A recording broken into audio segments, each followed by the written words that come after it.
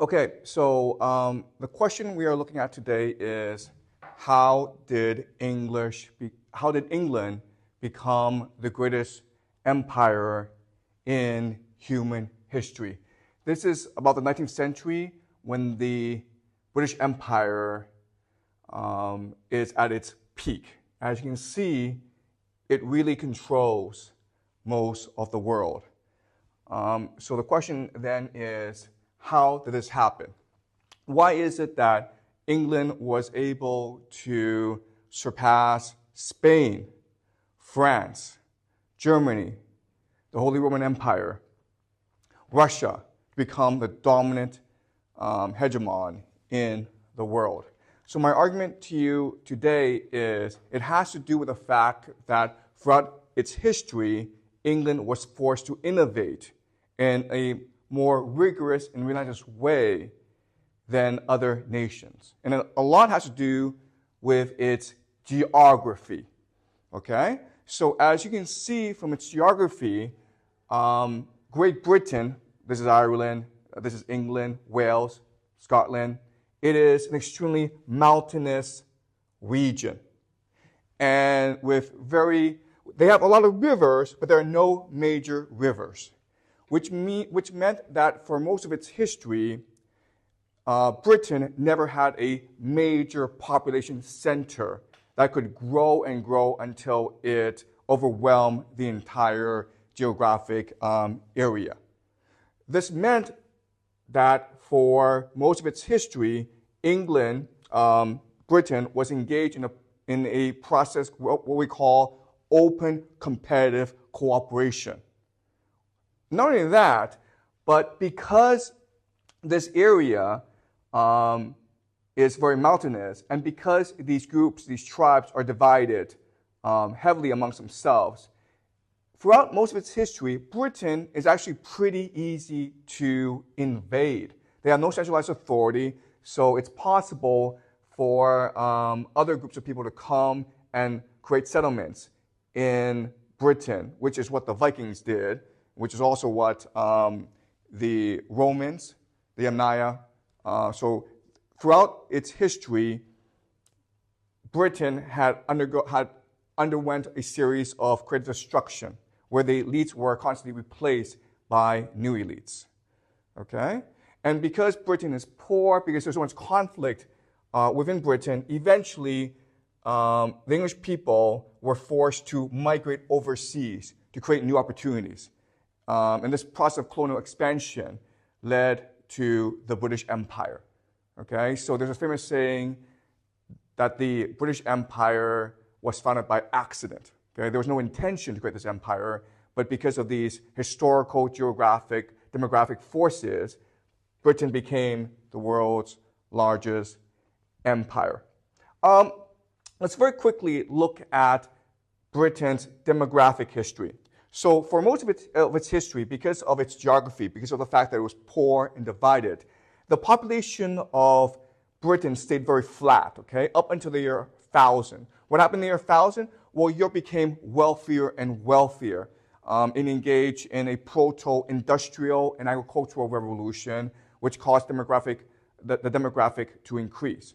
But unfortunately, if your demographics increase, but you don't have improvements in sanitation, in health, in nutrition, well, what happens? You have something called the Black Death, which causes the entire population of Europe, including Britain, to collapse. Okay?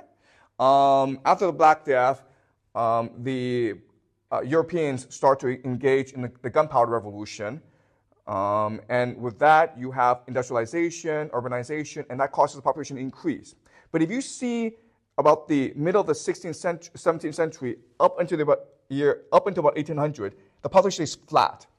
This is what we call the Industrial Revolution in Britain. Britain is the first European nation to undergo the Industrial Revolution. And what that meant is you have this massive migration from the rural areas into the urban areas, especially London. Okay? So why would this population or demographic shift cause the population to stay flat? Well, the first reason is it's really, really unsafe in the cities. Diseases, malnutrition, and lack of sanitation caused people to die really, really young.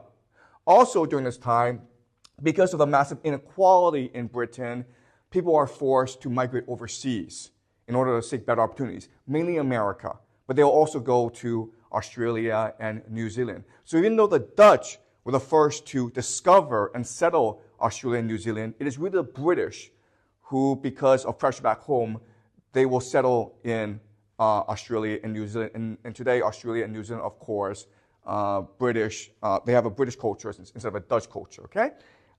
Starting in about the year 1800, because of improvements in nutrition, sanitation, the population explodes, all right? And this is true throughout Europe. And this is really why Europe will eventually conquer the world.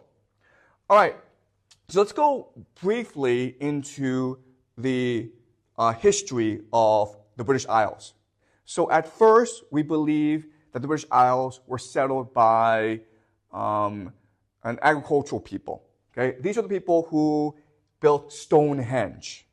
Now, if you remember way back to the beginning of this course, back in September, I discussed Göbekli Tepe, right? Göbekli Tepe is a temple in Anatolia, in what is modern-day Turkey, that shows that the desire for humans to settle down and found religious societies. Well, Göbekli Tepe is very similar to Stonehenge. They are both astronomical calendars that measure the stars, measure time, and try to bring divine energy onto the earth in order to feed agriculture, okay? So you can argue that what's happening is the Göbekli Tepe culture is spreading all throughout Europe, and it gets into the British Isles. But eventually, these people are conquered by the Yamnaya, okay? And if you look at the DNA evidence, a lot of these people were eventually wiped out by the Yamnaya and replaced. This is a process of creative destruction that will happen throughout British history.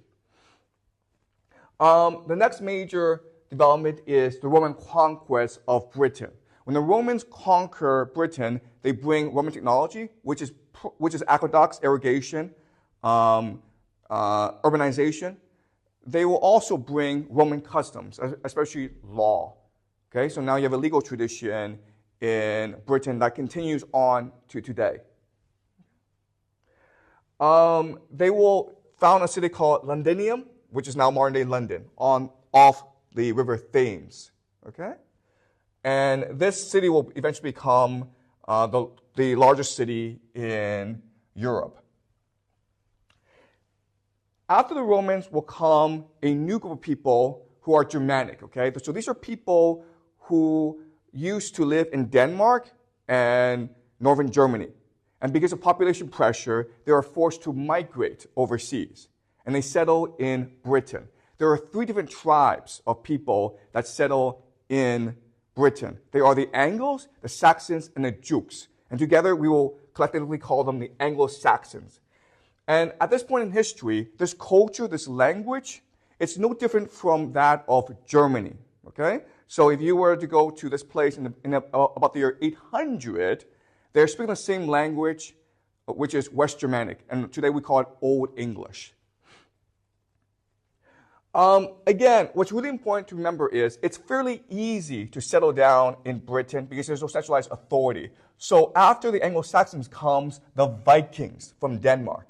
Okay, and even though England has no major rivers, it still has a lot of rivers. So it's fairly easy for the Vikings with their very fast longships to come and make settlements. So as you can see, the Danelaw are territory that is ceded by the Anglo-Saxons to the Vikings. Okay, and now you have this merger of the Viking culture with the Anglo-Saxon culture. This process of creative destruction continues with the Norman conquest of England. This is year 1066. This battle is called the Battle of Hastings, in which William the Conqueror of Normandy in France, he comes and conquers the British Isles, okay, Britain. Okay, this is significant for 2 reasons. The first reason is that the Normans are Vikings who settled down in France, in an area called Normandy that's off the British coast. And remember, before the Anglo-Saxons were Germanic people, so their focus was on Northern Europe. Because the Normans conquered Britain, Britain now is united with parts of France. Okay? So Britain is drawn into the politics of France, which will lead to something called the 100 Years' War, in which Britain, the English, are trying to maintain their territory in France. Okay? So that's the first major geopolitical consequence of the Norman conquest. The second consequence, which is also rather significant, is a radical change in the English language. So before, the Anglo-Saxons spoke a Germanic language we call Old English. Now you have a merger of the Germanic language with French and Latin. So French is is the language that the Normans spoke, but Latin is the official language of the educated elite of Europe. Okay? So now you have Latin and French elements blend into Old English, and this creates a new language we call Middle English. And in Middle English, of course, will give rise to Modern English. This is significant because what makes Middle English different from Old English is Middle English is a lot easier to learn because, remember, now you have a very cosmopolitan nature to Britain. You have Vikings, you have Anglo-Saxons, you have French, you have Normans. They all need to speak one language. So the best elements of these different languages are blended into Middle English. And this tradition continues today because if you think about it, English is the most widely spoken language in the world. Why? Because it's the easiest to learn. All right? Now you may argue that, no, it's because we live in the Anglo-American Empire and therefore people are incentivized to learn English. But at the same time, what I will show you next class is the reason why they were able to establish the Anglo-American Empire, a lot has to do with the fact that English is easy to learn, and therefore it's easier to spread soft power, right? Because when you learn a language, you're not just learning a language, you're also learning a culture. You're learning a history, right? And this is what we call soft power. And the British did this better than anyone else. Now the Americans do this better than everyone else, okay? But it starts with the Norman conquest in 1066, right? All right. No, so as I mentioned, what's really important about Britain is it really never had centralized authority. Maybe now and then you had a great king like Alfred the Great, right? But it was never centralized because the king could never assert authority over the different fiefdoms. So whenever a king does that, the nobles get together and they rebel. So in 1215, King John tries to impose taxes on the nobles in order to finance wars in France, right? Because again, the English are trying to maintain their territory in France. And that creates a lot of conflict with the French themselves. So they fight a lot of wars, and you need money to pay for these wars. So King John was trying to make the nobles pay taxes. So what the nobles do, and this is going to be a consistent pattern throughout British history, is they rebel. And they force King John to sign a document called the Magna Carta, okay, the Great Charter. And the Great Charter is significant because it severely limits the power of the king. Now, this has happened throughout human history before, where the nobles rebel and they force a compromise with the king. This has happened throughout human history, but this is actually the first time that this has been written down and become part of the British tradition. Okay? This will become part of what we call the British Constitution. What makes the British Constitution unique is it's not written down. It's not a document like the U.S. Constitution is. It is a set of traditions and norms. Okay? So this begins the British Constitution, the Magna Carta. Right. What I want to do now is look at different clauses in the Magna Carta. It's a very old document, so most of the stipulation, most of the clauses don't really apply, but there are three that do apply, okay? So I want us to just look at very closely at certain clauses within the Magna Carta. All right, clause 10. If anyone who has borrowed a sum of money from Jews dies before the debt has been repaid, he or she shall pay no interest on the debt. Okay, this is really interesting. This year, 1215, there are Jews in England, okay? Why are there Jews in England? Okay, so let me explain the history of Europe at this time. So Europe is entirely Catholic. The Catholic religion does not allow for something called usury. And the idea of usury is you charge interest on debt, okay? Because that goes against the teachings of the Catholic Church. That goes against the teaching of God. Also, it's socially destructive, right? Because if you fall into debt, you're basically stuck there for all of eternity. So the Catholic Church explicitly forbids charging interest on debt. But, this is really important, debt is extremely profitable. So the way that the king and the nobility get around this taboo is they get Jews, okay, to lend out money and to charge debt.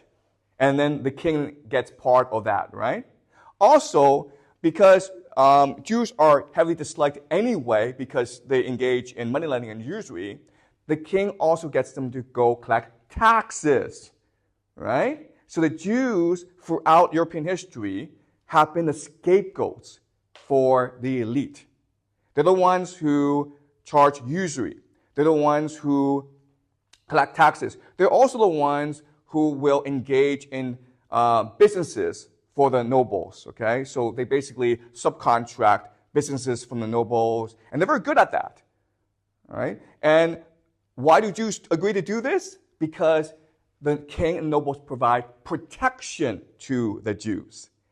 So over time, you have this huge problem where even nobles owe money to the Jews. And the problem of debt creates a lot of social tension within England. So in the Magna Carta, it says very explicitly that, yes, you still owe money to Jews, but if you die, your heir does not have to pay interest. Because the problem of debt, again, is not the debt itself, the principal, but the interest. Okay? Right? So does that make sense to you guys? Right? This is really important because if you want to understand World War II, if you want to understand the Holocaust, it starts way back here. Okay? All right. So the two most important clauses in the Magna Carta that still apply today is 39 and 40. All right? So let's look at 39. No free man shall be seized or imprisoned except by the lawful judgment of his equals or by the law of the land. This creates a new principle in British history called due process. This means that if you commit a crime, you are still guaranteed a jury, a trial, before you are punished. Right? There's a process in which you are found guilty for your crime. This is what we call due process. Number 40, to no one will we sell, to no one deny or delay right or justice. This means that no one is above the law, okay? So number 30 establishes the idea of due process. Number 40 establishes the idea of rule of law. Everyone is guaranteed due process. Not even the king has the power and authority to take away due process from someone, all right? And this establishes the British common law tradition. And this becomes the basis for the American Constitution, all right? Okay, so as I mentioned, because of Norman conquest, Britain now is forced to defend its territory in France, and this leads to a series of disastrous wars in France called the 100 Years' War. I don't have time to go into the history, but obviously there are certain very important figures that emerged from 100 Years' War, the most famous being Joan of Arc, okay? Joan of Arc, who is this French mystic, a teenager girl who leads the French armies to victory against the British and their allies. Right? During this time, there's also a civil war fought in Britain called the War of the Roses between the House of York and the House of Lancaster. You may like the Game of Thrones television series. I'm not sure if you watched it. But that series is actually based on the civil war between the House of York and the House of Lancaster. And this goes on for a long time. It's very, very deadly. It almost destroys Britain. But eventually, a man named Richard of York, Richard III, he emerges victorious from this civil war. Okay? But he has a problem. His problem is his family, the House of York, had to borrow a lot of money from overseas. The Florentines, right, the Medicis, in order to finance the war. Once he became king, he thought, well, I'm king, and I don't have to pay you back, okay? So now the bankers are angry at him. And if bankers are angry at you, you have a problem. Because what bankers will do in this circumstance is finance an invasion of your country, okay? So the Medicis, the Florentine bankers, they sponsored a man named Henry Tudor, who is of the House of Lancaster, okay? But he grew up in France. And they sponsored him to invade England and defeat Richard III. Okay, and this establishes the House of Tudor. So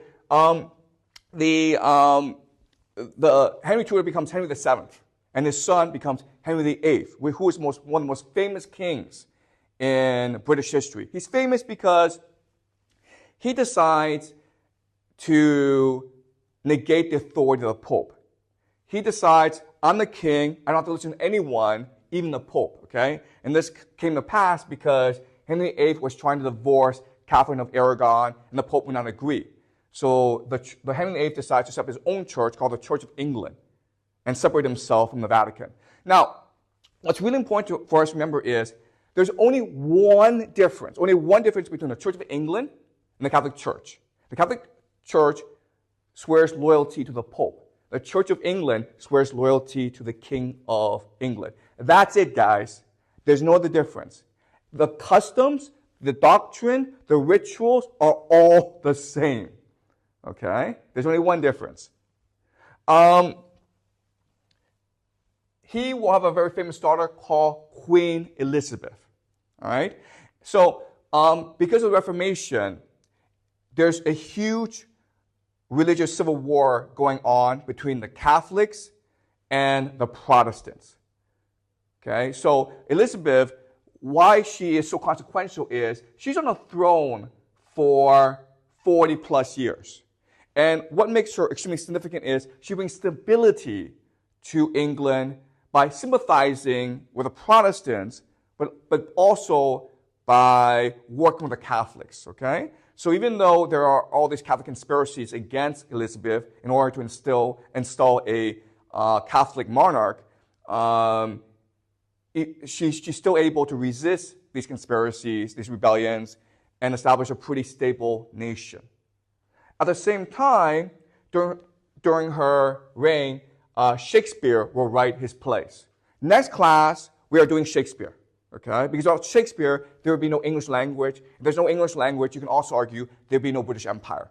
So next class, we'll spend an entire class on analyzing how Shakespeare created the English language and created the possibility of the British Empire. Okay, that's next class. Francis Drake is the most famous pirate at this time. And he is a trusted deputy of Elizabeth. Elizabeth has a policy of piracy, right? England is poor, Spain is rich. So what do? You steal from the rich and you give to the poor, right? And that's what Sir Francis Drake did. So at this time, England is emerging as a naval power. And it's going to surpass both Spain and France, become the dominant navy in the world. And as you know, it's really the navy that allows the British Empire to control the world. The major innovation of the British, of the English, is how they fight at sea. Traditionally, the way you fight naval battles is by ramming the enemy and then boarding the ship and then killing everyone, okay? That's what the Romans did. That's what everyone did. The English decided that's silly because we're always outnumbered. We're always outmanned, okay? So they pioneered long-range cannon warfare, where from a distance, maybe a few hundred meters, you will blast your enemy with cannons. There are lots and lots of problems with this, okay? The first problem is you could possibly sink your ship because the cannons are very heavy. Also, you could blow up your own ship because the cannons are very explosive. Also, the cannons are not very accurate, okay? So, but the English persisted, even though you can make the argument that this type of warfare is not sustainable, okay? And in the beginning, for the first few decades, the way they fought was terrible. But the thing about the British that made them very similar to the Romans is they were relentless. They were willing to suffer heavy casualties, major setbacks, major failures, and still persist until they eventually won, okay? That's the mentality of the British. That's very Roman. All right, so this is 1588, the Battle of the Spanish Armada, okay? And this is something that's heavily celebrated in England because for the English, it marks the day when the British Navy reigned supreme over the seas. Okay, this is the day that the Spanish Armada was conquered and destroyed by the English. Something that's really important for us to remember is that in a year later, in 1589, the Spanish will defeat the English, and the English will suffer tens of thousands of casualties. Okay, so what's important for us to remember is that these wars go back and forth. There's no one time when, okay, now the British are dominant. Okay? What matters is persistence. What matters is resilience. And in that respect, the English are far superior to the European adversaries. Okay, so Queen Elizabeth dies, and King James of Scotland inherits the English throne. Okay, so now Scotland and England are united. What's significant about King James is he produces something called the King James Holy Bible. This is something that the Protestants have been demanding for a long, long time. Remember, the difference between the Protestants and the Catholics is the Catholics are not allowed to read the Bible. The priests tell the parishioners what to believe, what the orthodoxy is. The Protestants believe that everyone must read the Bible. So the King James Bible, it's the first time that the Bible has been mass-produced for everyone, okay? So this spreads Protestantism very quickly throughout the British Isles. Also, what's really significant is with the Bible, now you've standardized the language, okay? Now you can make the transition from Middle English to modern English, the language we speak today. 1620 is significant because it's the year when the Pilgrims on the Mayflower, they moved to America to found a new colony, a new civilization, a new empire that will take over the world, okay? Why are the Pilgrims moving to America? Well, the Protestants are divided into two major factions at this time. You have the Puritans. Who are the Puritans? The Puritans believe that the Church of England, it's too Catholic. And so therefore, we must purge the Church of England of Catholic tendencies, like rituals, like priests, okay? The Pilgrims are what we call separatists, okay? So there's another group called the Pilgrims, the separatists, who believe the Church of England, it's too corrupt, it's too evil, it's too much like the Vatican, therefore we should abolish it, or we should just separate from it. And so, of course, they were persecuted by the king. And as a compromise, the Pilgrims were allowed to go to America to build a new civilization based on their beliefs. And this civilization, of course, what we call America. Right? So that's something that you must remember, that America was founded by Pilgrims who want to build a kingdom of heaven on earth. And we'll discuss this next week when we discuss the American Revolution. Back in England, there is a civil war now raging. Okay, and it starts again when the king tries to impose too much authority over the nobles. But there's also a religious dimension to it because the Puritans want to impose a religious state on everyone. Okay, so the fanatics at this stage are the Puritans. And what will happen is the Puritans will emerge triumphant under the leadership of Oliver Cromwell, and he will establish something called the Commonwealth of England. And this is a disaster. It doesn't really work out well because it goes against British tradition. Remember, the idea of the Puritans is they want to establish a religious, centralized theocracy on England, but England has always been pretty independent and autonomous. So what will happen is after Cromwell dies, the Commonwealth goes away, and the nobles reinstate a new king, okay, who is Charles II. After he dies, James II will take the throne. The problem with James II is he's a Catholic. Okay, he's a Catholic, and so there are a lot of English who are afraid that he will move too close to France, Spain, and the Vatican, and these are British enemies. Okay, So what will happen is this. The nobles will invite a Dutch king, William of Orange, who is of British blood, to come to England in the year 1688. And William of Orange will bring about 10,000 soldiers to Britain. This is an invasion. This is the very last invasion that succeeds in Britain. King James has a larger army. But what will happen is King James is not very decisive. He's not very effective. So a lot of his army will desert him. So basically his army sort of dissipates and he's allowed to go to France. And William of Orange, bloodlessly, not bloodlessly, but he's very quickly able to assume the throne. And this is significant because this is called the Glorious Revolution. This is significant because it establishes for the first time officially the sovereignty of Parliament over the king. Okay, this is really important, okay? Now it's official. Parliament is the ultimate authority, ultimate sovereignty in Britain. And the king is a figurehead.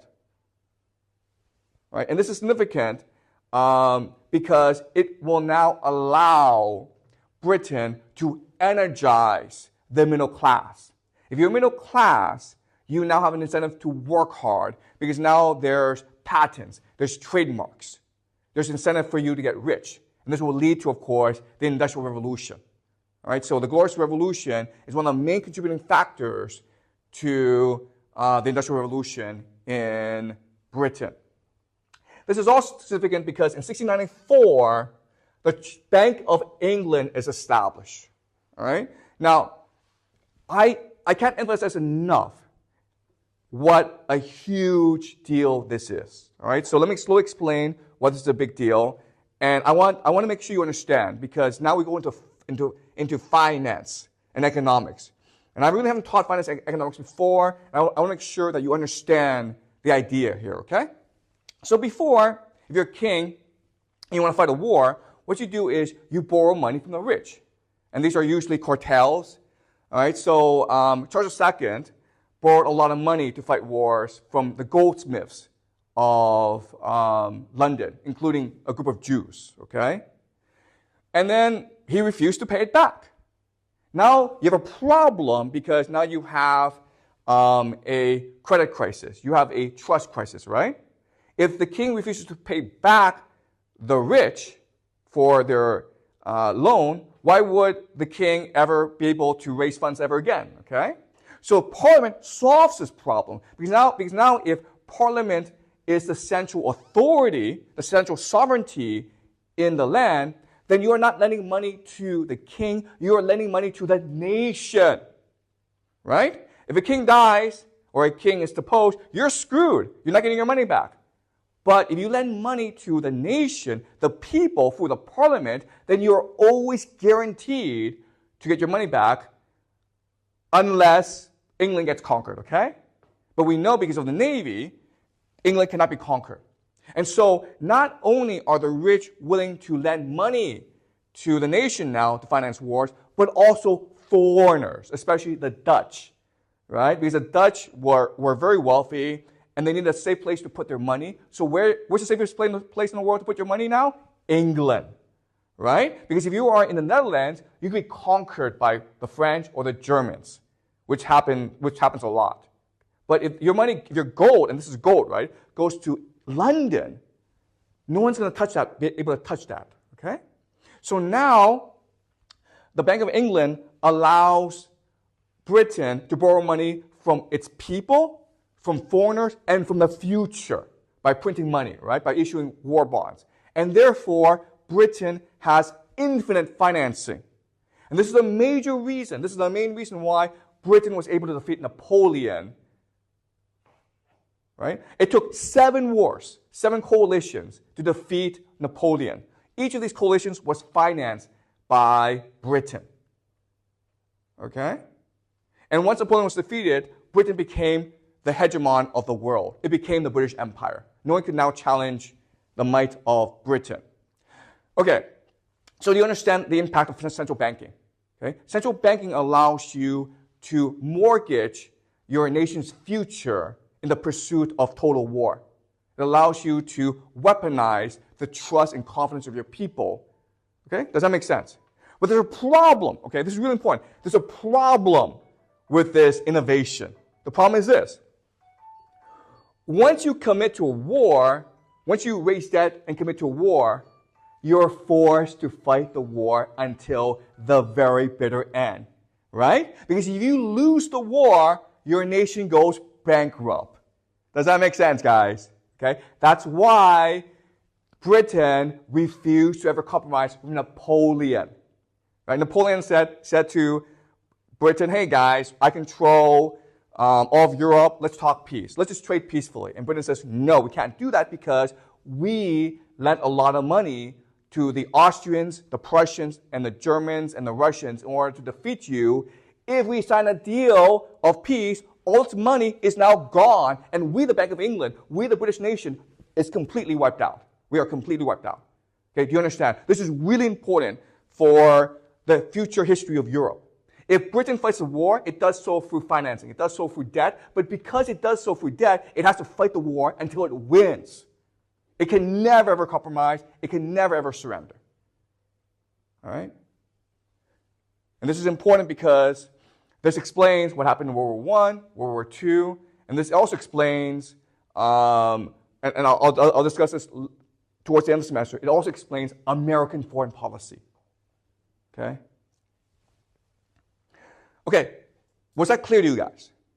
Any questions about what we've learned so far? Okay, now I want to talk about political philosophy of the British, okay? Because, again, we discussed this throughout this course. You can have new ideas, but now you have to justify these new ideas. You have to explain the innovation through philosophy to the people, okay? So Britain at this time is really famous for its political philosophers. At this time, Thomas Hobbes is one of the most dominant political philosophers. He lived through the English Civil War. He saw all the chaos, all the destruction. And he wrote a book called Leviathan. Leviathan is to justify why Britain returned to a monarchy instead of maintaining a commonwealth, okay? And this is the most famous passage from his book, Leviathan, which you'll probably read in university, okay?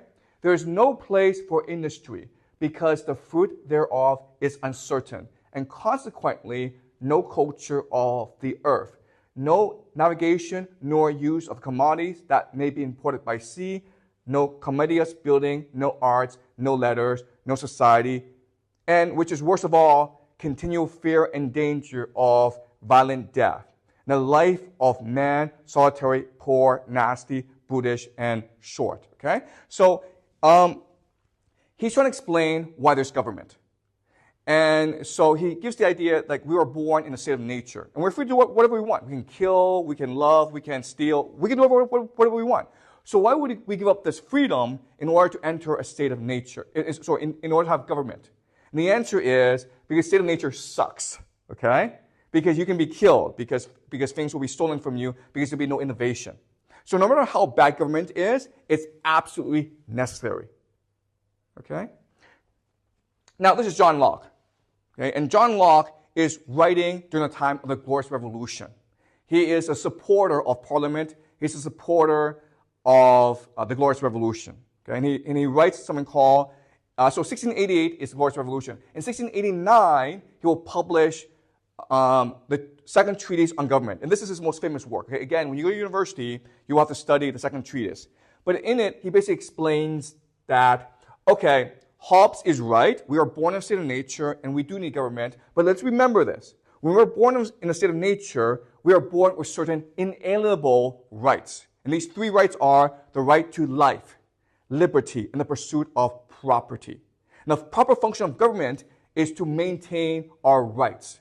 And the government does not do that, then we have the flexibility, we have the freedom to rebel against the government, okay? So Hobbes is saying government is necessary. You can never ever challenge it because if you do, things will get much worse. Locke is saying government is only legitimate if it guarantees us our inalienable rights. Okay? So Locke is considered the founder of liberalism, and his ideas will become the basis for the U.S. Constitution, which we will study next Thursday. Okay, so I want you to remember this. All right. Now, what I'm doing now, and this is really important, okay, is compare and contrast the British Enlightenment with the European Enlightenment. Remember, before we did the European Enlightenment, we studied Rousseau, we studied Kant, Voltaire, okay? And I told you the British Enlightenment is very different from the European Enlightenment in three major ways, okay? So now what I will do is explain what the differences are, okay? All right, so let's compare Rousseau and Locke. Locke published his theories at the end of the 17th century. Rousseau comes about 50 years later, okay? And Rousseau will give us the French Revolution. So there are three major differences I want you to remember between British political philosophy and European political philosophy. Okay, the first is this. Locke believes that we are born tabula rasa, the blank slate, okay? Which means that we are influenced by the environment. If our parents are nice to us, we'll be good people. If our parents are mean to us, we'll become bad people. Tabula rasa, okay? We are controlled, nurtured by the environment. Rousseau, the Europeans believe, no. We are born inherently good. Not only that, we were born with the capacity to reason if we are given the freedom to reason. Remember, when we discussed Rousseau, he said, do not educate your child before the age of 12.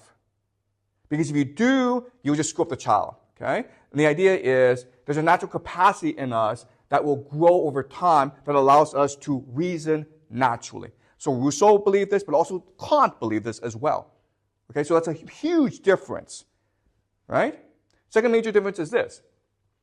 Locke believes the purpose of society is liberty. Liberty just means you are free to do whatever you want. If you want to eat ice cream, go ahead and do it. Yes, ice cream will make you fat. Ice cream will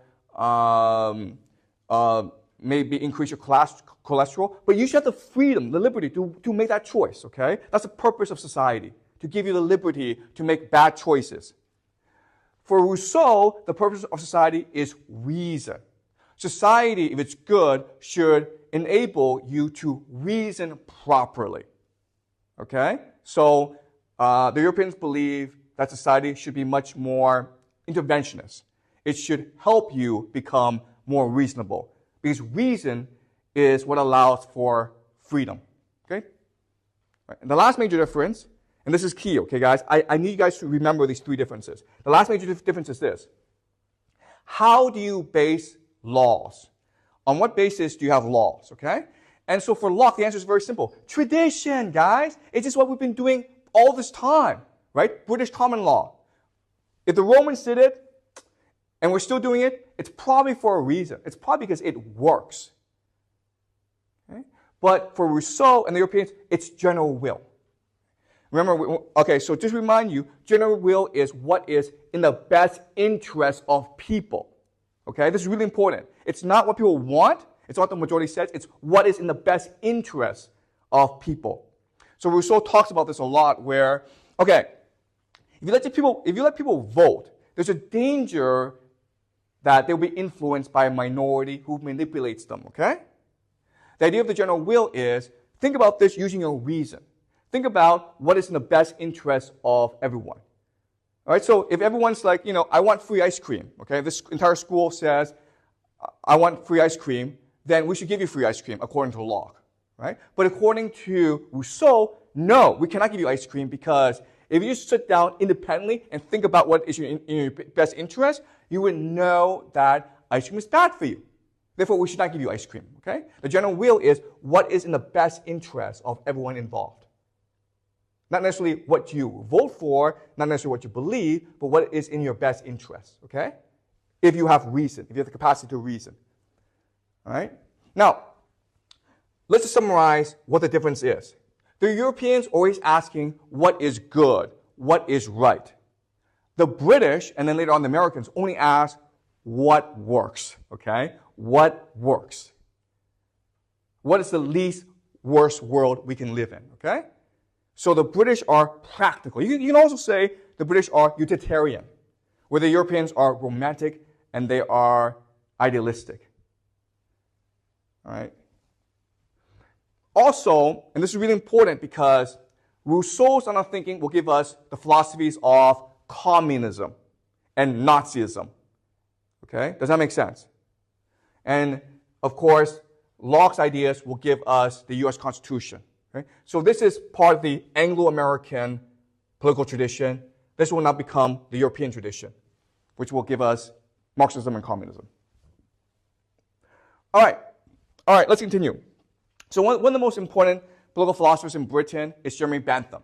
And he's the founder of something called utilitarianism. Okay? So Bentham agrees with Locke in that we need a more liberal society. We need a more progressive society. But for him, it's really a question of like, how do you mathematically and logically come to the point where you have a tolerant, liberal, progressive society? And so he develops the idea of utilitarianism. Okay? And the idea of utilitarianism is there are two principles that govern the universe, okay, that motivate us. There's the pleasure principle and there's a pain principle. Okay? And so what he says is if something makes us happy, it's inherently good. If something makes us feel pain, it's inherently bad. Okay? So we should structure a society that mathematically calculates the amount of pain and pleasure we produce, and then we should maximize the pleasure and reduce the pain. Okay? And if you do that, then you get to the same point of Locke, where people should be guaranteed liberty. People should be allowed to do whatever they want as long as it doesn't really harm other people. Okay? If you want to eat ice cream, go eat ice cream. You're not harming anyone. All right? Obviously, there are lots of issues with this theory of utilitarianism. So along comes his disciple, John Stuart Mill. And John Stuart Mill is considered the most significant political philosopher of the past 200 years. Okay? He is the founder of what we call classical liberalism. The very basis of classical liberalism is people should be free to do whatever they want as long as it doesn't hurt anyone. Also, people should be allowed to say whatever they want because free debate, free open debate is what allows for society to progress. Okay? So what John Stuart Mill does is he takes the principles of utilitarianism and refines it in order to explain why classical liberalism is the best philosophy out there. Okay? And classical liberalism will include women's rights. Okay? It will include prison reform. It will include a more egalitarian society. Okay? All right. So another thing that John Stuart Mill that's very important is he explains pleasure is not what you think it is. Okay? Pleasure isn't like, okay, whatever makes me happy. Because there are different types of pleasure. There's short-term pleasure and there's long-term pleasure, right? Short-term pleasure is eating ice cream every day. Long-term pleasure is having a healthy body and which allows you to climb mountains, which allows you to enjoy life more. Okay? Short-term pleasure is just watching TikTok videos. Long-term pleasure is being able to read Shakespeare, being able to read Dante, and being able to enjoy life more. Okay? So that is his major refinement of Bentham. Just because you enjoy something today doesn't mean it's good for you. So we have the capacity to understand there's short-term pleasure and there's long-term pleasure. Okay? Long-term pleasure is what he refers to as happiness. The purpose of life is to be happy. It's not necessarily to seek pleasure. But the purpose is to seek happiness. Okay. All right. So this is a very rough introduction. You will learn all this stuff when you get to university. Okay. All right. So these are the reasons why the British Empire came to conquer the world. Okay. All right? Its history, its geography, its demographics forces it to engage in a continuous series of innovation. This innovation will allow it to eventually dominate the entire world. And even though the British Empire is gone, we still have the British Commonwealth. Okay, so these are nations that speak English, that believe British culture it's the best in the world, and who believe that working together in a community will be beneficial for all, okay? The British Commonwealth, okay? And that's a legacy we still have of the British Empire. Okay, so now that I've done a brief introduction, what I want to do now is summarize the main points so that you have a pretty clear framework to work with as we progress into the American Empire. Okay? All right. So what I'm going to do now is just summarize what we've learned into a story of the British Empire. All right? So was this clear to you guys? All right. So let's now just summarize what we've learned. Sorry. All right. So there are many, many reasons why the British Empire came to dominate the world. Okay? But the three things I want to highlight today is the Royal Navy. Okay? So the thing to remember about the Royal Navy is its main purpose is actually not to engage in war and conquest. Its main purpose is actually to maintain global trade. Why? Because remember, Britain is the first nation to industrialize. Therefore, it's producing a lot of finished goods. If you have finished goods, you need markets. So the British Navy, its main purpose is to open up new markets and then to maintain safe trade routes against pirates, okay, to facilitate global trade. So, and this, of course, made Britain extremely wealthy. Second major reason is the Bank of England. All right? I cannot stress enough how important this innovation was. Also, what's really important for us to remember is the Bank of England was private. Okay? Private. So it had the powers of a central bank, the power to print money, issue currency, the power to issue debt, sell bonds, but it was private, meaning it was controlled by rich stockholders. Okay?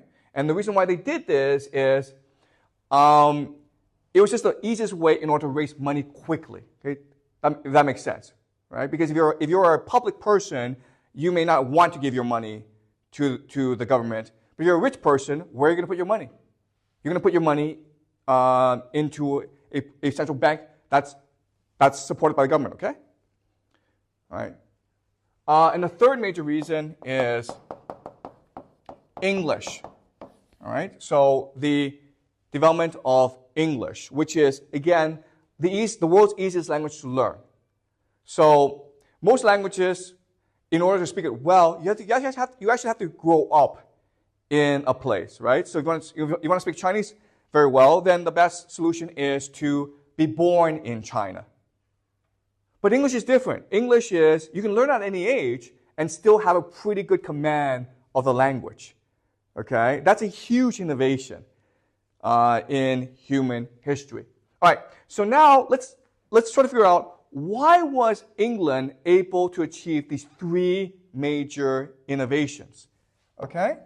And not other places, okay? The first principle is the idea of open, cooperative competition, which I'll explain, okay? Second is the idea of creative destruction, meaning the elite is being constantly replaced by a new elite that brings in new ideas. And the third is expansion. Okay, so colonial expansion, where the English are forced to migrate overseas instead of Canada, the United States, Australia, New Zealand, and other places as well. Okay, but primarily these places. So these are the three major factors that drive innovation, and because of all this constant process of innovation, you have Britain develop a navy, a bank, and a new language that is fairly easy to learn. All right, really quickly, I'm going to discuss the idea of open cooperative competition. All right, so historically, civilizations developed on a major river. So if you look at China developed on the Yangtze. Egypt developed on the Nile. Mesopotamia developed on the Tigris and Euphrates. India developed on the Indus Valley, okay, and the Ganges. Why? Because if you have a major river, you can build a settlement, and then for irrigation, you can expand your population, okay? And once your population expands, it will allow you to colonize other areas. and then your population keeps on growing before it becomes the dominant civilization in an area, okay? Does that make sense? Britain is different, and Europe is different. Why? Because there are no major rivers, and therefore the population is constant. You never have a need to go conquer new territory. You just want to protect your own territory. Okay?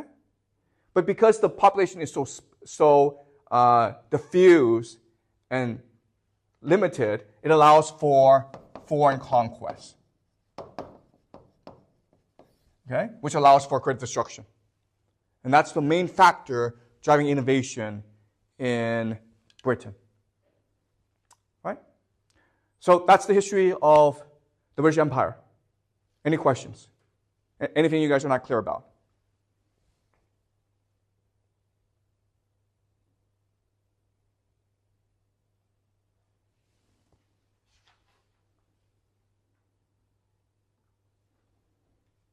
Feel free to ask any question, okay? But please make sure you guys understand the logic of this, because we're going to build on this as we go further and further into the present. Okay? And remember, this is being influenced by the Dutch, who will now, and then these ideas will then go on to influence America, okay? So America basically just takes all the ideas of the British Empire for itself. All right? So it's really important you understand what's driving the British Empire. Just a small question. Sure. You mentioned there are two factions of Protestants, the Pilgrims and The Puritans. So they're both Protestants? Okay, all right, guys. All right, so let's go into, so question is, what's the difference between the Puritans and the Pilgrims, okay? Let's go into the problem of religion in England at this time, okay? So when you have a diversity, okay, when you have diversity in England, so even though England is a small place, as I keep on saying, a lot of control is localized, okay? So if you cross from one village to the next, the culture can be very different, right? So this is a feudal system. So you have a lot of diversity. So this diversity is going to impact your religious outlook. Okay? So what's going to happen is this. So England is Catholic. And then Henry VIII is going to turn this into the Church of England.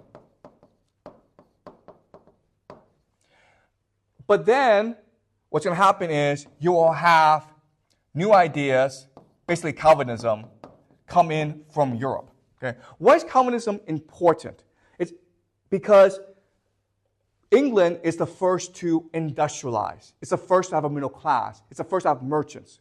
Merchants prefer Calvinism to Catholicism, right? In the Catholic religion, you have to give all your money to the church. But in a Calvinist religion, you have to keep your money for yourself, right? So Calvinism is a much more popular religion in Britain than the Catholic religion in England, as England begins to industrialize. And so the middle class is rising in power. Okay? And the problem is the response to the Church of England.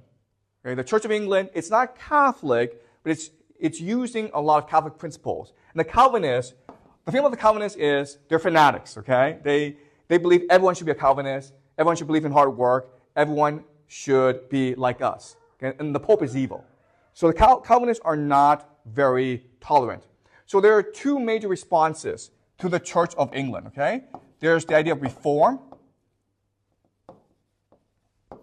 and then it's the idea of dissolution.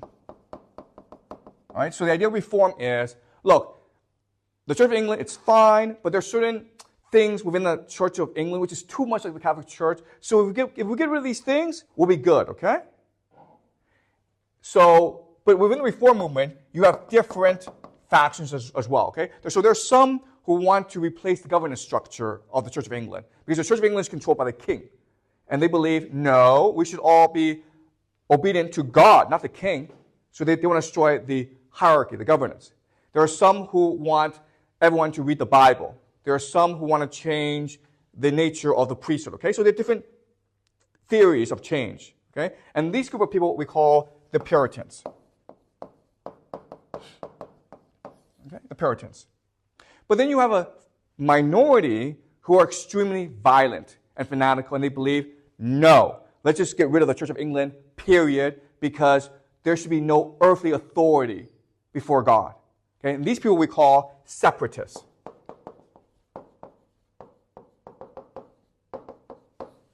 Okay, and they will become the pilgrims because obviously the king will persecute these people. They will feel the king sees them as a threat, and they will be persecuted. They'll be outlawed. A lot of them will be executed. So a lot of them will flee to America in order to practice their religion. Okay, in order to found a new religion. All right, so the pilgrims are the ones who flee. The Puritans are the ones who will stay and eventually engage in the civil war and overthrow the king. But remember this, okay?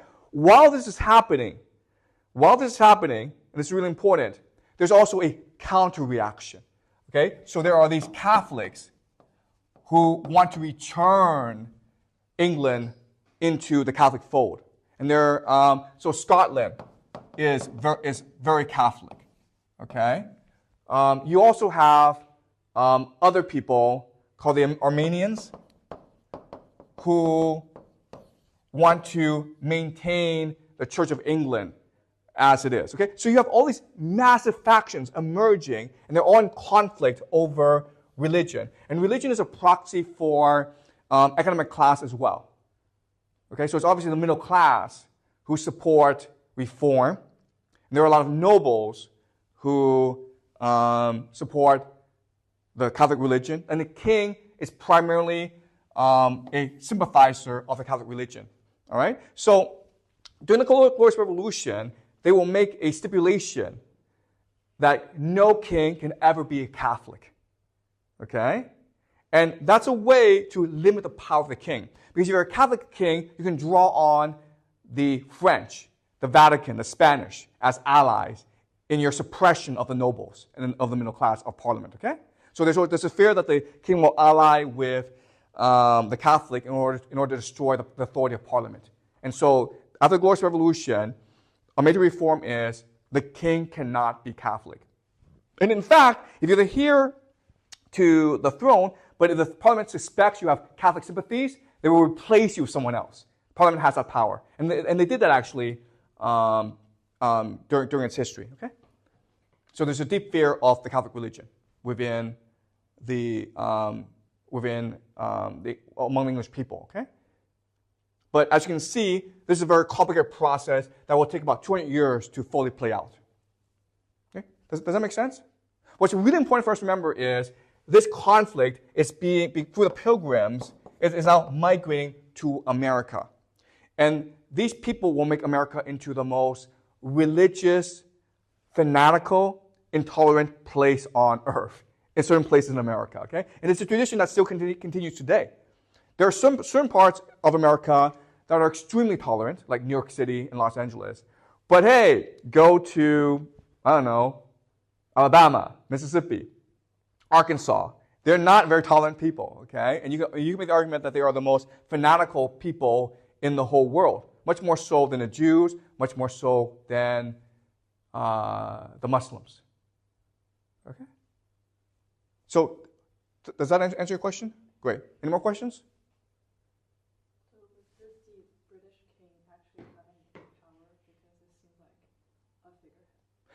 That's a great question, okay? So, how much power does a king have?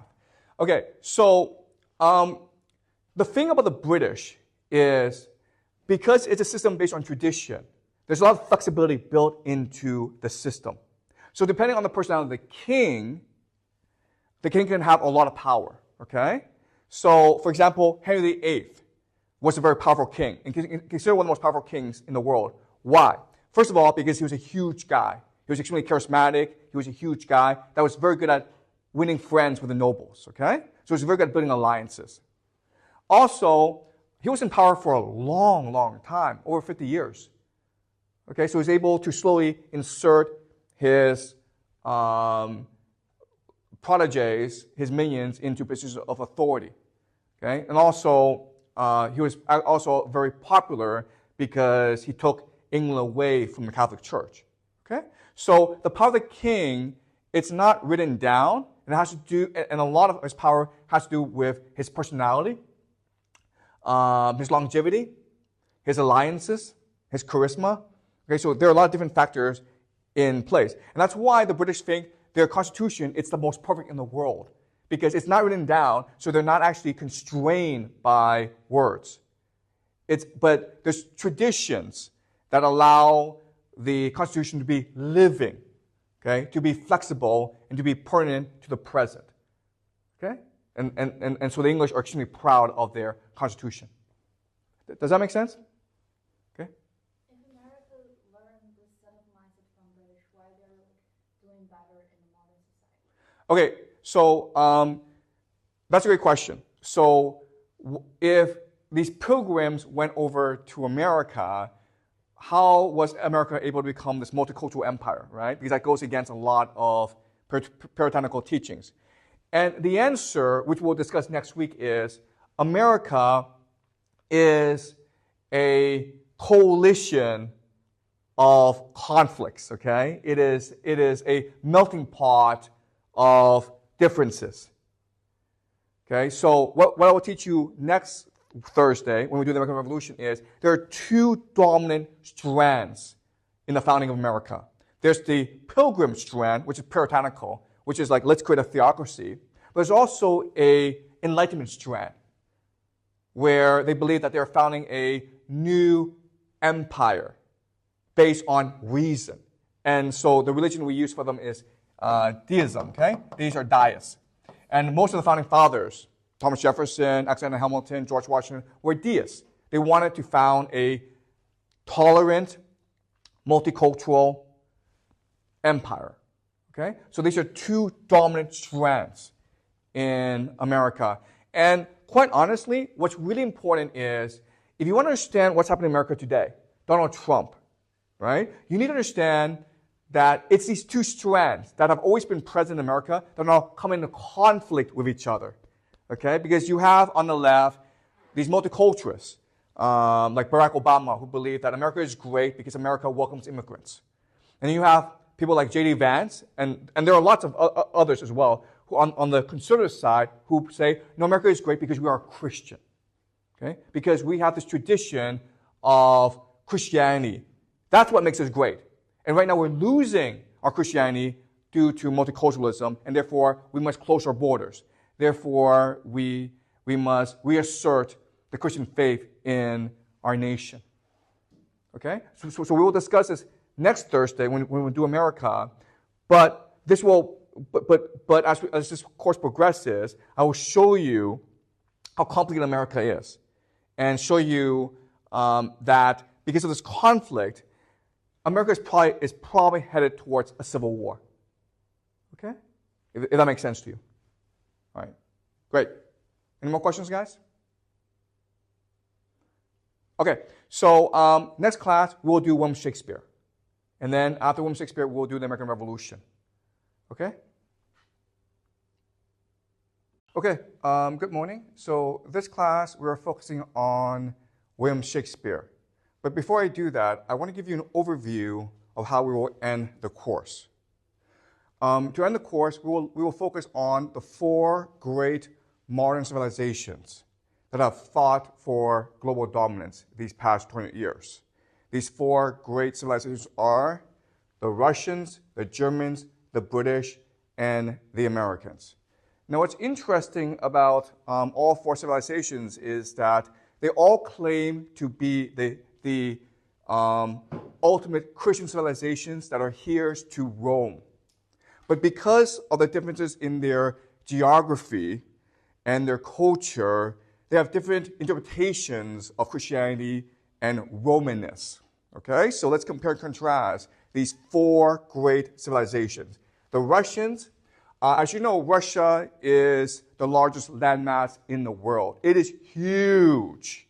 It is also really cold and dark. Okay, so the geography transform the Russian character. Okay?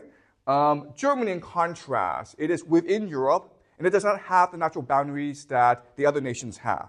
It is always being attacked and threatened by adversaries. Okay? The British, it's an island fortress. The Americans are the most interesting because it is a continental fortress. It is not only invincible, it cannot be invaded, but it also has all the resources it needs in order to have a thriving modern economy. Therefore, America can choose to isolate itself from the rest of the world. Okay? Now, because of the difference in geography, you have differences in Christianity and in its Romanness. So the Russians believe that they are heirs to the Byzantine Empire. And as such, they are the protectors of something called Eastern Orthodoxy. Okay, so to understand what Eastern Orthodoxy is, think of Augustine. Okay, we read Augustine, City of God. So it is a very mystical, metaphorical, collectivist attitude towards religion. In contrast, the Germans believe that they are heirs to the Holy Roman Empire, first initiated by Charlemagne. And as such, they are more Catholic than the Russians. Okay? Then you have the British, who believe they are heirs to the real Roman Empire, and their religion is Anglicanism. Okay? Remember, Anglicanism, there's really little difference between Catholicism and Anglicanism. When in Anglicanism, you swear allegiance to the King of England. In Catholicism, you swear allegiance to the Pope of the Vatican. And then you have the Americans, who believe that they are the heirs to the Roman Republic, okay? Not the empire, the Republic, before the time of Julius Caesar, the best form of government in the world. Their religion, so the elite is something we call deist, okay? So they believe in God, but God as someone who is removed from the world. You also have many different sects of Protestantism, okay? So the religion in America, it is very diffuse, very diverse. Okay, so different cultural outlooks will also determine their cultural identities. So, for example, the Russians, they have the thing that differentiates the Russians is they have a very dark imagination. So, some of the greatest literature, some of the greatest music, philosophy actually comes from Russia. So, think of Tolstoy, Dostoevsky. In terms of music, you have Tchaikovsky and Stravinsky. Okay? I will also show you that the Russians produced the greatest geopolitical leaders in history. So in the 20th century, the greatest geopolitical leader was actually Joseph Stalin. And I'll show you this is the case when we move to the 20th century. Today, the greatest geopolitical leader in the world is Vladimir Putin. So there's something about the Russian dark imagination that produces men of genius to lead their countries. The Russian cultural identity is the idea of Mother Russia, the land itself, the nation, the people. It is divine. All right? And so the main objective of all Russian geopolitical leaders is to protect its borders from enemies. Because Russia is so huge and encompasses 2 continents, it has a lot of geopolitical enemies. Okay? So that's the Russian civilization. When we move to the Germans are really interesting because the Germans have also one of the great human civilizations in history. Okay, so rather than a dark imagination, the Germans believe in the idea of will to power.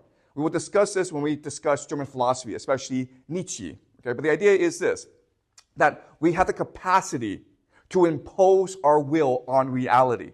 That's the idea of will to power.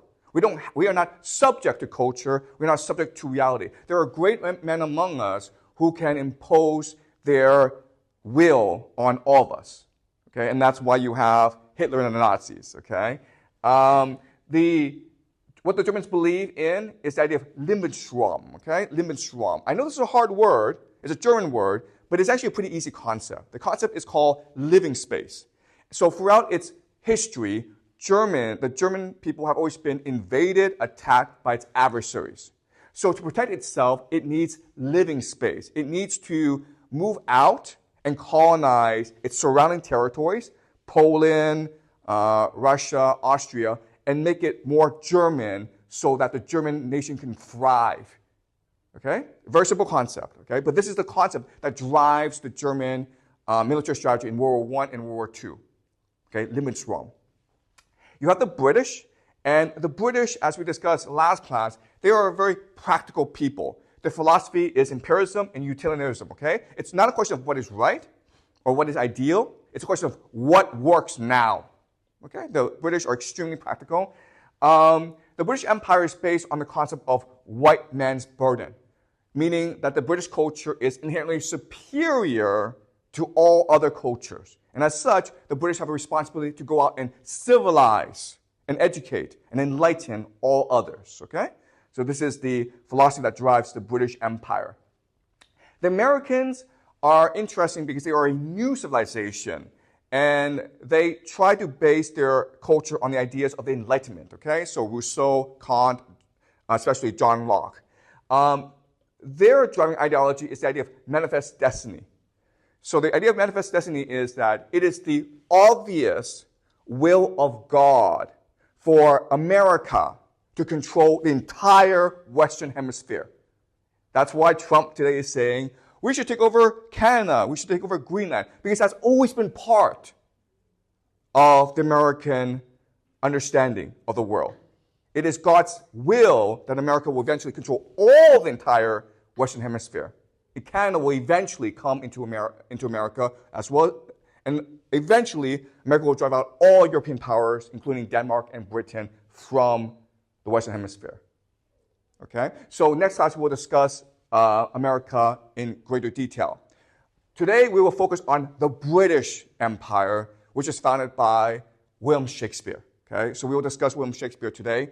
Next week we'll start to focus on the Russians and the Germans. Okay? But these are the four great civilizations that will drive history from the 19th century up to today. Okay? And I will also show you later on that it is actually the conflict between these four great civilizations that will drive human creativity, science, technology, philosophy. Okay? And that's why from about 1800 up until 2000, you had a tremendous flowering of ideas and culture. Okay? All right. So that's a game plan for the rest of the semester. Any questions about this framework? Again, you don't have to know these ideas right away. I'll explain them in detail to you as we move forward. Okay?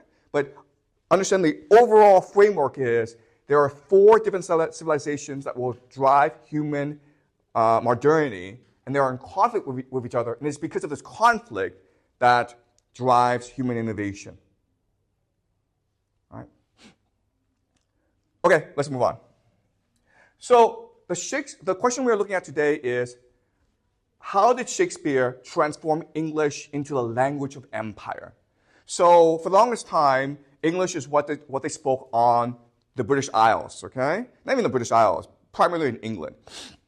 So how did Shakespeare transform that into the language that everyone speaks today, okay? English really is the language of empire. You think when you learn English, you're not just learning grammar and vocabulary. You are really learning a culture, a philosophy, an identity, all right? And what's amazing about English is that it has really created, it's really, through soft power, convinced everyone to believe that Anglo-American culture is really the best in the world, when objectively speaking, it is not. You can make the argument that Russian and German culture is far superior to Anglo-American culture, but everyone, especially young people in the world today, believes that Anglo-American culture is just vastly superior. And the reason why is because most people speak English, and we absorb our understanding of the world through language, okay? All right, so that's the question we're looking at today. All right, so before we talk about Shakespeare, I want you to understand some basic principles about language, art, culture, and civilization, okay? The first major principle is great art, okay? Dante, Homer, Vermeer, Shakespeare. It lifts the soul of civilization and changes the neurological structure of societies, creating a new way of being and seeing, okay? So this is a really important idea where you have to understand that civilization has a collective consciousness. And what great art does is it seeps into this collective consciousness and rewires the brain to make the civilization see the world in a new way, which causes people to behave differently, okay? So we discussed this about Homer and Dante, right? Especially Homer and Dante. Today I'll show you how Shakespeare radically transformed the English imagination. All right, another idea I need you to understand is how poets transform civilization is they innovate in imagery, grammar, and vocabulary, okay? And when they do that, poets expand a civilization's capacity to imagine, feel, and think, okay? So, we will discuss William Shakespeare. William Shakespeare did not live very long. He died at 52, okay? So he was not alive for a very long time. But his accomplishments are amazing. In his brief life, he wrote anywhere between 38 to 41 plays. And he established the English cultural identity, okay? Shakespeare is really the founder of English culture.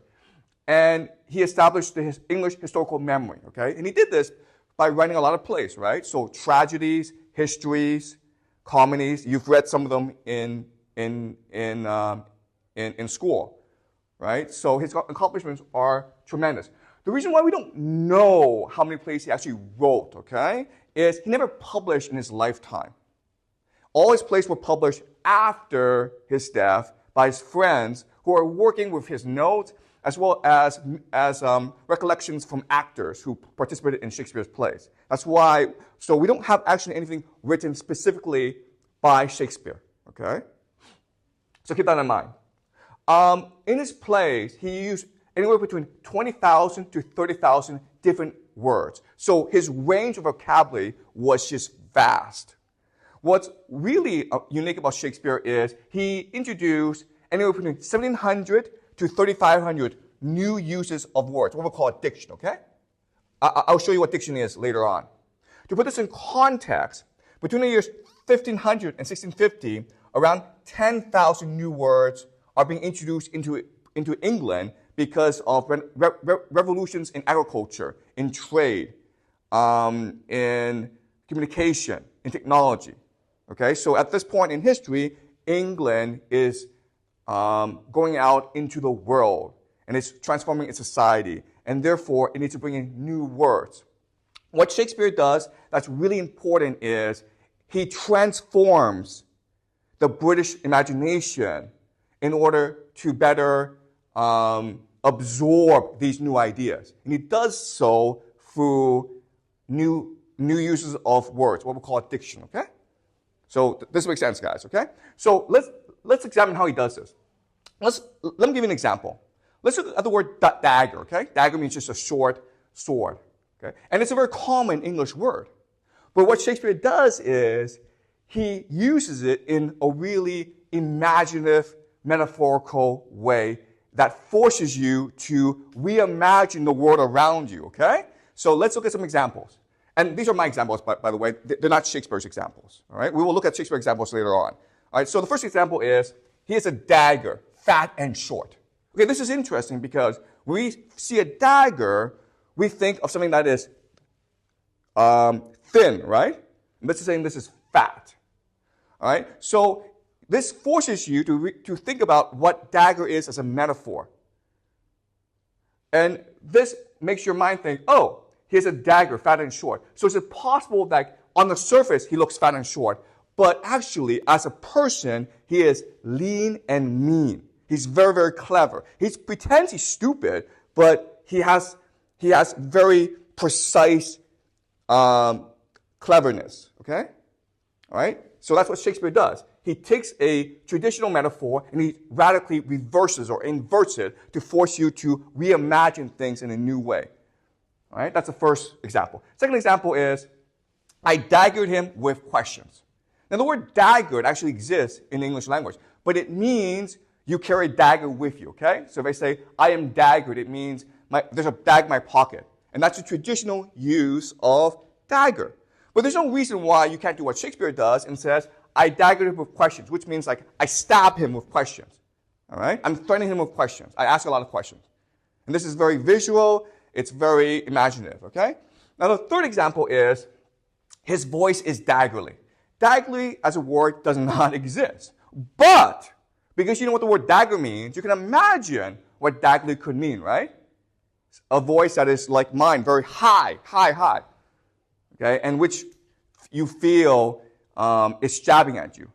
All right? So that's the genius of Shakespeare. He takes words that we use every day and he finds new ways of using it in his plays that forces us to reimagine the world in a different way.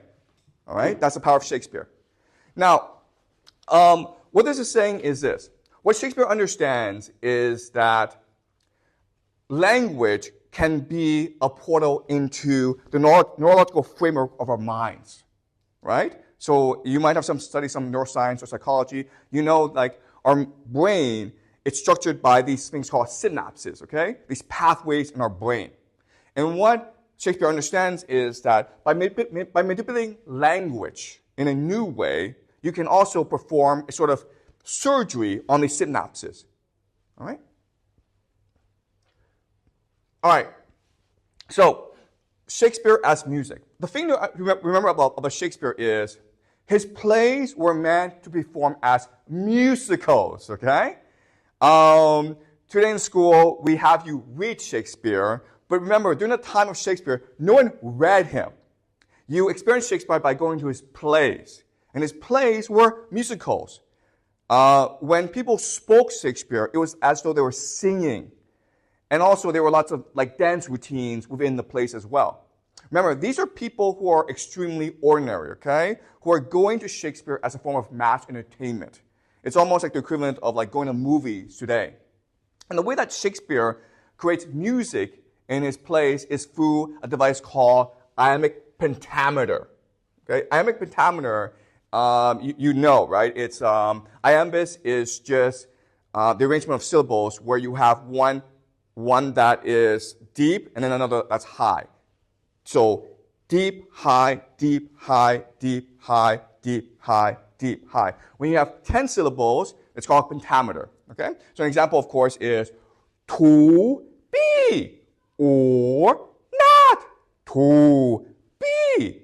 That is the question. So you understand how this works, right? Low, high, low, high, low, high.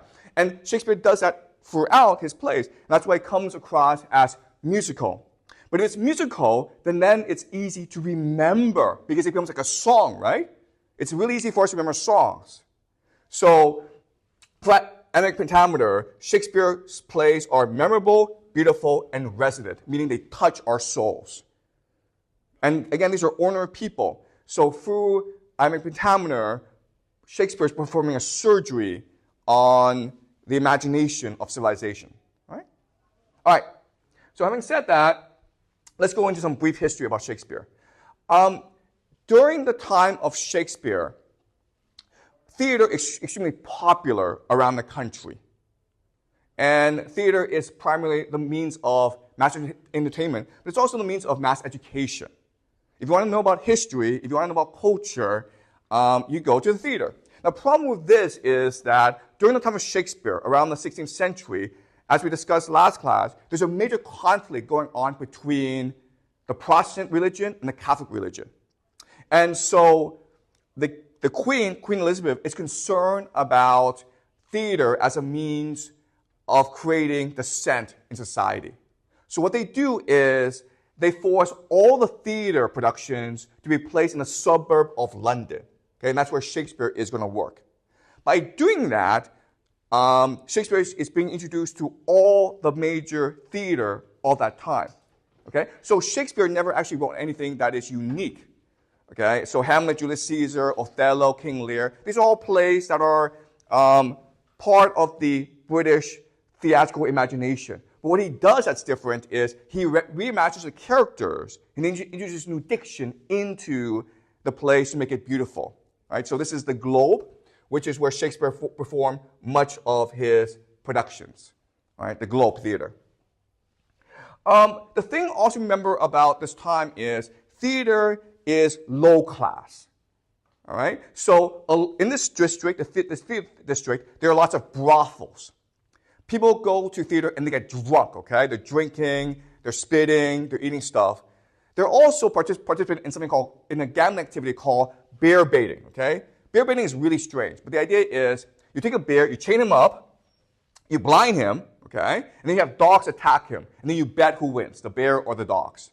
And this is a really popular thing to do at this time, all right? So it just shows you that we think of Shakespeare as very high class, and we teach Shakespeare as high class, but at this time, Shakespeare is very, very low class. And Shakespeare's plays are performed right beside bear baiting venues as well as brothels. Right? But this is important because if Shakespeare is reaching to the masses, right, he's educating the masses into a global imagination. All right. Shakespeare and theater, it's so detested by the upper class that from 1642 to 1660, the Puritans banned it from England. Okay, remember we discussed the Puritans and how they're obsessed with control. They hate alcohol, they hate fun, they hate theater, especially theater. They hate Shakespeare, okay? So they banned it. So during this time, Shakespeare is extremely controversial. So having gone into history, let's discuss the genius of Shakespeare, okay? You do Shakespeare in school. You've read quite a few of his plays, so I'm not going to go too deeply, but I'm going to focus on one example that distinguishes Shakespeare from all other playwrights, okay? So the example I want to use is Hamlet. Okay, Hamlet, the story, you know, it's a very simple story. It's about this prince of Denmark called Hamlet. He's going to university in Germany, I believe Wittgenstein, which is where Martin Luther went. He comes home, and then he's visited by the ghost of his dead father. And the ghost of his dead father tells Hamlet, I was killed by your uncle Claudius, who now has stolen the throne from me, as well as married my wife Gertrude, your mother. It is your responsibility as my son to seek vengeance against Claudius. Okay, so that's the mission of Hamlet. The problem is that Hamlet, he is a very analytical person. He thinks too much. Paralysis is analysis, okay? So he spends the entire play thinking about how to kill Claudius, but also whether or not to kill Claudius. And this is why we believe that Hamlet is Shakespeare's best play, because it is a very deep philosophical work. And in many ways, Hamlet is really the expression of Shakespeare. You may not know this, but Shakespeare had a son called Hamnet, and Hamlet actually died when he was young. So a lot of scholars of Shakespeare, and there are like thousands of scholars on Shakespeare, believe Hamlet is Shakespeare's most personal play. All right, so we're going to go into a bit of Shakespeare and look at the most famous soliloquy in Shakespeare to understand how he thinks, how he writes. All right, so this is iambic pentameter. To be or not to be, that is the question. Whether 'tis nobler in the mind to suffer the slings and arrows of outrageous fortune, or to take arms against a sea of troubles, and by opposing end them, to die, to sleep no more, and by a sleep to say we end the heartache and the thousand natural shocks that flesh is here to. 'Tis a consummation devoutly to be wished. To die, to sleep, perchance to dream.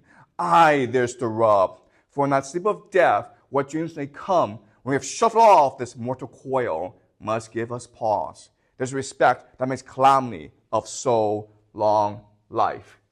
Thus conscience doth make cowards of us all, and thus the native hue of resolution is slicked over with a pale cast of thought, and enterprises of great pith and moment, with this regard, their currents turn awry and lose name of action. Okay, so some brief comments about the soliloquy. First of all, as you can understand, it's beautiful, right? It's also, if you think about it, pretty easy to read. There are lots of really complicated words in the speech, but it's really smooth, right? If you read it for yourself, it's really smooth. And that's the power of iambic pentameter. If you really want to be fluent in English, just read Shakespeare aloud for a few months, and your English will be perfect. Okay? The British really are the best practitioners of English. If you read magazines like The Economist, it's really the best written magazine in the world. And you think to yourself, well, duh, the British invented English, right? No, okay?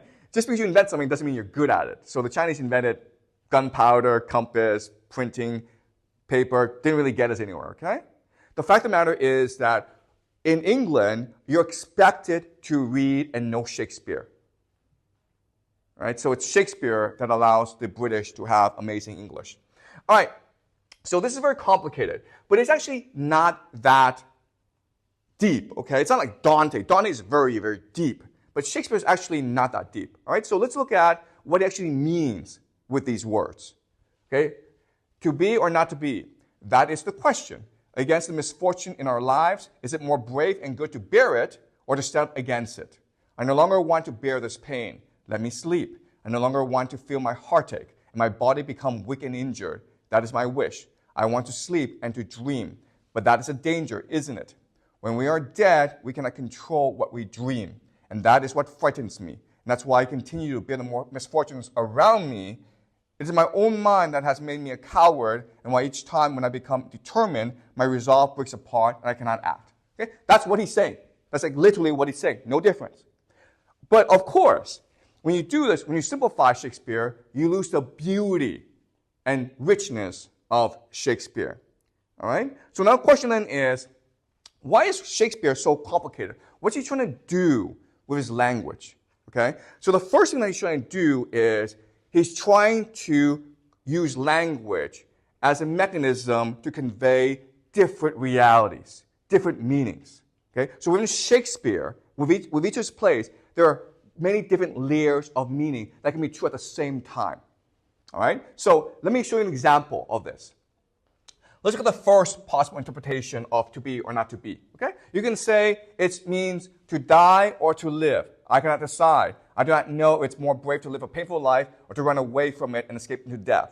So this is saying that Hamlet is overwhelmed by the moral dilemma he's put in. Okay? He cannot escape. He has to avenge his father, right? Or he cannot sleep. But avenging his father means killing his uncle, who his mother loves. Okay? It's an impossible moral dilemma. He doesn't want to deal with it. So he wants to kill himself. Okay? That's one possible interpretation. Another possible interpretation is to kill or not to kill, I do not know. Is it more good to let those who do evil suffer their own fate, or should I stop their evil and end their lives? Okay? So you can interpret this as saying he's asking himself, how should he kill Claudius? Should he kill Claudius? Okay? That's a different interpretation.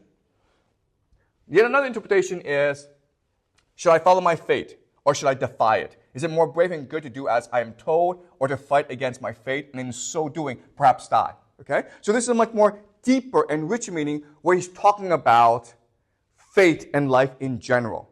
He's making the argument that we have no free will. We are forced into a situation where we must do what fate tells us. And in this situation, what does it mean to be human? What does it mean to have free will, where you're controlled by the forces of fate around you? Okay? So that's a much deeper meaning. And then the last deep meaning is, what is the point of existence? I do not know. When we exist, we must face pointless questions in our lives. Should we suffer or should we fight? Okay? So this is the deepest meaning, where he's actually asking, what is existence? What is the point of all this? How do we get here? What is the purpose of existence? Okay? So there are 4 possible interpretations of this speech, and they're all correct. You can interpret them any way they want, okay? So it's the first power of Shakespeare, where he's forcing you to interpret his speech in different ways, okay? The second power of Shakespeare is it's visual, okay? In this tradition, in this oral culture where no one reads and writes, well, most people don't read and write, most people are accessing their information through words, right? And in this tradition, words are images, all right? So let's go over the soliloquy and see how these are images, okay?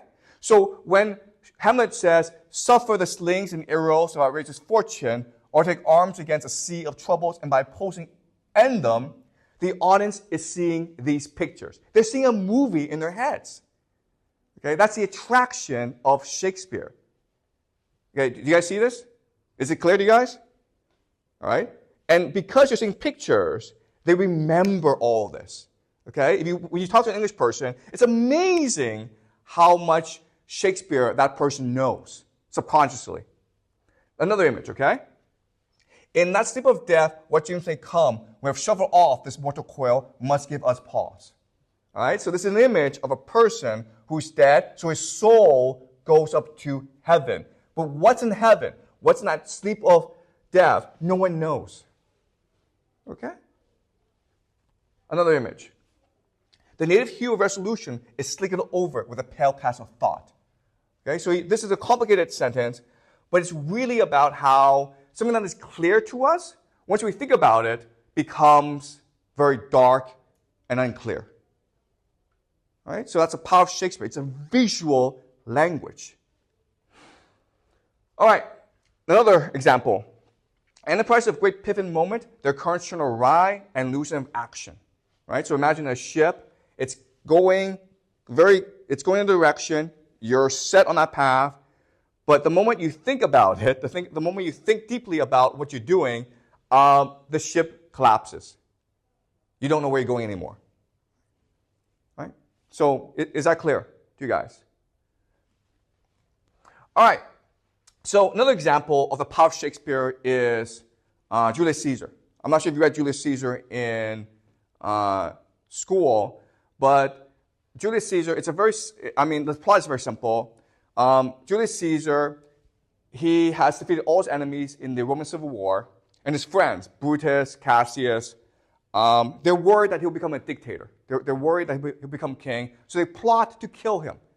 And Brutus and Cassius and all the conspirators kill Julius Caesar, and then Brutus and Cassius think this is over. Okay? But Mark Antony, who is Caesar's lieutenant, he swears vengeance. And Mark Antony and Octavian will combine forces to destroy and kill Brutus and Cassius. And that's the plot of Julius Caesar. Not very complicated, okay? But in Julius Caesar, you will find some of the greatest speeches in the English language. It's stunning speeches. Okay? And in the speeches, you will find an example of how Shakespeare understands language as a surgery on the brain, how through speech making, how through language, you can actually transform the neurological structure of the human brain. Okay? So let's look at an example of this. Mark Antony and Brutus are going to engage in a speech competition. They're going to debate each other. Okay? Brutus will be the first to give a speech, and then he'll be followed by Mark Antony. So the strategy of Brutus is to use a rhetorical strategy called the antithesis. Okay? The antithesis is basically very simple. You have two opposing ideas, okay? And they are opposed to each other. So the idea is, I am Brutus, I am honorable. You know me as honorable because my name is Brutus, which is also the name of Lucius Brutus, who founded the Roman Republic. You know me as honorable person. Now, who is Caesar? Caesar is ambitious. Okay? Honor and ambition cannot go together. So I love Caesar, but because he was ambitious, he wanted to enslave us. I want to free us. Therefore, I have to kill him. All right? So that's the idea of Brutus. He's trying to create an economy between Caesar and himself. If you know me, Brutus, as honorable, then you must believe that Caesar is ambitious. This rhetorical strategy is what we call the antithesis. Okay? In the human mind, you just see these two things as separate from each other. Mark Antony then responds to Brutus using something called the chiasmus. Okay? The chiasmus, it's really interesting. The chiasmus tries to take these two opposing principles and combine them together. All right? So what Mark Antony will say is that Caesar was ambitious and honorable and ambitious as Brutus. This is called what we call chiasmus. It's an A-B-B-A structure. When you do that, when you have a chiasmus, you collapse the antithesis. Remember, the antithesis are two separate ideas that cannot meet together, exclusionary. The chiasmus shows you like these are mirrors of each other. Okay? When you do that, in the Roman imagination, the human Roman mind, you then collapse the economy between Brutus and Caesar, and you see them as one and the same. But if it was Brutus that killed Caesar, then Brutus must be the less honorable and more ambitious one, okay? Does that make sense, guys? Julius Caesar. All right, so let's see an example of this. All right, this is Brutus talking to the Roman crowd after the death of Julius Caesar. Okay, he's trying to explain his actions before the Roman crowd. He says, if then that friend demand why Brutus rose against Caesar, this is my answer. Okay? You want to know why I killed Caesar? I'm going to tell you why I killed Caesar.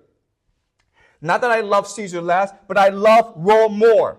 Had you rather Caesar were living and die all slaves than that Caesar were dead to live all free men? This is an antithesis, right? I love Caesar, but I love Rome more. Okay? This is an antithesis. This is also an antithesis. Caesar, if he were living, he will make us into slaves. If Caesar is dead, we will continue to live as free men. Okay? Two exclusionary ideas developed by Brutus. Now what Mark Antony is going to do is he's going to collapse this. Okay? He's going to change your neurological structure. He's going to change the synapses within you through his speech making. Let's look at Mark Antony. Yet Brutus says he was ambitious and sure he's an honorable man. Okay? So he's summarizing the argument made by Brutus. I speak not to disprove what Brutus spoke, but here I am to speak what I do know. You all did love him once, not without cause. What cause withholds you then to mourn for him? Okay? This is a chiasmus. Cause, love, mourn. Okay? You guys see that? He continues with a chiasmus. But yesterday, the word of Caesar might have stood against the world. Now lies he there, and none so poor to do him reverence. O masters, if I were disposed to stir your hearts and minds to mutiny and rage, I should do Brutus wrong and Cassius wrong, who you all know are honorable men. I will not do them wrong. I rather choose to wrong the dead, to wrong myself and you, than I will wrong such honorable men. Okay? This is two examples of chiasmus, where word of Caesar and reverence match. Stood and lies match, okay? For the chiasmus, he's collapsing this dichotomy. Another example is here, okay? The red match, the green match. This is what we call chiasmus. Does that make sense, guys? Okay. Have you guys learned this before? Okay. It's really important you know these ideas. All right. So that's the power of Shakespeare. Through his language, through his rhetoric, he's transforming the British imagination so that they are more open, more fluid. They can absorb new ideas, and they can be more innovative. Okay? Now, as we discussed way back at the beginning of this course, Homer did the same thing. So let's compare and contrast Homer and Shakespeare. How was it able that they were both able to be founders of great civilizations? All right. First of all, they came at a time when there's a cultural tabula rasa. Okay? Tabula rasa just means blank slate. So Homer came at a time after the Bronze Age collapse of Greece. The Mycenaean civilization collapsed, and now you have the polar system, okay? So it's a tabula rasa. Same thing with Shakespeare, where Britain at this time, it is not an advanced culture as much as the French and the Spanish. Second is rapid cultural change, where Britain is undergoing all these revolutions. When it's undergoing all these revolutions, people are anxious and they're looking for new ideas. Oral culture, okay? We talked about this, where if you live in an oral culture, people have a stronger memory and have a greater imagination. That's why they're able to sit through 3 hours of Shakespeare at one go and visualize his language. And this is like the most common person in Britain, okay? These are not the elite. These are just commoners. And so with an oral culture, you have a stronger memory, imagery, vibrancy, and flexibility. Look, guys, I hate to say this, but back then, they were smarter than we are today. We have, Google and ChatGPT, but if you think about it, all these things are just making us stupid, okay? Open cooperative competition just means that in their times, Homer was just one of thousands of bards that are traveling around Greece and singing legends of the Trojan War and the Golden Fleece. Okay? So what they were doing was they were stealing from each other. All right? Shakespeare was stealing from everyone else. And that allows for rapid innovation when you have an open cooperative competition. Democratic sensibilities. This is really important. Okay? Homer was talking to ordinary people.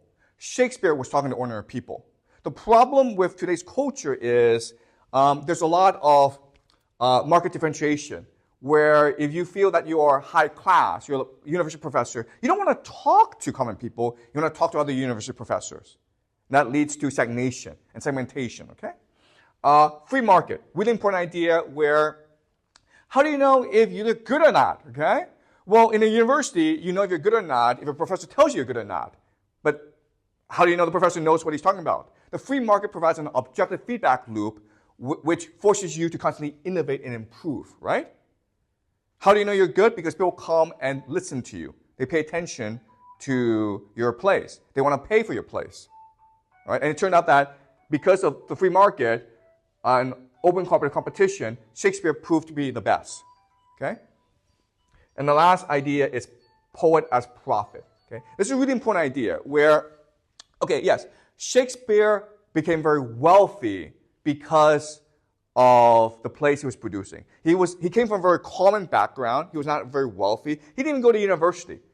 That's why today there are scholars who believe Shakespeare did not write Shakespeare because he didn't go to Oxford or Cambridge. Christopher Marlowe went to Oxford or Cambridge, but not Shakespeare.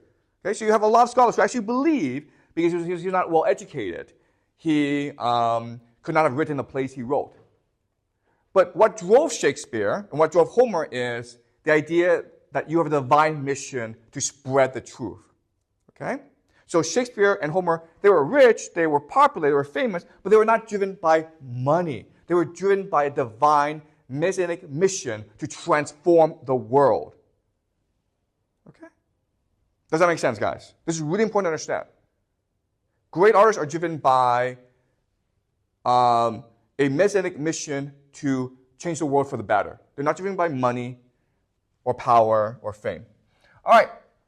So having done that, let's recap and summarize the three great poets that have impacted Western civilization, okay, and compare and contrast the three. All right. You have Homer, who founded the Greek civilization. You have Dante, who we discussed in great detail this semester. He's the founder of modernity. And you have Shakespeare, who was the founder of the British Empire. All right. So again, Homer, Dante, and Shakespeare were all Democrats in their heart. Homer was a Roman bard who went around the different polises to sing and entertain the masses. Dante was revolutionary because he wrote the Divine Comedy not in Latin, which was the language of the educated elite, but in the vernacular, in Tuscan, so that ordinary people could access it. And by doing so, he transformed Tuscan into the official Italian language that is spoken today. Shakespeare, again, was a playwright. He wrote to entertain the masses. That's why in Shakespeare you have such, it's very offensive, some of his language, okay? All right. They have different conceptions of language, though, all right? And this is very key for us to remember. For Homer, language is a window into the human soul. So go back to the Iliad and the Odyssey. It was really about what drove us humans. Achilles was driven by the thirst for fame. Odysseus was driven by his love of Penelope and his son Telemachus. Okay, so both the Iliad and the Odyssey were tremendous psychological studies of what it means to be human. And you have Dante. Okay, Dante uses language as a portal into the mind of God. What is the universe? How did God create the universe? What does God want from us? Okay, that's the Divine Comedy. Shakespeare is very different, okay? Shakespeare creates a new idea of language as a reality unto itself. All right? A reality unto itself. So what I mean by that is, with Shakespeare, it's not really a deep meaning. It's very hard to find deep truths in Shakespeare. But the language is beautiful. And this is the culture we live in today where, you know what, people who write novels, they use beautiful language, beautiful description, great imagery, but there's really not great truths, deep truths, grand truths in the novels that are written and produced today, okay? So let me give you an example of what it means to have language as reality unto itself, all right? So let me show you what this means. And to do so, I'm going to use a different poet. His name is John Keats. Okay, John Keats. And this is from his most famous poem, To Autumn, which is considered the greatest English poem of all time. All right? So let's read it together, and then I'll show you how this is a reality unto itself. Where are the songs of spring? Aye, where are they? Think not of them, thou hast thy music too. While barred clouds bloom the soft dying day, and touch the stubble plains with rosy hue, then in a woeful choir the small gnats mourn among the river shallows, borne aloft or sinking as light wind lives or dies. And full-grown lambs loud bleat from hilly bourne, hedge crickets sing, and now with treble soft the redbreast whistles from a garden croft, and gathering swallows twitter in the skies. Okay, so it's beautiful. What does it mean?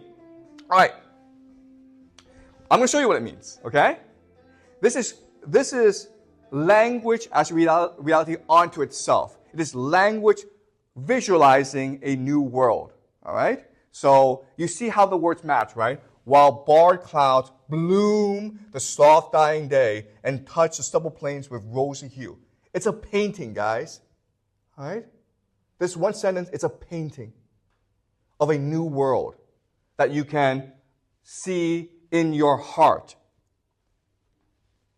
Also, then in a wailful choir, the small gnats mourn among the river shallows, borne aloft or sinking as the light wind lives or dies. Okay? You can see the music within this picture. Right? This is not just a picture, but it's a world that you can access because it's moving, it's alive. It's the power of language. Next sentence. And full-grown lambs loud beat from hilly bourne. Hedge crickets sing, and now with treble soft, the redbreast whistles from a garden croft. Okay? So you see what's happening where this poetry, it is entering your soul. It is activating all your emotions, all your senses. There's the visual, okay? There's a sound, there's a smell, there's a touch.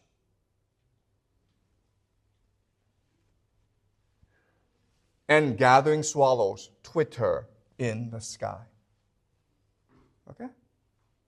That's what poetry is. Poetry is the expression of a new world that you can access. All right? And when you access it, when you enter it, it transforms your soul and your imagination, your capacity to think, feel, and imagine. Okay? Does that make sense to you guys?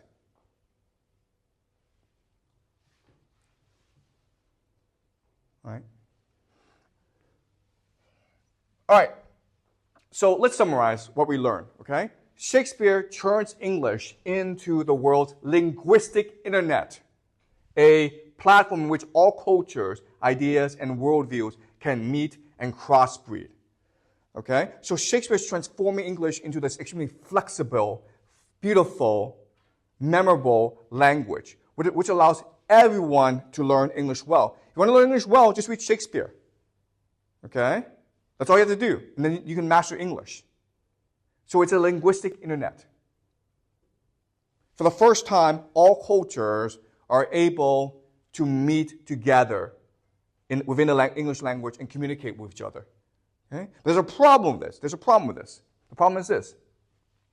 But this exchange is mediated through Anglo-American civilization, which is at its heart utilitarian, skeptical, and empirical.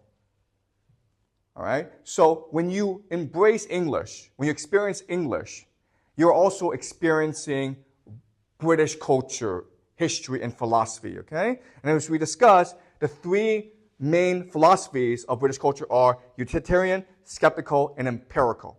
Utilitarian, we discussed last class, it just means that we should do things that works as opposed to what is right.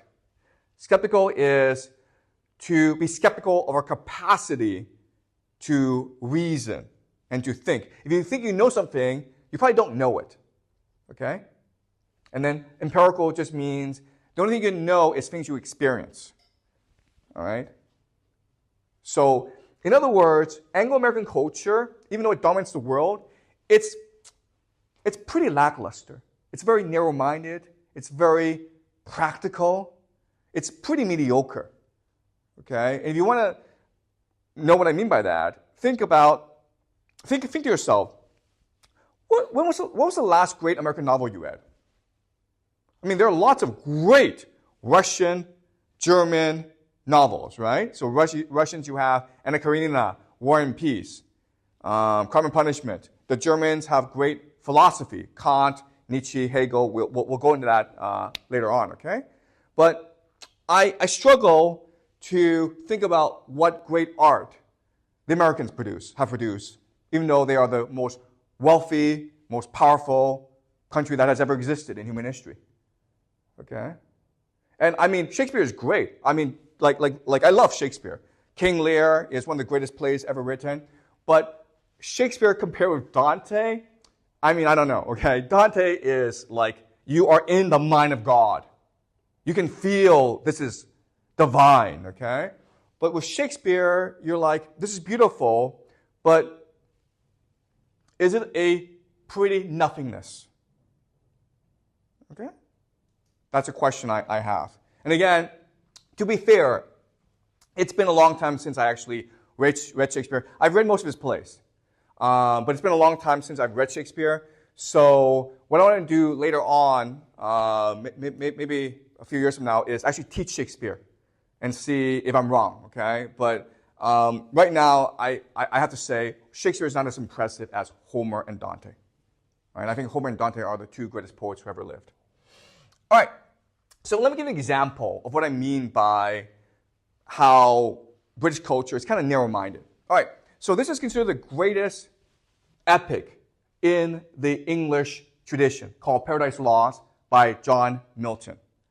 And it's really about Adam and Eve, right? Why did Adam and Eve eat that forbidden fruit, and why were we banished from the Garden of Eden?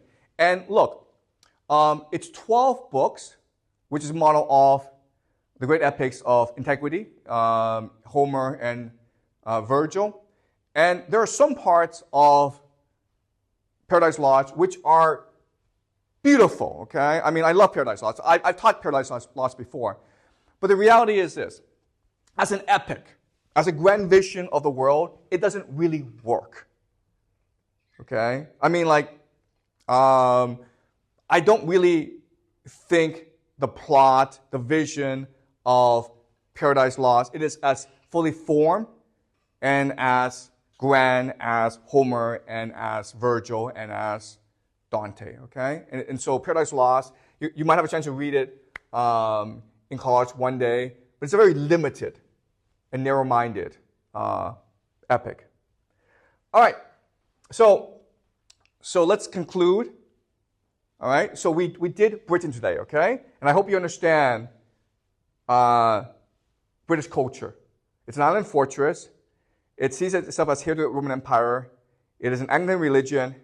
It's driven by the empiricists and utilitarian philosophies, okay? And Shakespeare is really the founder of this great civilization. Next class, we'll do America, okay? And then after we do these two cultures that now dominate the world, we'll move on to the Germans and the Russians, okay? That's the game plan. But was today's class clear to you? Do you understand Shakespeare now? Does this make sense? Okay. Any questions?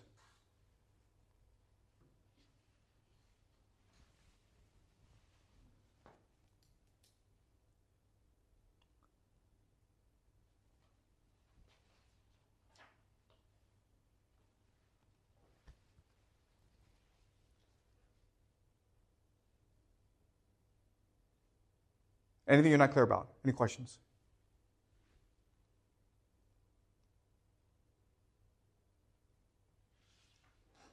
So like you mentioned that like all of the plays about Shakespeare have been published like after he had died. So is that like there's plays held in theaters, but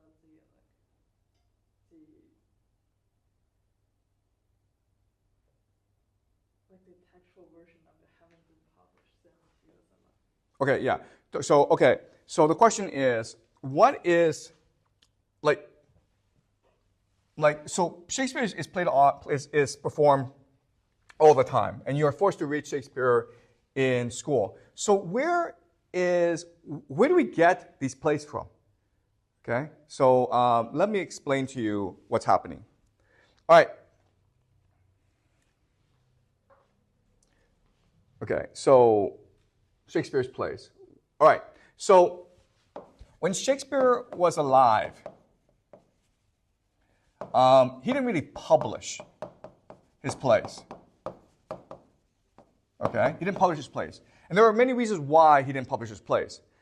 First of all, in this culture at this time, there's no copyright.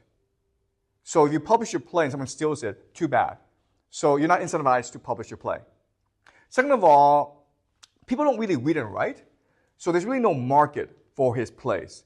So even if he were to publish his plays, he wouldn't make any money. He would not make any money off it. Okay. So what he did was he wrote his plays down primarily for his actors to memorize. But the benefit of Asimov pentameter is that actually the speeches are pretty easy to memorize. Okay. And when he was alive, Shakespeare was a national celebrity. He performed his plays in front of the king and queen. Okay, he was very, very, very well known, extremely famous. He was looked down upon by the nobles, but I mean, he was very, very wealthy. And he himself will go on to purchase a noble title for himself. Okay, so he was extremely successful. When he was alive, people didn't really fully understand his genius, okay? It's only about 100 years, 20 years afterwards when people really appreciate his genius. And his play spread throughout Europe, especially to Germany. The Germans loved Shakespeare, okay? And it was only after his death that people realized what a unique genius Shakespeare was. So after his death, his friends, and I don't remember their names, okay? But his friends want to remember him. They want to memorize him, okay? So they start to publish his plays. It's something called the First Folio. So basically, what they did was, okay, they took the notes from Shakespeare, so some of his surviving manuscripts, not complete, okay, but some of his notes. They also got the actors to basically write down what they remembered, okay? And they remember a lot because these are actors. Actors have extremely good memories, okay? So they were able to remember exactly the speeches. And then they'll make edits, okay? And this is the first folio, okay? But as you can imagine, over time, there'll be lots of additions and mistakes. All right? But, so today, there are thousands of Shakespeare scholars, and they argue over certain words. Did Shakespeare really have this word? Or was it a later addition, okay? And, I mean, it's a really silly thing to do. Because as I explained to you, the genius of Shakespeare was to imagine language as this very fluid, flexible, imaginative tool for you to experience reality onto itself, okay? So to argue, was the word dagger or datter or dasher, okay? And people will argue this. I mean, does it really matter? I mean, a lot of Shakespeare is just wordplay, right? I mean, there's really no deep truth in Shakespeare. And quite honestly, I mean, these words are not going to change the deeper meaning of Shakespeare, okay? So it's something that I think overpaid English professors do, okay? Just because they have nothing better to do, okay? They argue about what was in the first folio, what was edited out, what was added to. They're trying to figure out what was Shakespeare's original intention.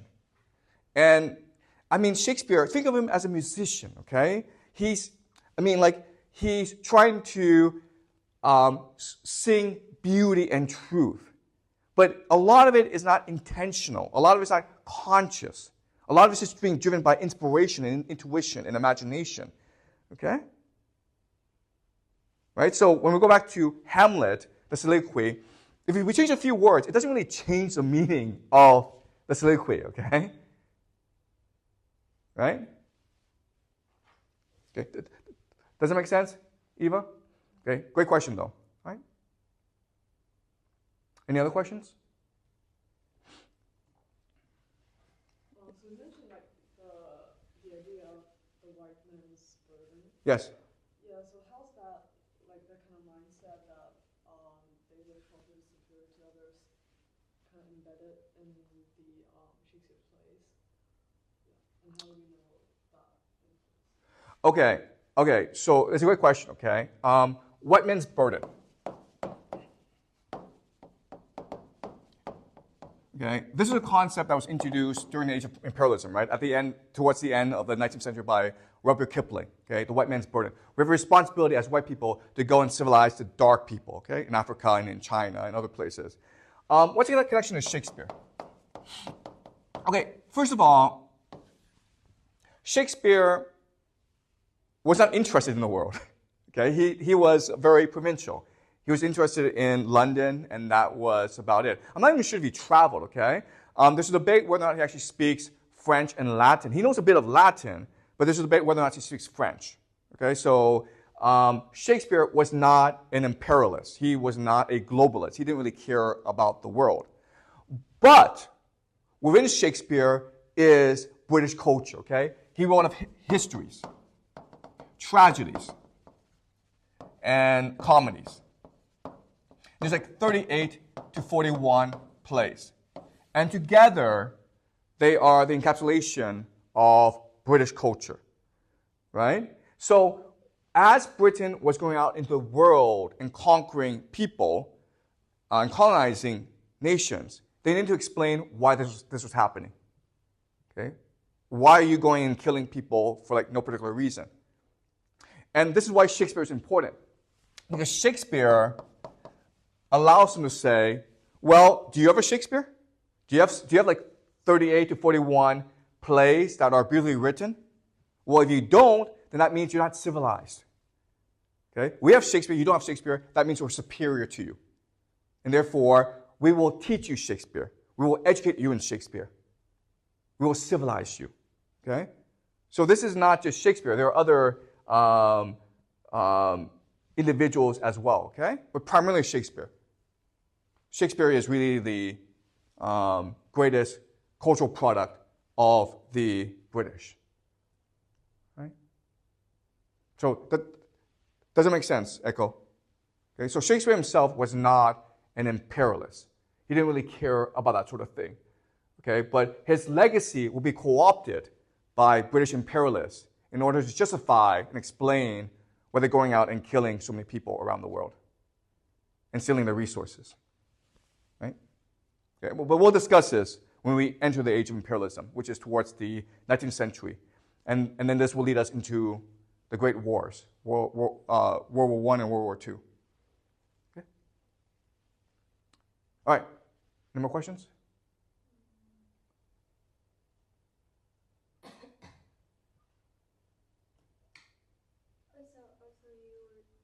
You were like talking about how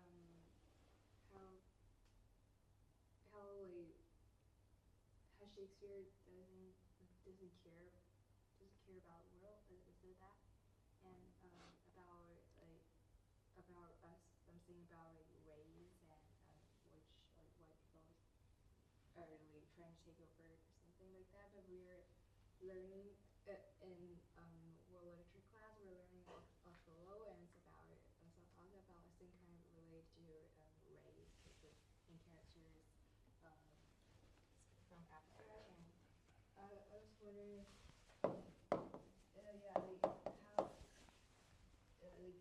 Yeah, I understand the question. Okay, great. Yeah. So you're doing Othello in class, and you're looking at Othello from the perspective of race and identity and culture, right?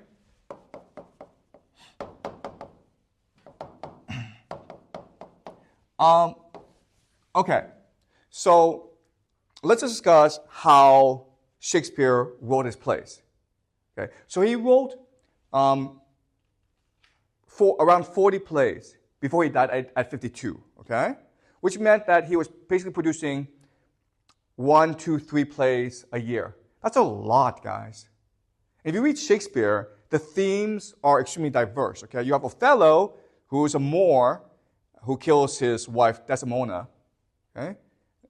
But you also have Merchant of Venice, Julius Caesar. Okay, so there's a wide range of his plays. And so the question is, how did he do it? Well, he was stealing it from everyone, okay? Remember, this is a market. There's a huge market for theater. There are dozens and dozens of really talented playwrights in London, in England, who are producing wonderful works, okay? So he's just stealing these plots from different playwrights. But what makes Shakespeare unique and special and superior to these other playwrights is, first of all, his characters. Okay? He has a deep empathy for his characters. He goes into the mind of his characters and he says, if I'm this person, how would I behave? Okay? So that's one thing that makes him unique. Second, as we discussed, is his use of language. Okay? Just the fluidity and the beauty, okay, and the flexibility of his language. Okay? And the last thing is the realism, which is he's trying to make the plot as realistic as possible. He's trying to remove the supernatural elements. Okay? He's interested in psychology. Okay? So when you look at Othello, he's asking himself, why is it that a man who loves his wife, what could drive him to kill his wife? Okay? That's the question he's asking. He doesn't see Othello as a black person in a foreign culture. He doesn't see it that way. He just sees, I want to ask myself a question. If you truly love a person, what would drive him to kill her? Okay? But because the theme is so universal, it allows you to impose cultural readings. Okay? So he himself was not interested in the issue of race, culture, and identity. And quite honestly, at this time in history, there's no such thing as race or identity. Okay? Remember, I keep on saying this, but for most of human history, we did not differentiate ourselves according to race. We differentiate ourselves according to community. Okay? So within England, people didn't care about the French or the Germans. But you know what? They cared about each other. And they hated each other. Remember, the main conflict in England at this point is the conflict between the Catholics and the Protestants. Okay? So they weren't focused on the world, they were focused on each other. So these cultural readings come later. They come from today. Shakespeare himself was only interested in psychology. What drives us humans? All right? And you can see that manifests itself in Othello and in Hamlet. All right? And quite honestly, I'll be honest with you, I think it's really unfair to Shakespeare that we're doing this. All right? I mean,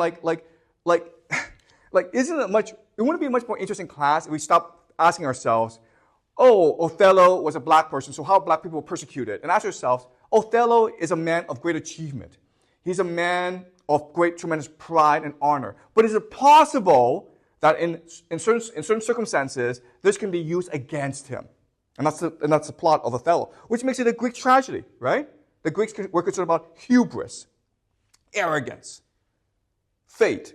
These are the questions that the Greeks were concerned about. So in many ways, Shakespeare saw himself as continuing the Greek legacy. All right? And the fact that we're focusing on questions like race, culture, and identity, it sort of like degrades the play. Because it's saying like, oh, if you're a black person, then you may always be manipulated and persecuted. And quite honestly, it's also reinforcing certain racial stereotypes about black people as very violent and emotional. Okay? So if I were to teach Othello, it's a great play, and I've never taught Othello, but I would focus more on the human aspect of Othello as opposed to the racial aspect of Othello. Does that make sense? Great. Any more questions? Is there any explanations for how Shakespeare is able to produce such genius plays since he's not very well educated, as you mentioned? What inspired? That's a great question. How is Shakespeare able to focus on human psychology, given the fact that he's not well educated? Okay, I will make the argument it is precisely because he's not well educated that he focused on human psychology. Okay? When you are educated, you're educated into cultural attitudes, norms, and values of the elite. But if you're not educated, then what you do is you observe humans as they are, without prejudice. You want to know, how are we as humans? And you have not been indoctrinated to believe certain things. Okay? So if you go to school, you do one school, and you go to university, the first thing you're taught is only well-educated people are capable of deep psychological insights. Okay? And that's a prejudice. That's a failing. Because Shakespeare never went to school, he's able to see himself as equal to other people. And therefore, he's able to have tremendous empathy for other people. And therefore, he's able to understand their psychology and his own psychology. All right? He's able to see people as a reflection of his own psychology. And that's what drives his genius. And quite honestly, that's what drove Homer. Okay?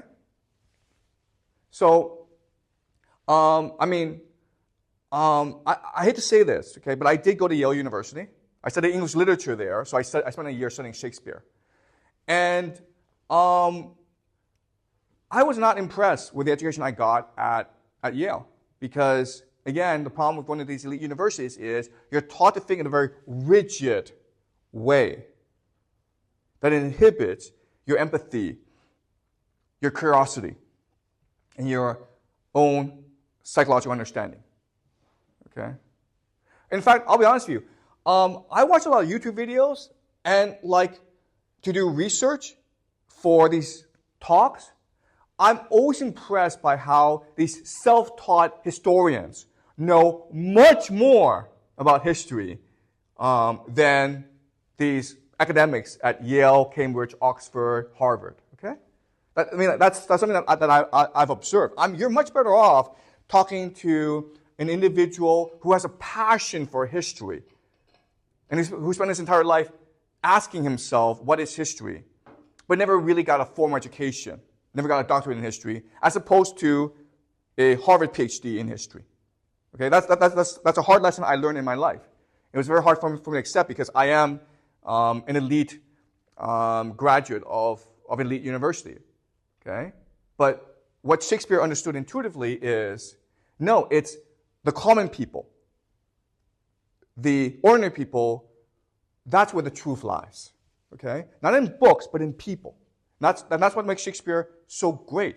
He is first and foremost an anthropologist, a psychologist of people. He wants to understand how people think and behave. Okay? And when you read his plays, that's what you experience for yourself. Okay? He's really interested in the psychology of Iago, Desdemona, and Othello. Okay? That's what he's curious about. He's not interested in these structural forces that drive conflict and persecution among these people. Okay? That comes later. That's what we do to Shakespeare today. Okay? But back then, he was only interested in what it meant to be a human being. Okay? Okay? Does that make sense, Echo? Okay, great. Any more questions, guys?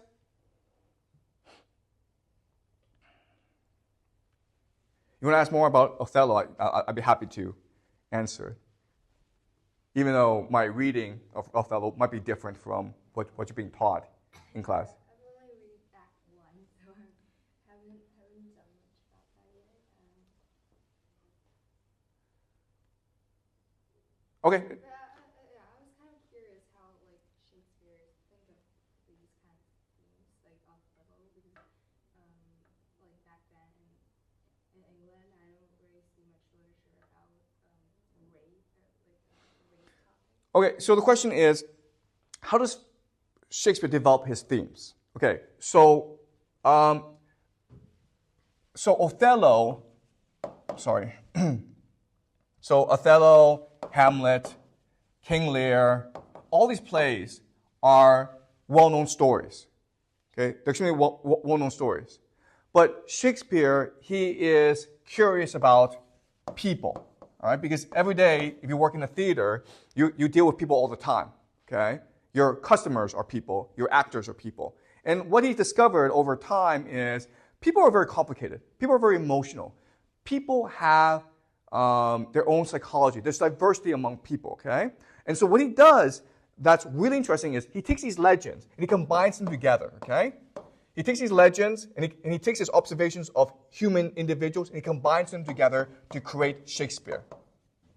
In other words, what he does that's unique is he takes these characters, King Lear, Hamlet, he turns them into people he's observed. All right? When you do that, you get a lot of interesting psychology. All right? So let's imagine you become Hamlet, and you are in a circumstance where your father has come and give you a mission to go kill your uncle because he's sleeping with, your mother. And how would you behave? Well, you'd probably be like Hamlet, and you'd be like very confused. You'd be very distraught. Okay, does that make sense? Same thing with Othello, where let's just say that you're this great champion, you're this great hero. Well, other people are going to be jealous of you, right? And if other people are going to be jealous of you, what they're going to do is figure out how to get back at you, okay? So it's not a racial issue, it's a human issue. If you're the top student in the school and every day the teachers are praising you, right? I'm pretty sure the other teachers are going to hate your guts. That's Othello, right? That's a human thing. It's not a racial thing. It's not because he's black. I mean, it's because he's such a accomplished individual. Okay? Does that make sense? All right. Great. Okay. So next class, we do the American Revolution. All right? Okay. So good morning. We are discussing the American Revolution today. So to review what we've done so far, after the defeat of Napoleon in 1815, there are now 4 major civilizations that are competing against each other for world domination. Last class, we did the British. Today, we'll do the Americans. Next week, we'll do the Russians and the Germans. Okay, so the Americans. When you think of America, there's a very famous quote from Oscar Wilde, who is an English playwright, novelist, humorist. And he said, America is the only country that went from barbarism to decadence without civilization in between. Okay, so he meant this as a joke. So what did he mean by this? This is a question we will discuss today. And what I will show you is that America, in many ways, it was designed as the anti-civilization. The founding fathers of America recognized the failings and problems of civilization and designed a new form of government based on Enlightenment principles in order to redeem humanity from the prejudices, the atrocities of civilization. Okay, so that's the argument we will look at today. All right, so the history of the Americas, it begins when the Europeans, led by the Spanish, start to interact with the New World.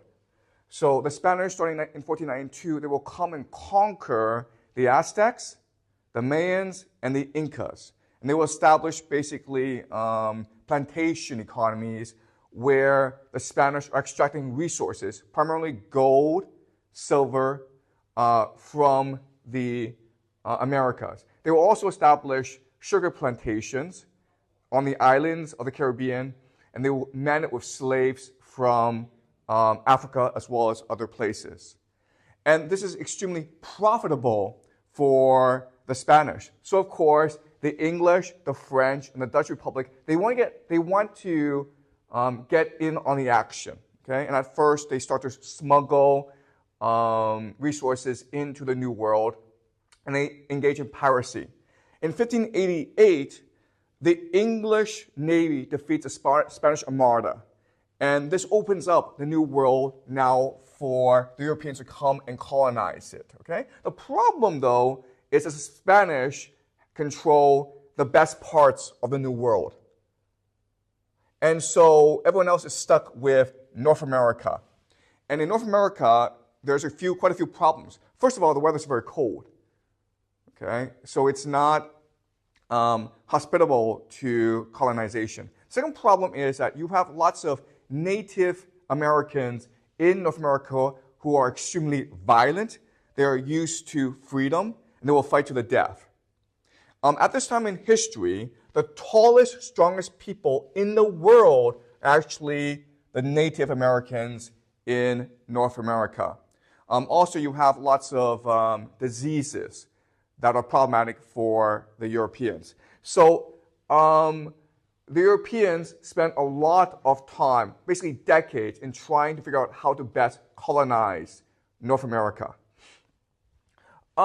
So there are three major nations that are trying to colonize North America. You have the French, and what they will do is they will establish the fur trade in Canada and in the Midwestern United States. They will basically trade with the natives to bring fur back to Europe. And this is a great deal for both the natives and the French. The Dutch come in, they will establish colonies called New Amsterdam. This is today New York City. So the Dutch tried to establish colonies as well. The people who are most successful at establishing colonies are the British. And a lot of it is because it is a very grassroots, very bottom-up movement. So the first major colony for the British is Jamestown, named after James I of Britain. And this is not a very successful colony at first, but they persist. The most successful colony is actually Boston.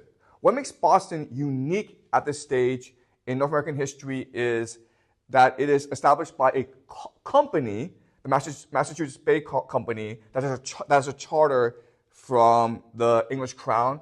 Also, they bring in families into this area. So before, it was basically men who came over. Now it's families who come over. And then, third of all, the people who come over are Puritans. Puritans, as we discussed previously, they believe in the importance of literacy. Everyone has responsibility to read the Bible in order to interpret the command of God properly. And so Boston, from the very beginning, it's a literate society. It has schools, it has newspapers, it is very political, and it grows very, very fast. Also, if you look at Boston, it is perfectly situated between North America and England. And as England is industrializing, it requires raw resources, mainly agricultural products, from this area. Okay? So Boston grows rapidly because of all these factors. So in the year 1682, you can see that the eastern United States has been colonized by the British. Okay? The French are still in Canada, and they're going to move down to the Midwest United States. The Spanish are in the southern United States. This is Florida. They found a colony called St. Augustine. They will also, in California, start to build colonies as well. But as you can see, most of the economic activity in North America is based on the eastern seaboard. Now, what's really important for us to remember is the diversity of these colonies. First of all, you have differences in the economy. The northern part will focus mostly on mercantile trade. The southern part will focus mostly on agriculture. To support the agriculture, they will import slaves from Africa in order to provide the labor for Charlestown and other places. Also, the motivations of the individuals are different. So some come for economic reasons, but a lot come for religious purposes. So for example, there's a man named William Penn, and he's a Quaker. He believes in creating a peaceful civilization. So he has a charter from the king, and he founds a new colony called Pennsylvania, named after him, that believes in religious and national tolerance. So a lot of Germans come over and settle down in Pennsylvania. The capital is Philadelphia. And they are Quakers, so they believe they must not fight against others. Okay? And this experiment persists for decades. Okay? It's a pretty successful experiment, but over time, they come into conflict with the natives and with other civilizations, with other colonies, and as such, they start to take up arms. Okay? There's another colony called Baltimore. It was founded actually as a Catholic haven. Okay, so England at this point, it is mainly Protestant or Puritan or Anglican. And then Lord Baltimore decides to, in Maryland, found a new colony that preaches religious tolerance, especially for Catholics. Okay, so what's really important for us to remember is that even at this early stage in American history, there's tremendous diversity, openness, and religious tolerance in America. Okay, does that make sense? All right. So by the year 1750, there are about 1 million British on the eastern seaboard. That's a lot of people, okay? In comparison, the French, who occupy actually most of the territory in North America, there's only 40,000. Eventually, these two groups, the British and the French, will come into conflict, creating something called the French and Indian Wars. Okay? And as you can see, it's really not a fair fight, okay? You've got 1 million British versus 40,000 French. The Indians will get involved as well because what's happening is these colonies are practicing a rapid form of colonization and expansion. What they do is they bring in immigrants.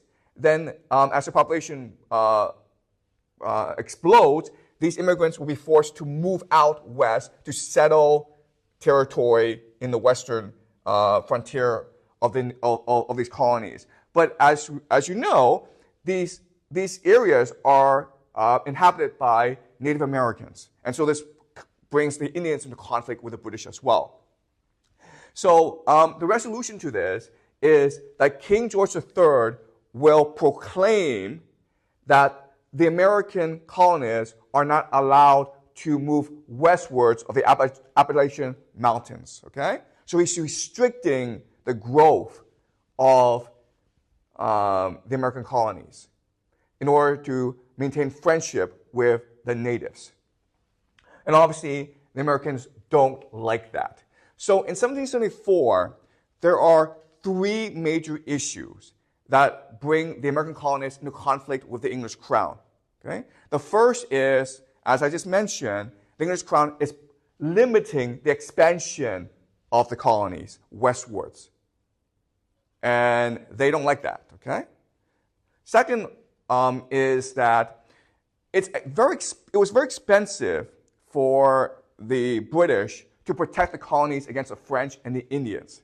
In fact, at this stage in history, it is the British people, not the American people, that are paying for the defense of these colonies. In fact, the British people pay 50 times more in taxes than the Americans. Now, obviously, the British people don't actually think this is a fair deal. All right? So the British Crown tries, in many instances, to impose a tax in order to get the Americans to pay for the defense of their territory. And the Americans don't like that. For the longest time, because of the English Civil War and other factors, the English Crown could not actually interfere in North American affairs. And so they were used to a high level of autonomy. Okay? And the third major problem between the colonists and the British is in trade. So at this stage in history, all these nations, Spain, France, Britain, they're practicing an economic policy called mercantilism.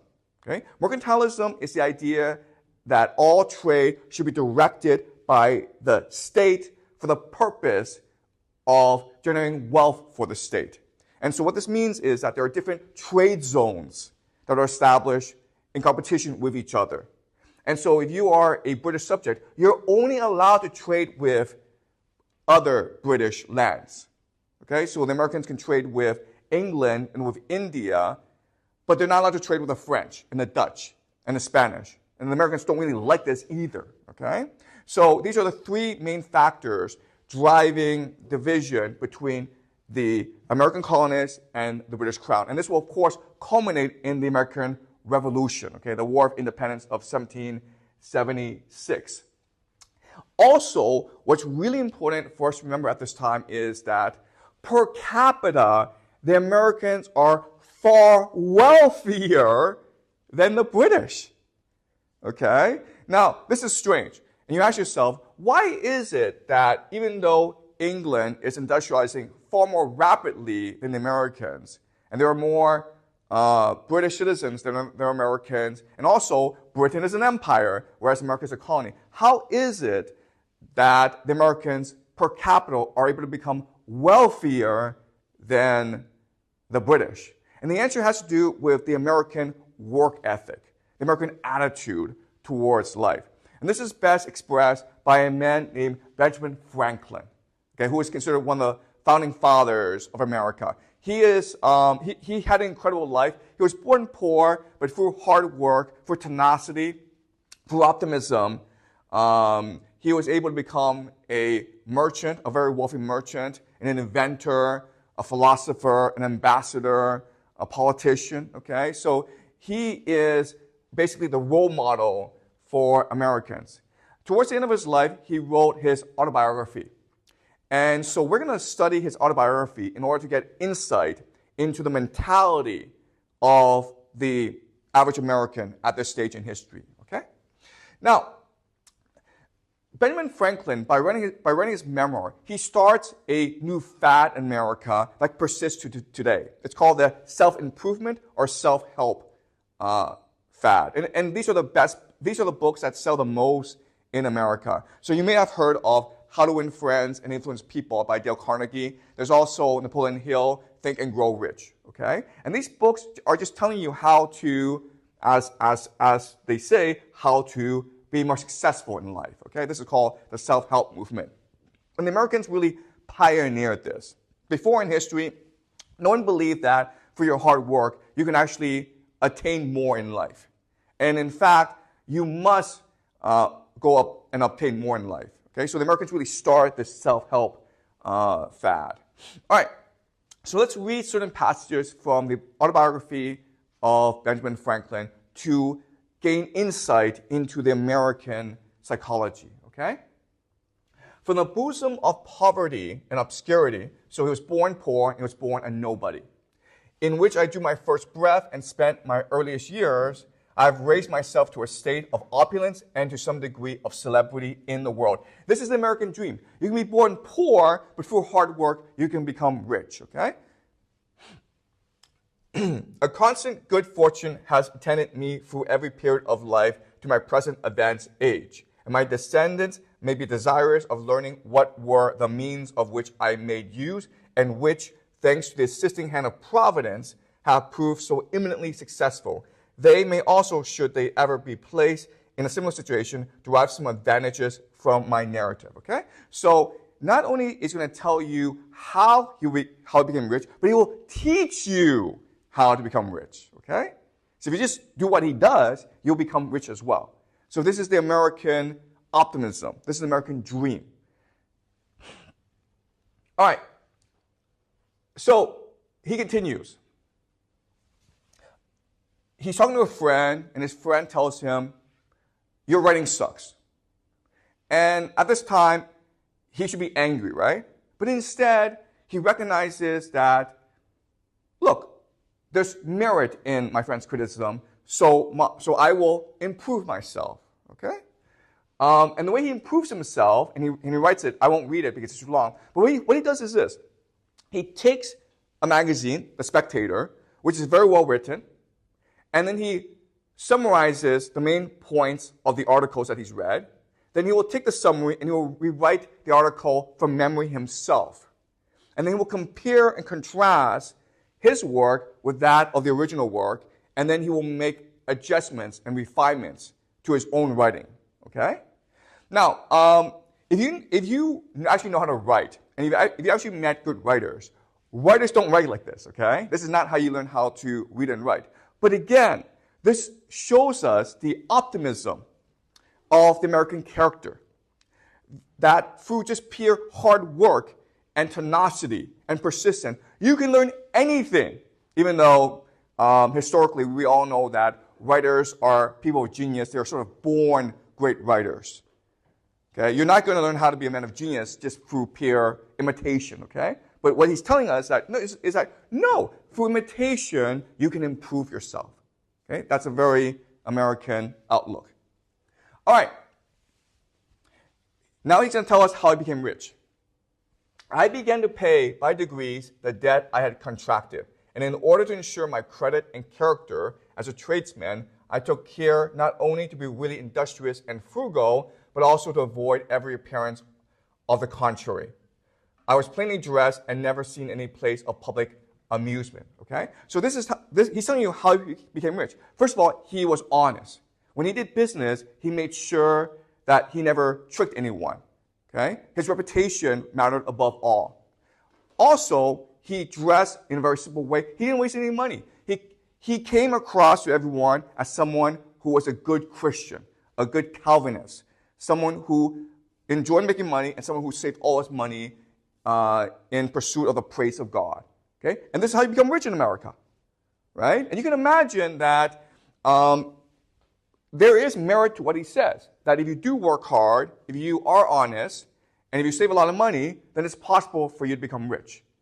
Okay? And this is the common mentality right now at this stage in America. Okay, he continues.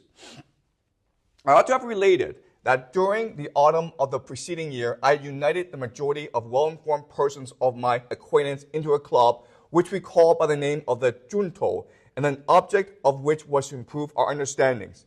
Okay, this is really important.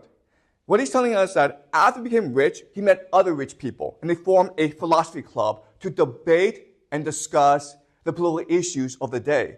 It was like a book club. Okay? They read John Locke, they read Thomas Hobbes, and they discussed these ideas. So this is a quintessential American attitude. Constant self-improvement. Okay? You can become the wealthiest man in the world, but you still must read books. Also, this is important because these book clubs will become the foundation of the American Revolution, right? These founding fathers will meet in these clubs, and they will conspire to seek independence from Britain. And a lot of it is they believe that Providence, God, has tasked them with founding a new nation based on Enlightenment principles. So the religion of these people is what we call deism, okay? D-E-I-S-M. And the idea of deism, that's very different from previous religions, is they believe there is a God, and God created the universe, but after that, God went away. And now it is the responsibility of humans to make the world perfect. Okay? That's the mission from God. All right.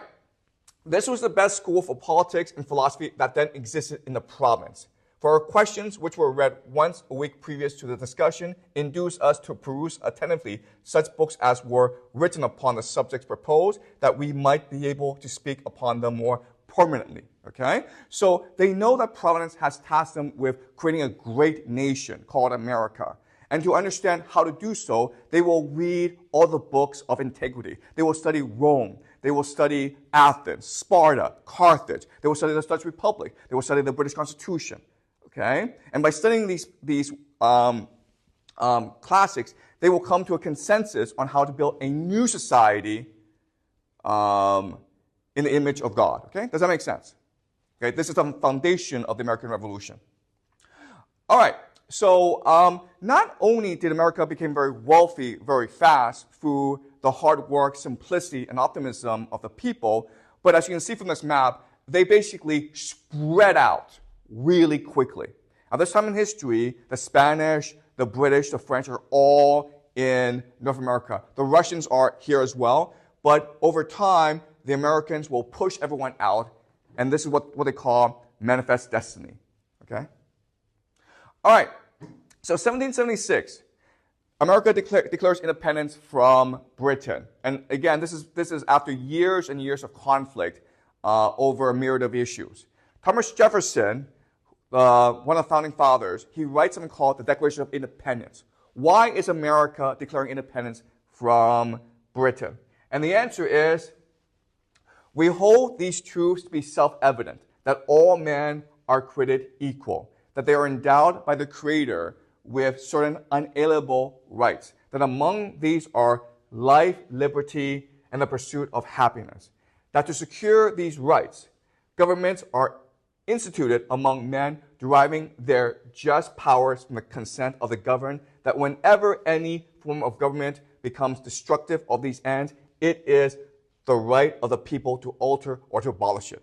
Okay, guys, Thomas Jefferson, in writing the Declaration of Independence, which is the founding document of the United States, he is just copying, word for word, basically, John Locke's book, The Second Treatise of Government. Okay, this is what John Locke said. We are born with 3 fundamental rights that God has given us, and therefore no one can take away from us. The right to life, liberty, and the pursuit of property. Government is instituted, created in order to protect our rights. If government fails to protect these rights, then we have a responsibility and a right to abolish this government and create a new one. Okay? All right, so there's the War of Independence, and the great hero of this war, of course, is George Washington. Why Americans revere, can you open the door? Why Americans revere George Washington is that it's not how great he was during the war, because ultimately the Americans didn't actually defeat the British. It was the French, the Spanish, who combined together to defeat the British.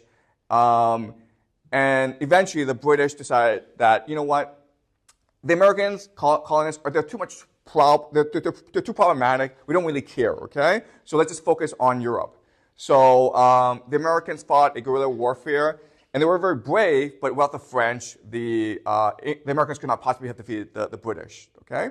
So, but what made George Washington so esteemed in the hearts of the American people is, after this war, he retired, okay? He just went back to his farm and enjoyed his last years in the garden. And that's why Americans worship him, because he's a man who could have become king of America, but instead he chose to grant Americans their freedom and independence, okay? The aide de camp of George Washington, the genius of the American Revolution, is actually Alexander Hamilton. He is really the founder of America. He's really the one who has the vision of where America could go, of what America could be, okay? His name is Alexander Hamilton. And he is in conflict with Jefferson. These two individuals represent two competing strands of America after the War of Independence. For Thomas Jefferson, what's important is to maintain the inalienable individual rights of the individuals. He wants a democracy.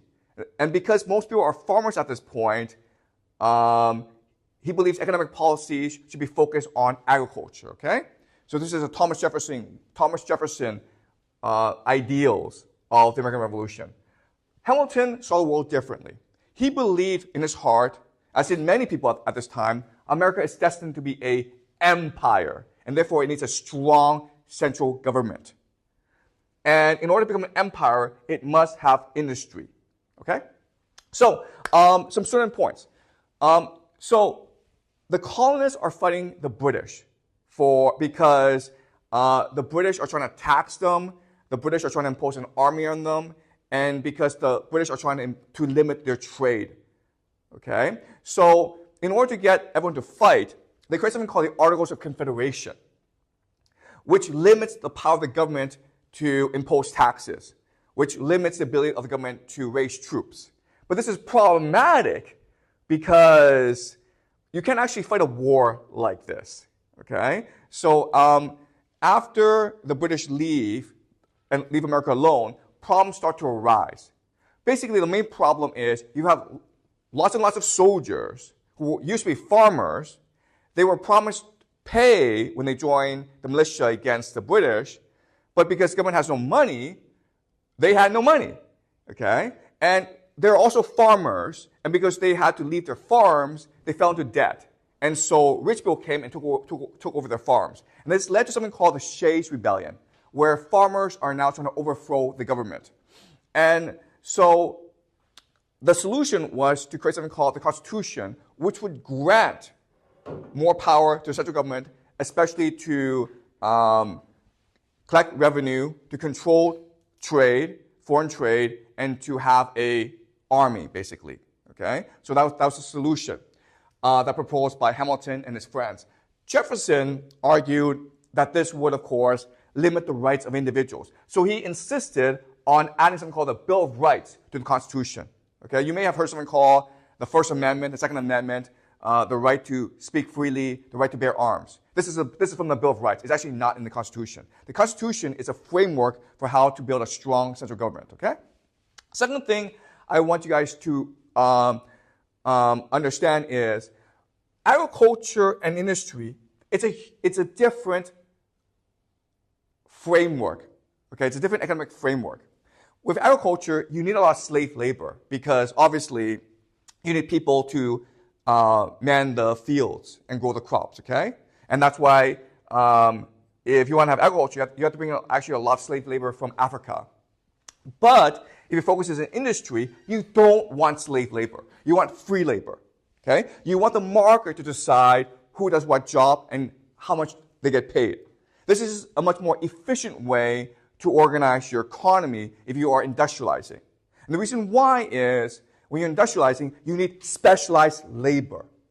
Okay? You need differentiation of skills. And the market is the best mechanism for skills to be differentiated and to be rewarded.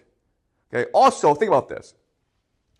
If you got really sick, okay, you need heart surgery, would you rather go to a doctor who's a slave or a doctor who's going to charge you $1 million? Right?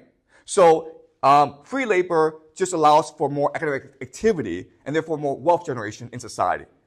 All right? So these are two competing visions of where America should be headed. And of course, this is a contradiction, okay? You can't have slave labor and free labor at the same time. The North implements a policy of free labor. The South maintains policy of slave labor because they are mainly an agricultural society.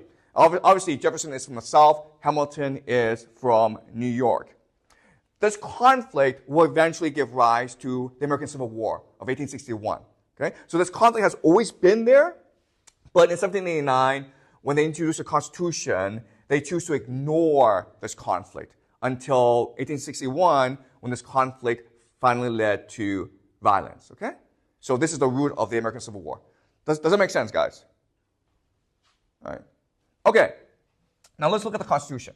The Constitution is meant to be the most perfect form of government ever established. Okay? America is a clean slate. It's a tabula rasa. The Americans can do whatever they want. So they study all the previous Republican, democratic, monarchical, aristocratic systems. And they decide to imitate Montesquieu. Montesquieu was a French thinker who believed in the idea of separation of powers. If you want to create a perfect government, you need to balance the different factions of society using separation of powers. Okay? So the American system is you have 3 different branches of government. You have the president who controls the military as well as foreign policy. Then you have the Congress, which controls the purse, the financing of government. And you have the Supreme Court, which interprets the Constitution, which interprets the highest law of the land. And so, if done properly, what will happen is these 3 branches of government will balance each other out. They're meant to be checks and balances, okay? Each is meant to inhibit the overextension of the other. Okay? So that is the American system of government that is basically stolen from Montesquieu. All right. The other check and balance is the division between federal, Washington, D.C., the state level, the individual states, and the local level. Okay? So the responsibilities of each is defined very clearly. And the idea is that they should also balance each other out. Okay? This contrasts, of course, with the Chinese system where you just have one person in charge, and he has something called the Politburo underneath him. The Politburo then appoints everyone into the government, as well as the army, as well as the provincial and local governments, okay? So it's a very top-down system, whereas the American system is meant to be a balanced system. Okay? Does that make sense? All right.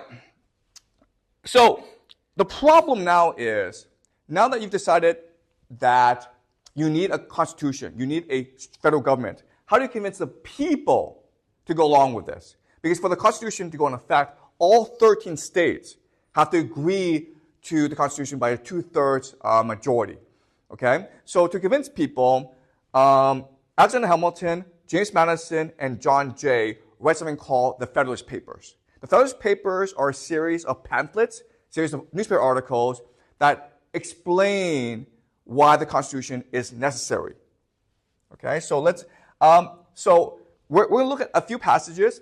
All of them are written by Alexander Hamilton, who is really, again, the genius of the Constitution, the one who is really driving the need for a strong central government in order to facilitate America's imperial ambitions. All right.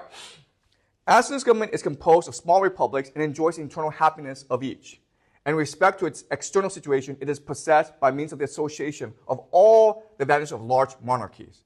Okay? So this idea of a mixed, balanced government where you are trying to take the advantage of all political systems. Within America, it will be a republican system. Okay? And so you will enjoy, within your area, democracy. But at a national level, in relation to other states, it will be a monarchy, where the president represents the nation in discussions and negotiations and conflicts with the other great European nations. Okay? All right.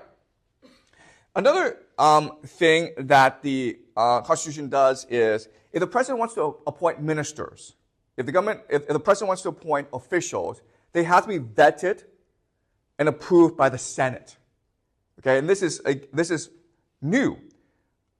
Usually a king can appoint whoever he or she wants.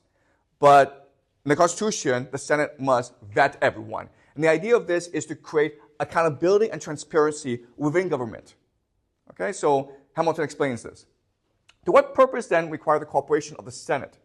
I answer that the necessity of their concurrence would have a powerful, though in general, a silent operation. It would be an excellent check upon a spirit of favoritism in the president and would tend greatly to prevent the appointment of unfit characters from state prejudice, from family connection, from personal attachment, or from a view to popularity.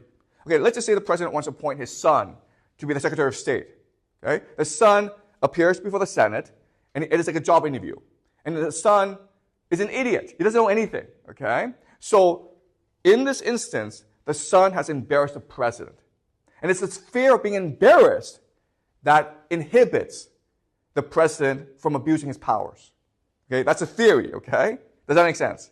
And over the course of American history, it's worked very, very well, okay? The power of public opinion, it's very, very strong. But what's important for us to remember is all this is based on the idea of convention, on norms, on values. As long as people buy into these conventions and norms, the system will work. But if you're someone like Donald Trump, who does not buy into these norms and values, it may be a problem, okay? Okay, so we'll see what happens over the next few years. All right, these judicious reflections contain a lesson of moderation to all the sincere lovers of the Union and ought to put them upon their guard against hazarding anarchy, civil war, a perpetual alienation of the states from each other, and perhaps the military despotism of victorious demagogue. Okay? Let me explain what this means. What this is saying is this. Alexander Hamilton, what he's saying is this. In creating a government, we're not trying to aspire to greatness. We're trying to prevent collapse. This is risk management. We're trying to avoid the risk of government, okay? What's the risk of government? Well, you could have anarchy, where people reject the government. You could have civil war, where the states go to war against each other. You could have a perpetual alienation of the states from each other, division within the government, and then military despotism, where a tyrant arises. Okay? So at the point of the Constitution, it's risk management. It's to prevent America from failing. All right? All right. So after the Constitution, America now embarks on something called manifest destiny. The idea of manifest destiny is it's the will of God for America to conquer and settle the entire Western Hemisphere. Okay? North America, South America, it's all America because that is the will of God. So today Trump is saying how America should annex Canada and as well as Greenland. That's part of manifest destiny. It's not new. All right? All right. This leads to 1823, something called the Monroe Doctrine. So President Monroe, before Congress, he announces that from now on, the Europeans are not allowed to interfere in the Western Hemisphere. The Western Hemisphere is entirely American.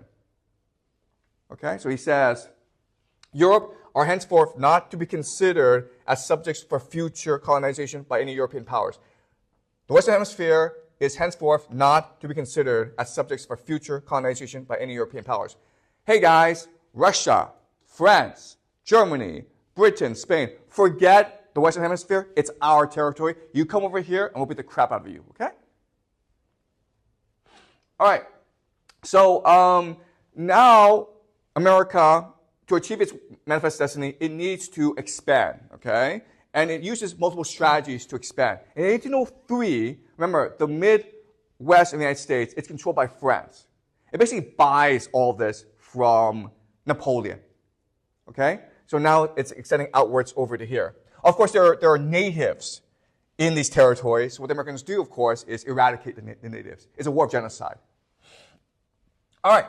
War of 1812 is when America and Canada come into conflict. Again, because of manifest destiny, America sees Canada as part of its territory, but the British don't agree, and this leads to a war of 1812. It's a stalemate, okay? And after a stalemate, basically the British and the Americans agree that Canada will stay a British colony. But again, because of manifest destiny, we can expect America to eventually take over Canada as well as Greenland. 1846, the Mexican-American War. So America fights a war with Mexico and takes over Texas as well as California, okay? Basically, the entire western part of the United States is now incorporated into the new nation. In 1861, we have the Civil War, all right? And I've already explained the causes of the Civil War, right? This conflict between Thomas Jefferson and Hamilton, the two visions for where America is going, will eventually lead us to the American Civil War. You may have learned that the American Civil War was about slavery. It was not about slavery. It was mainly about state rights, okay? It was really about democracy versus empire. In a democracy, the states can do whatever they want. But in an empire, the central government is able to dictate a lot of policy, okay? So eventually this will lead to the Civil War. And of course, the North wins the Civil War because the North is far more industrial, far more wealthier and powerful than the South. And so the Hamilton vision is now achieved, and it will be expanded throughout the Western Hemisphere. There's a problem, though. And the problem is this. So at this time, of course, Abraham Lincoln is president of the United States, and he's considered the greatest president in American history for a reason. The reason is this. The Civil War was the deadliest war in American history, okay? Let's look at this. Over 600,000 people died in the American Civil War, which took about 4 years. Only 400,000 died in World War II, right? The problem is this. In 1861, the population of America at this time was 30 million people. World War II, the population was 130 million. So this was by far the deadliest war in American history. Brothers were killing brothers.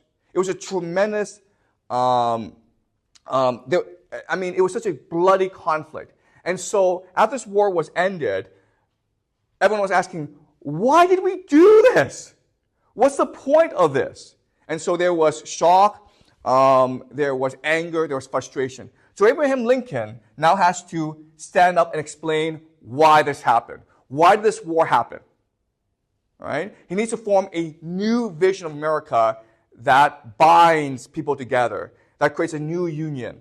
Okay? So he presents this new vision in something called the Gettysburg Address, which is considered the greatest speech in American history. Okay, this is 1863. The Battle of Gettysburg was one of the bloodiest battles in the American Civil War. We're going to read all of it, okay? It's because it's a very short speech and it's very powerful. 7 years ago, our fathers brought forth on this continent a new nation, conceived in liberty and dedicated to the proposition that all men are created equal. All right. So the War of Independence, it was not a war to seek independence from Britain. It was a revolution in human affairs. It was about bringing liberty to the world. Okay? It was about creating a new civilization.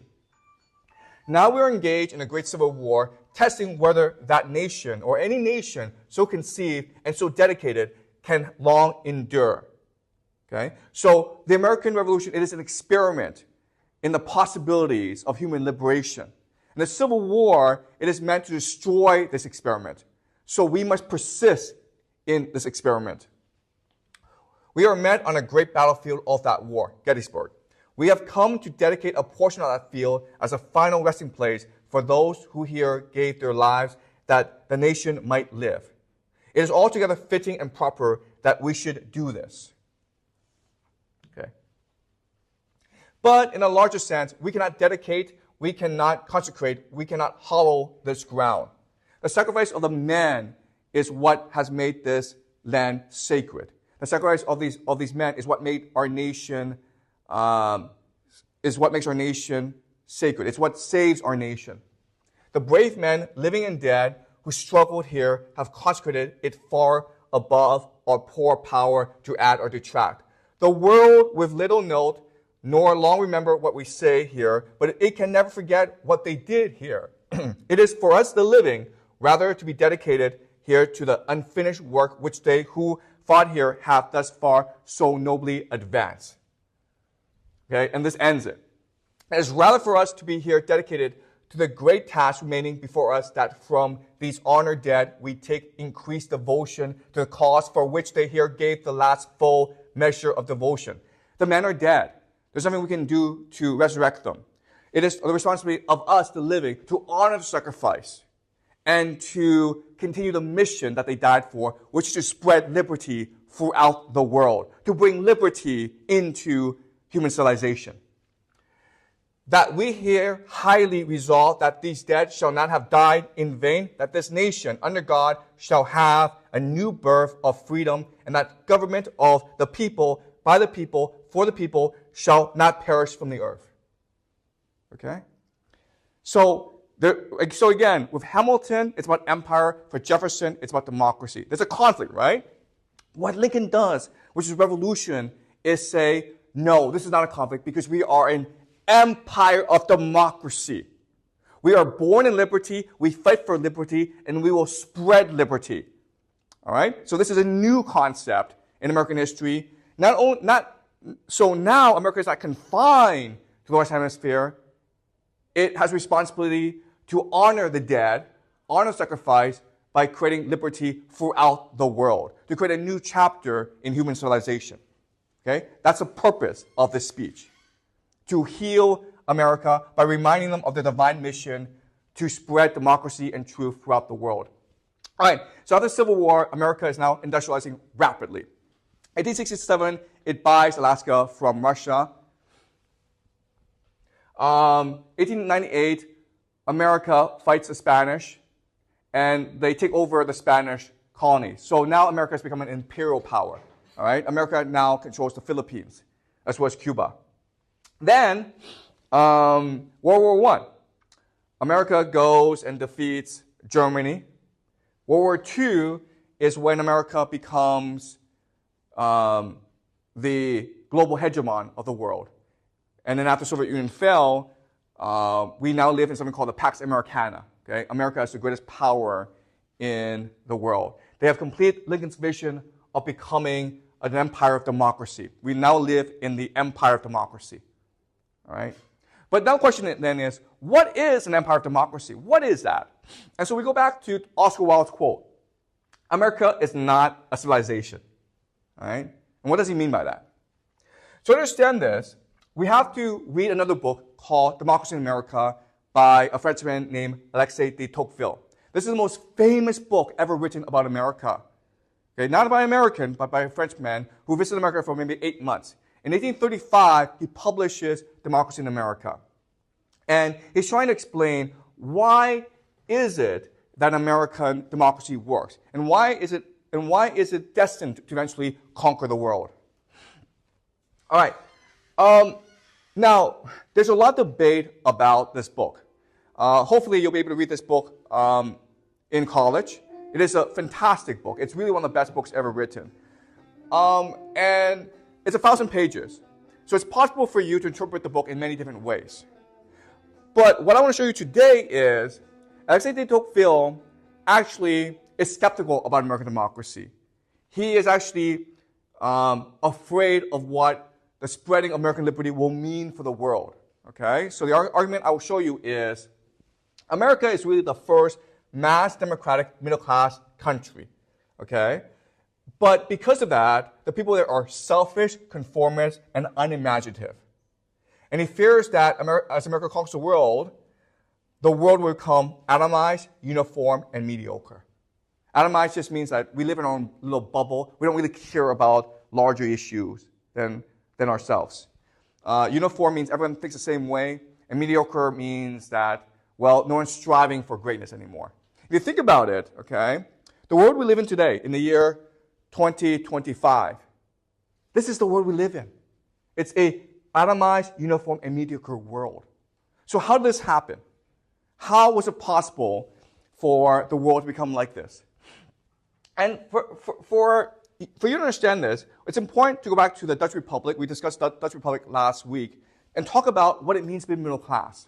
Now, as I said last week, the middle class is distinct because it creates anxiety, uncertainty, and competition within the lives of individuals. Okay? The anxiety comes from the fact that your situation is never stable. You can be rich tomorrow, but you can be poor the next day. This is different from history where if you're born poor, you stay poor. If you're a noble person, you could have no money, but your status stays with you. Okay? And it passes on to your children and your grandchildren. Okay? So there's a certainty in that world.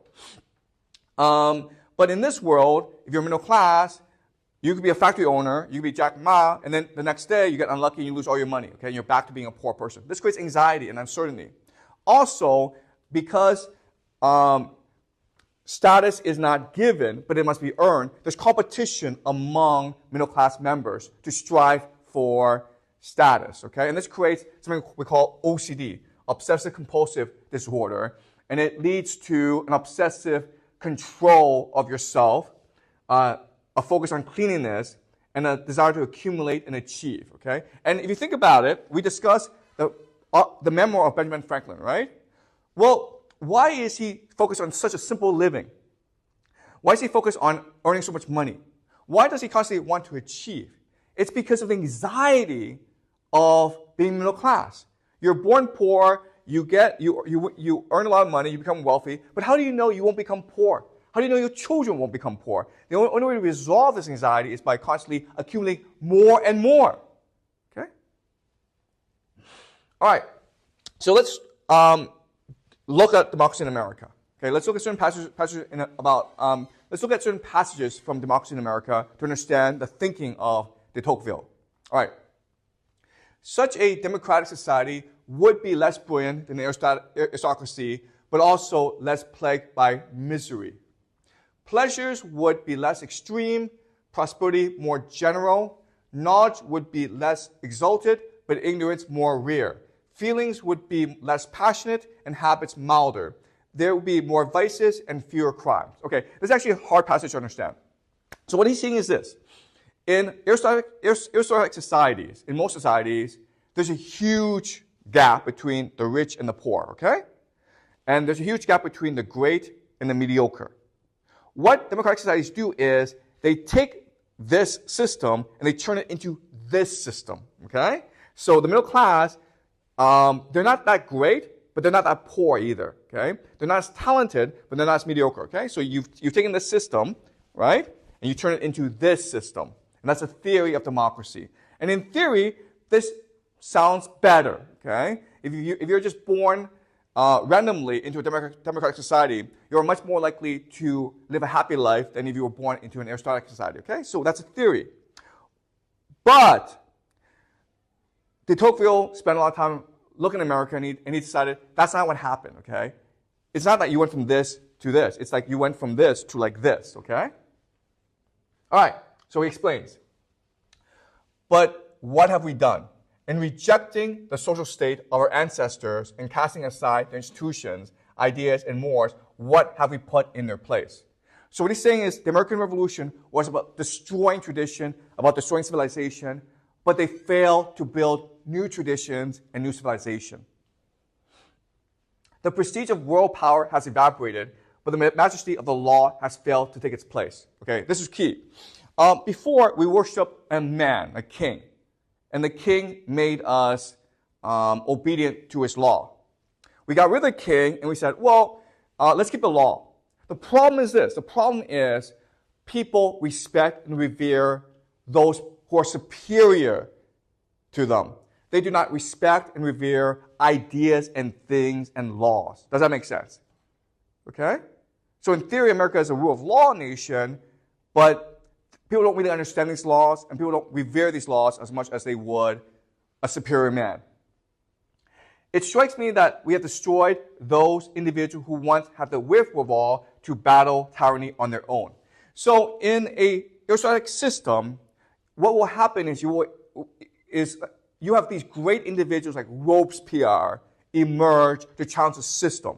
And he feels, and he's supported by others because others see the injustice of the system.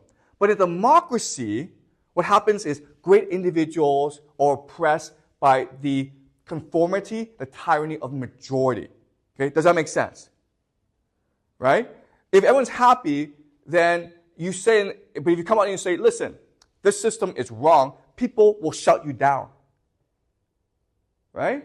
In an aristocracy, everyone knows what's unjust. So if you come out and you speak what's unjust, people will follow you. But in a democracy, in a middle-class society, which is conformist, you're not allowed to question popular opinion. And therefore, no great man can arise. If you think about it, in American history, there aren't that many great individuals. Okay? It's a great country. It's very wealthy.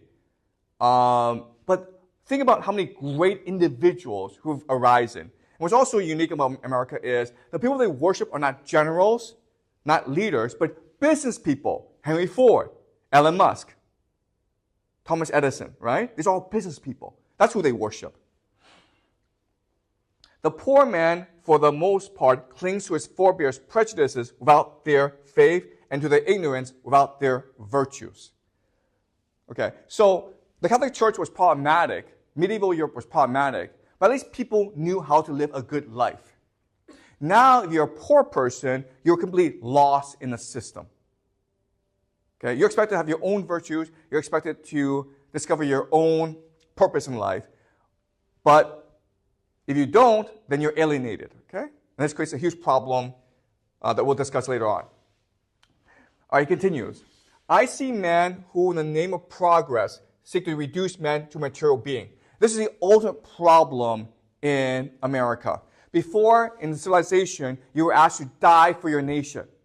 Now, you're asked to go make money and buy things. Okay? Materialism. They look for what is useful without concern for what is just. They seek science removed from faith and prosperity apart from virtue. Having styled themselves champions of modern civilization, they have arrogantly placed themselves at its head, usurping a position abandoned by others which they are quite unworthy of occupying themselves. Okay, so in this system, the worst rise to power. The best are trampled down by conformity. All right? All right, he continues. I'm trying to imagine what new features despotism might have in today's world. I see an innumerable host of men, all alike and equal, endlessly hastening after petty and vulgar pleasures with which they fill their souls. Over these men stand an immense tutelary power which assumes sole responsibility for securing their pleasures and watching over their fate.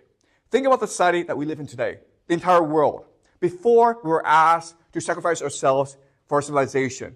Before we were asked to be great, to work together. Now we're asked to just buy things. Buying things will make us happy. And it's the responsibility of the government to ensure we can buy things. Okay? That's the world we live in today.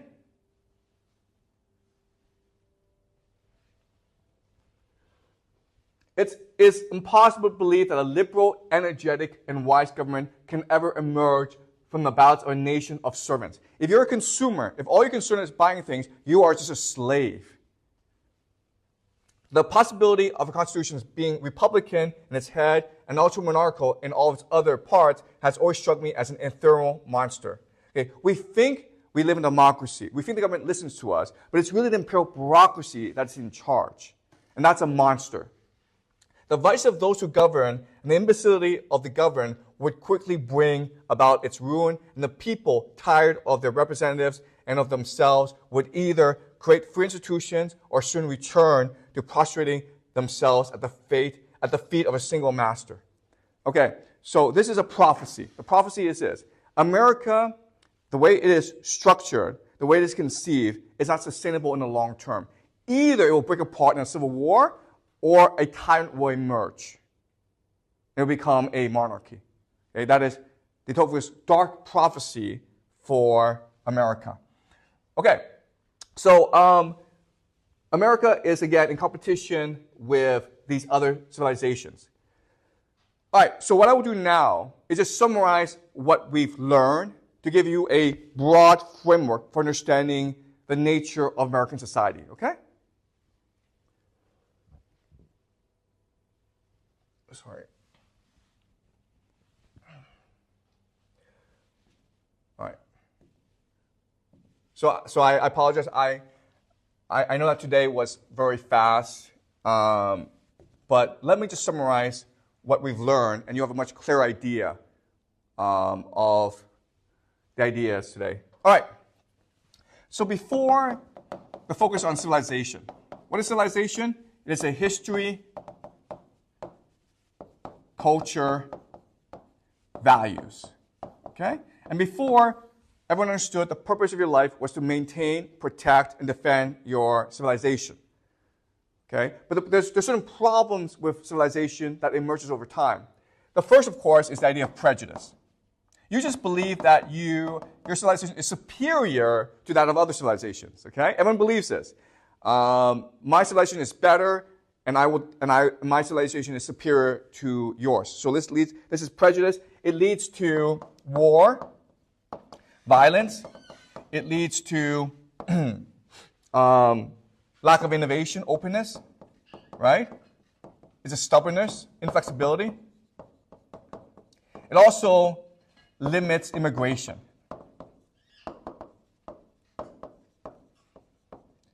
Okay? Does that make sense? Okay? This is the nature of civilization throughout most of human history. Now, this is a problem for America. Why? Because as I mentioned, America was founded by immigrants. Right? It's also pretty diverse. Diversity, openness. And so these are the three characteristics of America. It's a very diverse place with different religions, different cultures. It's always trying to welcome immigrants in order to build up its nation and wealth. And it has to be open because it needs to steal ideas from Europe, basically. All right? So now you have a problem. Right? Civilization cannot solve these problems. So what do you do in order to create a society? What you do is, rather than build a civilization, you create a game. Okay? In many ways, America is an anti-civilization. It's trying to remedy the failings and weaknesses of civilizations in the past. It's decided, we're going to create a game, guys. Okay? That's the idea of the U.S. Constitution. What's the game? The game is this. First of all, we need to have game masters.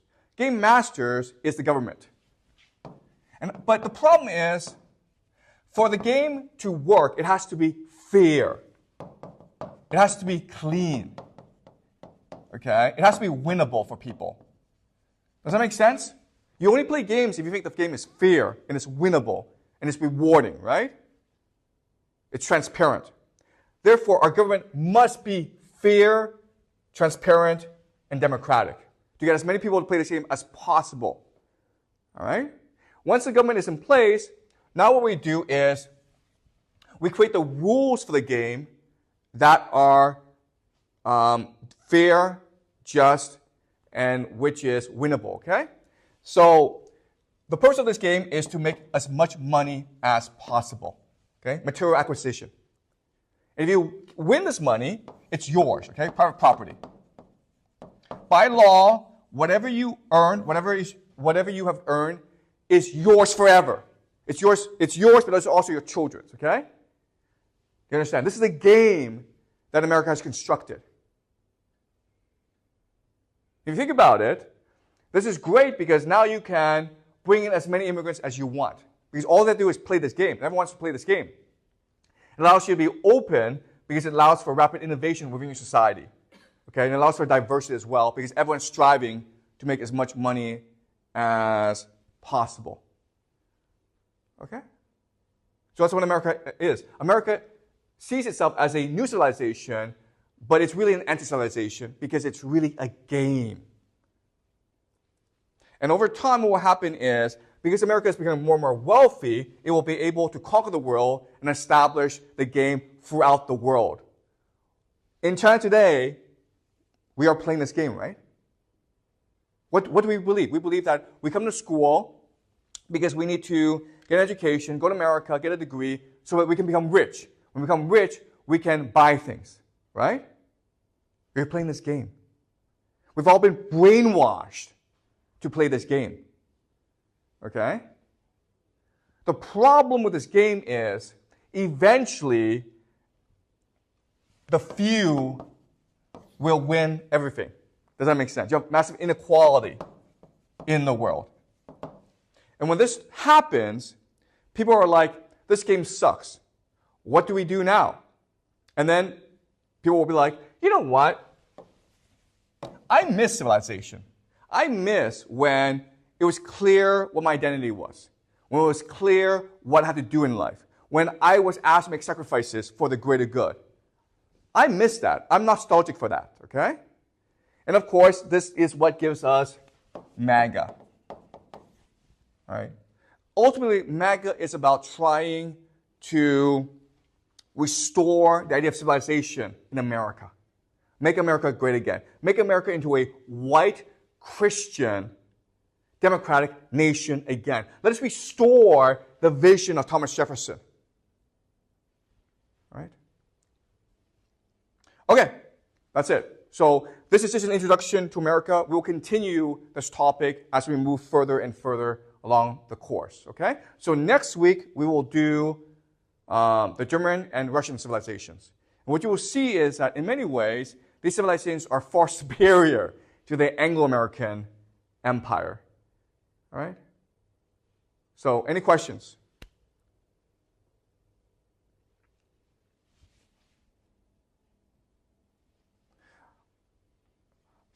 Okay. Okay, it's good morning. Today we're doing the Russian Empire. And to review, we've done America and Britain so far, and we've discussed the civilization. Today we'll do Russia, and then on Thursday we'll start Germany. Let's simplify the differences between these three great modern civilizations that are struggling for world domination even today. So as we discussed last week, the defining characteristics of the Anglo-American civilization is their belief in utilitarianism, okay? They want to know what is practical, what works. Their idea of Christianity is the supreme God is a force that elects. And what this means is that not everyone will go to heaven. Only a minority will go to heaven. And this minority are those who have proven themselves the most worthy, okay? Now, last idea of the Anglo-American civilization is that the meaning of life is the pursuit of life, liberty, and happiness. Essentially, the pursuit of wealth. Okay, so these are the characteristics of the Anglo-American civilization. On Thursday, we'll start the German civilization. And what you will see is that the Germans are very different. They are not utilitarians. They are very idealistic, very romantic.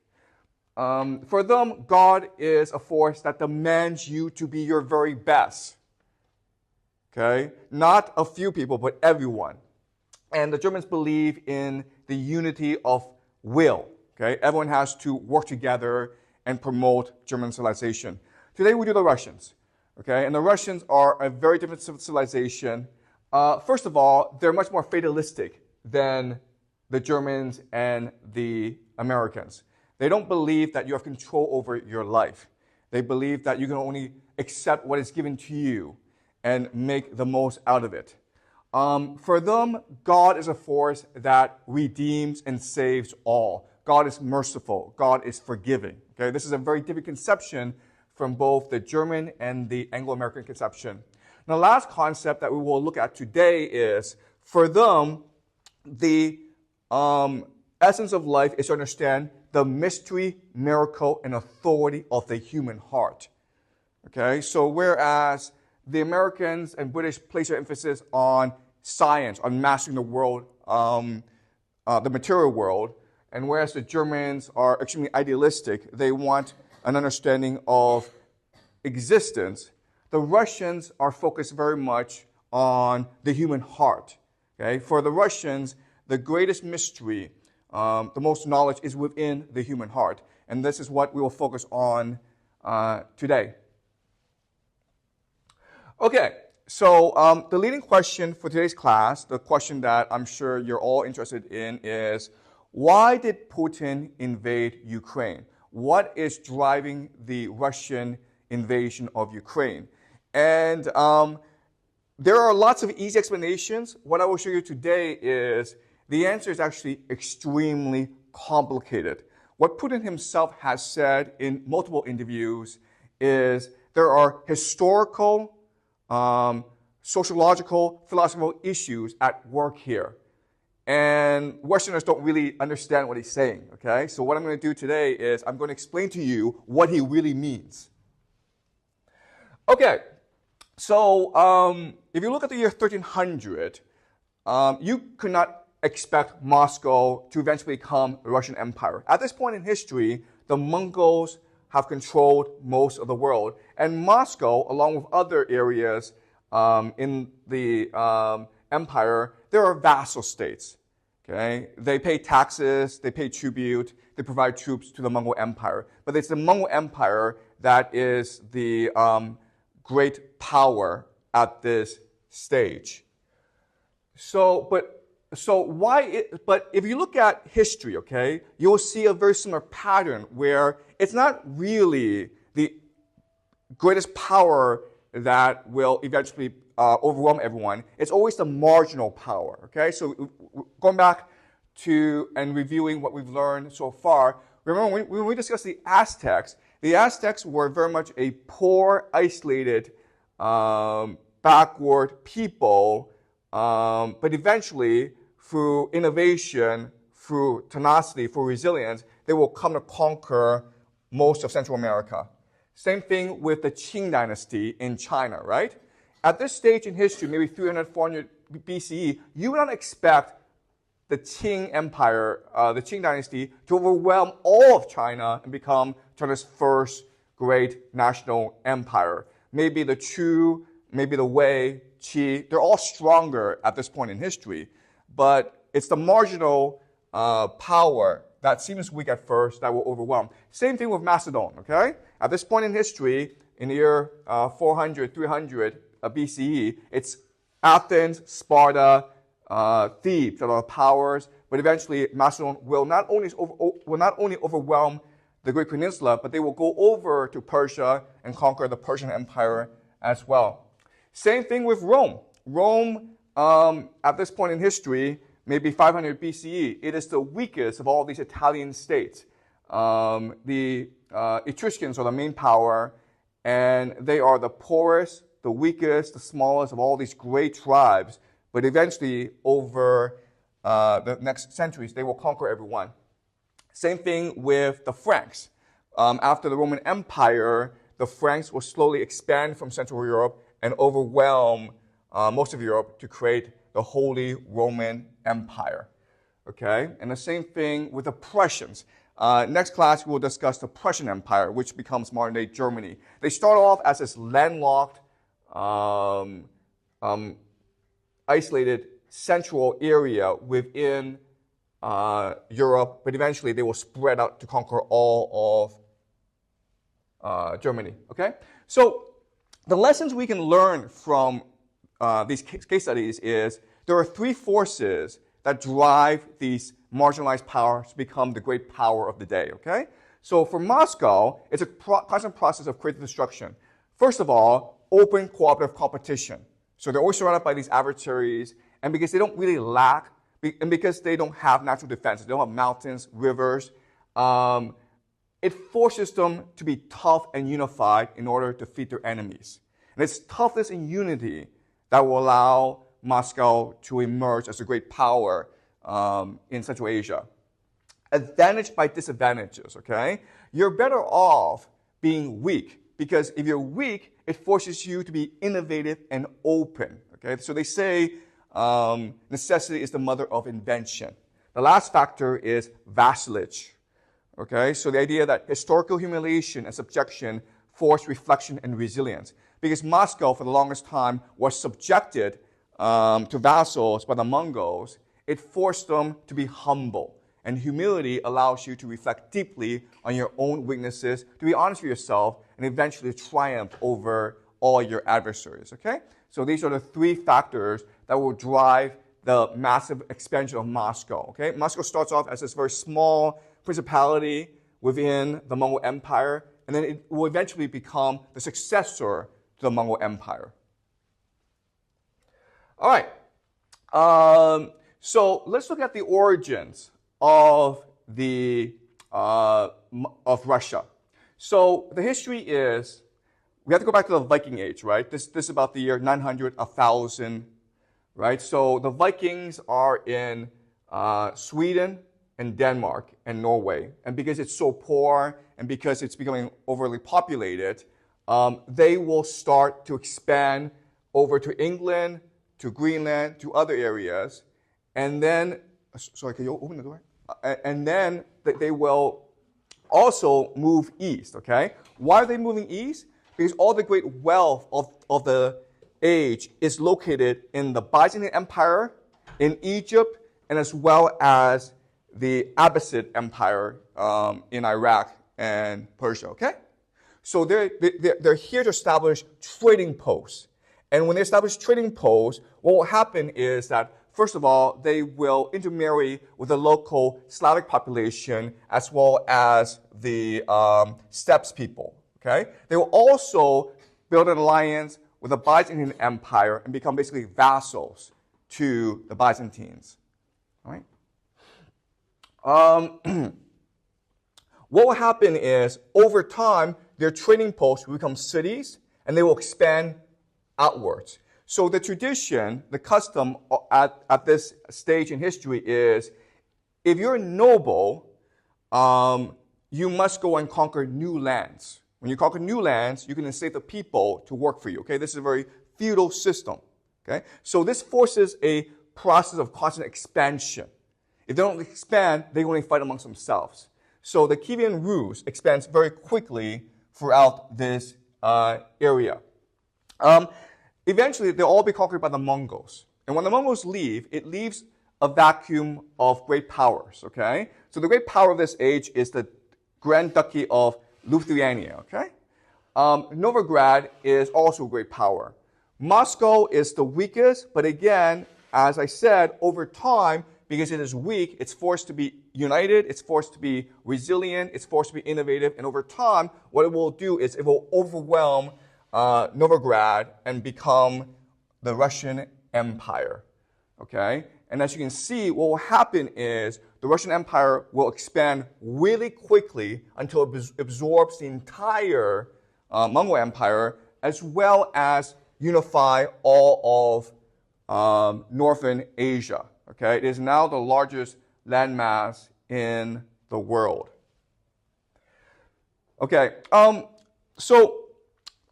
the thing to understand about the Russians is that even though it's a very large country, most of it is not able to be cultivated, okay? So that it has very low population. Most of the wealth is located in over here, okay? This is basically Ukraine. This is what's driving the invasion, because historically, most of the wealth in Russia has been located in the Ukraine area. Okay? If you go over here, it's basically just forests and mountains. So why are they moving eastwards when there's very little resources here? The answer is fur. Okay, fur. Fur is a very valuable commodity. They go and they trade fur for a living. Okay, some of the great stars of Russian history is Ivan the Great. His son is Ivan the Terrible, who will expand Russia greatly, okay? The thing to understand about Russian expansion is it's really not driven by state policy. It's really driven by oppression and misery. And what this means is that because Russia is essentially a feudal state, the only way to build a better life is if you escape eastwards and you basically ethnically cleanse that area and build a new settlement, okay? So that's what's driving this. And what will happen is as these people move further eastwards, the state will follow them in order to collect taxes, okay? And sometimes the state will intervene in order to protect these people from their adversaries in the local areas. But it's a very brutal process that takes centuries. And the Russians win out because there's more of them, and also because they have muskets, and the local people do not have muskets. Okay, so as you can see, the expansion is very rapid, only approximately about 300 years. And as I mentioned, it is an extremely brutal process. Okay, so these are paintings of the brutality involved in this eastward expansion. It involves ethnic cleansing. It involves enslaving people. Okay?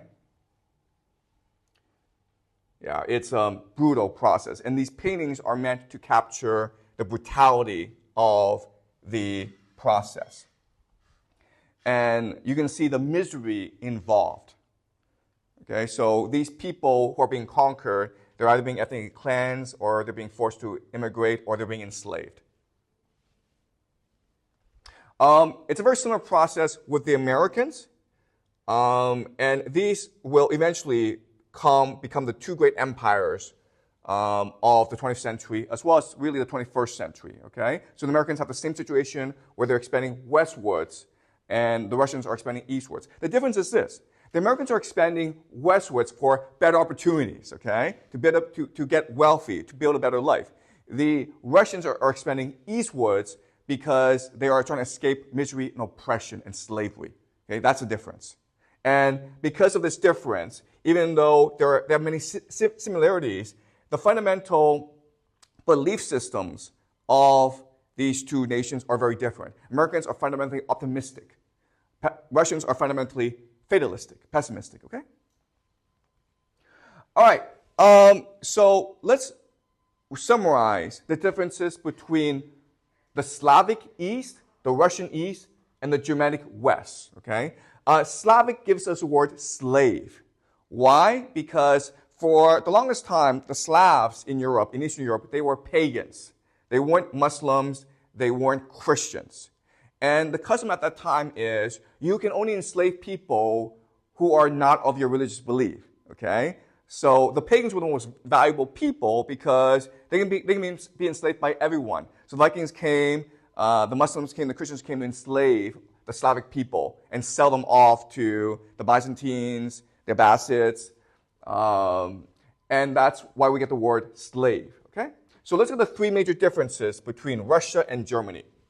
The first major difference is that the Russians believe they are heirs to the Byzantine Empire, which is a very top-down, centralized bureaucracy, and this is something we discussed before. The Germans believe they are heirs to the Holy Roman Empire, which is a confederation.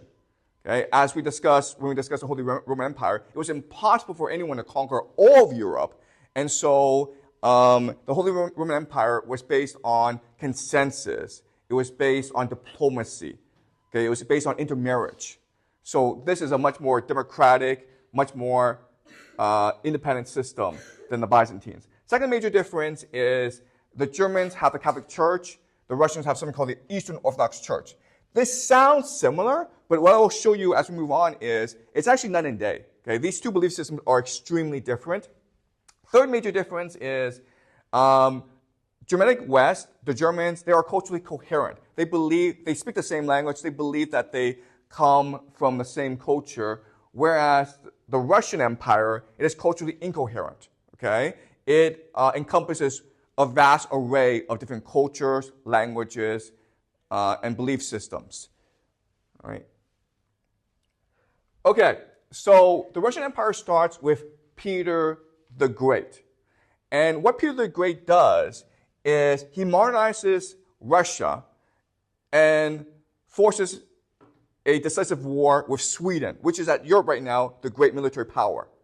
Okay, so for most of Russian history, the European powers didn't really take Russia seriously. And they just thought that the Russians are part of Asia, they're really not part of Europe.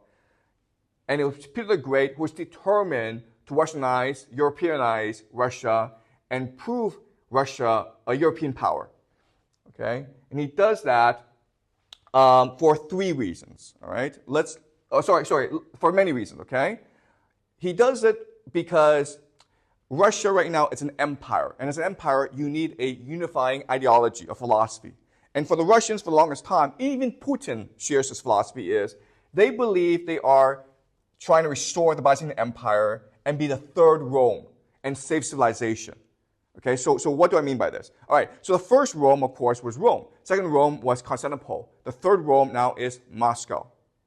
And not only that, but they believe they are the true heir to the Christian tradition. All these other Christian religions out there, Catholic, Protestant, they are corrupt forms. It's the Orthodox Church that is the true heir to the Roman Christianity. All right? Quest for military supremacy means that right now at this stage in history, all the great militaries are in Europe. Okay? So Russia basically needs to imitate the Europeans. So what Russia does is it imports a lot actually German soldiers and mercenaries to learn German military technique. Quest for absolute power means that all these Tsars, Peter the Great, Catherine the Great, they're interested in centralizing authority. They want to remove this feudal system and centralize power all in their hands. Okay? Dilution of authority of church and nobility. So in Europe, the Catholic Church is above the kings. Okay? So Peter the Great wants to subject the church to his authority as well as the nobility. Right now, the great threat, the great rival to the Russians is the Ottoman Empire. Okay? And last is the contempt of Asia. Okay? So even though the Mongols probably influenced the Russians much more than the Vikings, the Russians believe the Vikings are their true ancestors, not the Mongols. They try to like erase the Mongols from their own history. They're kind of ashamed of it. Okay, so again, as I mentioned, at this time in Europe, about the year 1700, Sweden is the great military power of the age. And Peter the Great and Charles the 12th of Sweden, they get into this major conflict. And Peter the Great is not that great, okay? He has a lot of issues. But Charles II is a complete disaster. And the reason why is he's a young man, he's only about 27 when he invades Russia, who fancies himself as Alexander the Great. Okay? And as we discussed, Alexander the Great was very problematic because he was very tyrannical and also because he believed he was invincible. So Charles the Great decides to go invade Russia. And this is a disaster. Why? Because Peter the Great will use something called a scorched earth policy. Basically, he knows that he cannot on the battlefield defeat the Swedes. So what the Russians do is they retreat and burn down all the fields. So the army cannot feed itself. Okay, this is called scorched earth. And this is important because this is how the Russians will defeat Napoleon in 1812. And this is important because this is how the Russians will defeat the Germans in World War II. Okay, so this is a very familiar pattern in history. As I mentioned, the great enemy of Russia at this time are the Ottomans. Okay, and so the Russians and the Ottomans will clash over the Crimea. Okay, the Crimea, and this will lead to something called the Crimean War in 1854. Okay, so Peter the Great, again, he wins because Charles II makes disastrous military decisions during this war. But this begins the Russian Empire. Okay? For the first time, Russia is now considered a great European power because it's defeated the great military power of Europe, Sweden. Okay, so these are paintings celebrating the great Russian victory over the Swedes. So after this victory, Russia will expand very greatly. And then after the Peter the Great, the next great Westernizer of the Russian Empire is Catherine the Great. What's important first to remember about Catherine the Great is she's actually not Russian. She's actually German. She was born in Prussia, and she married into the Russian noble family. It was very common at this stage for the European powers to intermarry with each other. And most of the Russian nobility, a lot of them actually have German blood. And they actually spoke French at home. Okay, so this Westernization created a process where the nobility now is very European. They speak French, they have German ancestry, and the peasants are Slavic. Okay, and so this creates a massive divide in Russia. Catherine the Great will extend Russia greatly, as you can see from this map.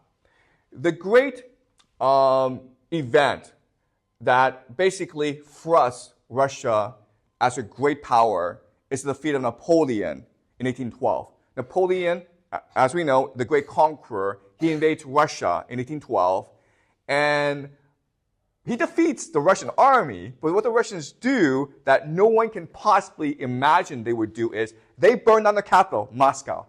Okay? Moscow is their cultural capital. It is the heart and soul of the Russian Empire. And they burn it down to starve Napoleon's army. And the Europeans thought this was an incredible act of barbarism. Okay? But for the Russians, they believed it was an incredible act of self-sacrifice that saved the Russian Empire. In fact, the great Russian composer, he wrote a symphony dedicated to celebrating the victory over Napoleon, called the 1812 Overture. Have you guys heard the overture? All right, let me play it for you, okay?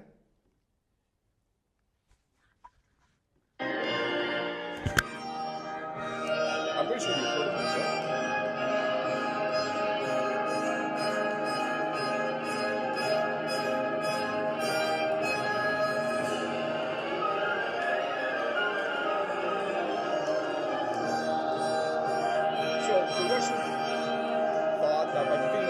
By making the sacrifice, they not only saved Russia, but they saved all of Europe. They saved Western civilization, basically.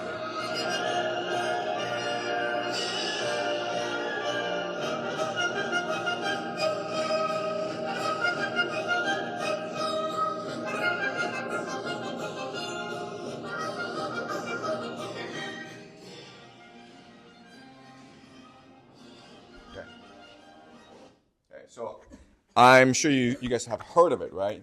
Okay, but this is to celebrate the defeat of Napoleon by Tchaikovsky. Okay, after the defeat of Napoleon, though, the Europeans take notice of Russia, especially Britain. Remember, Britain is this great naval power that is dedicated to a divide and conquer policy of Europe. They basically gang up against whoever is the growing power in Europe. So as Russia is growing, the British encouraged the Ottomans and the French to unite against Russia to prevent Russian expansion into the Ottoman Empire. Eventually, the Russians will defeat the Ottoman Empire, but the Crimean War is a major setback for the Russians. And this creates something called the Great Game, where the Russians are now being helmed in by the British. Okay, so the British and the Russians will now fight for supremacy over Central Asia.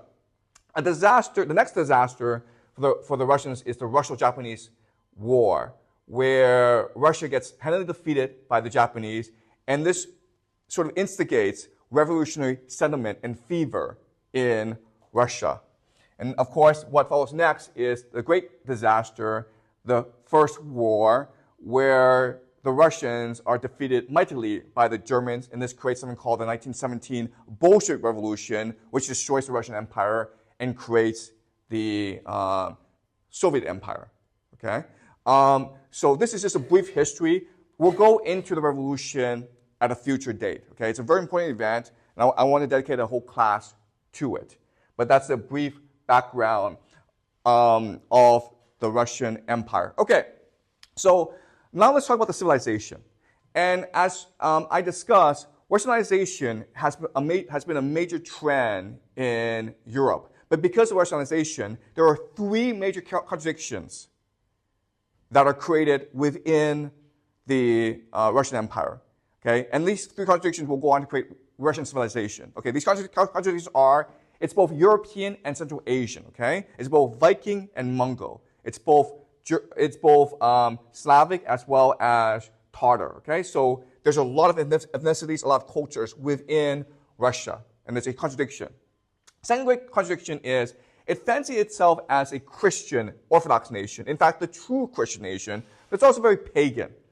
Remember, there's this massive eastward expansion. In the process, there's a lot of war. There's a lot of violence, okay? It's very pagan. And the peasantry, even to this day, maintain a lot of pagan rituals, a lot of pagan beliefs. And the third great contradiction is between Enlightenment and Empire. So Catherine the Great, who was Prussian, she tried to saw herself as an enlightened monarch. She was best friends with Voltaire. They never met, but they were pen pals. And she saw herself as an enlightened despot who was trying to bring reason and justice and goodness to Russia. Okay, but at the same time, it's an empire, and it's a brutal empire that, and the Russians engage in a lot of barbarism. Okay, so this is also a massive contradiction. And so, if you study Russian civilization, okay, it is unique because of these three major contradictions. So let me show you how they influence Russian arts and literature. Okay, let's look at some of the major Russian cultural figures. And there are too many to name. Okay, there's just a lot of them. But I'll just go through the most famous. This is Alexander Pushkin, who is considered the Shakespeare of Russia. He's the great innovator of Russian language. He basically modernizes the language. And he's a poet and a very romantic figure in Russia. He's basically the national poet of Russia. Something really interesting about him is his grandfather was an African general, okay, who became a noble in Russia. So he's about 1/8 black, and he's very proud of it. And so what's important for us to remember is, again, for most of human history, race was not a concept. Okay? People didn't really care what race you were. Okay? This is Anton Chekhov, who is considered the greatest short story writer in human history. Okay? Music. Russian music is extremely. Russian music is it's beautiful. Okay? I'll play you some clips of Russian music. Okay? This is Glenka, who is a very famous composer. The most famous composer, of course, is Peter Tchaikovsky. Okay? And he is famous for 3 ballets that are still performed today. The Nutcracker, which is performed Christmas. This is his most famous, Swan Lake. Okay? So let's hear some music from Swan Lake, just so you can appreciate the beauty and the depth of Russian music.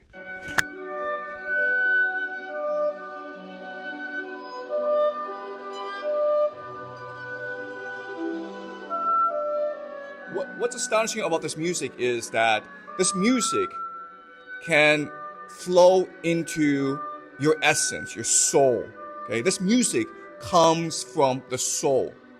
And to create music this beautiful, your soul must suffer. Okay, your soul must engage in misery, pain, and suffering in order to create such beauty.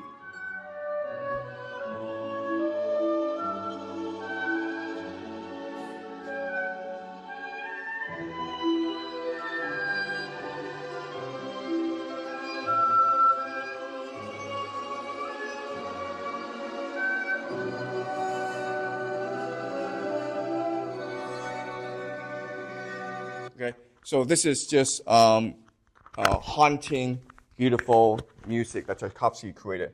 Okay, Sleeping Beauty is also a really famous play by Tchaikovsky. Igor Stravinsky is considered the first great modern composer, and he composed something called The Rites of Spring. Okay, this is 1913. It was first performed in Paris. It was so revolutionary that it caused a riot within the music hall. This ballet, what it tries to do is it tries to fuse the pagan tradition into modernity. Okay, I'm going to play some excerpts from The Rites of Spring, and you can see how revolutionary this music is. And what I want you to notice is this music encapsulates the contradictions within Russian civilization, between the pagan and the Christian.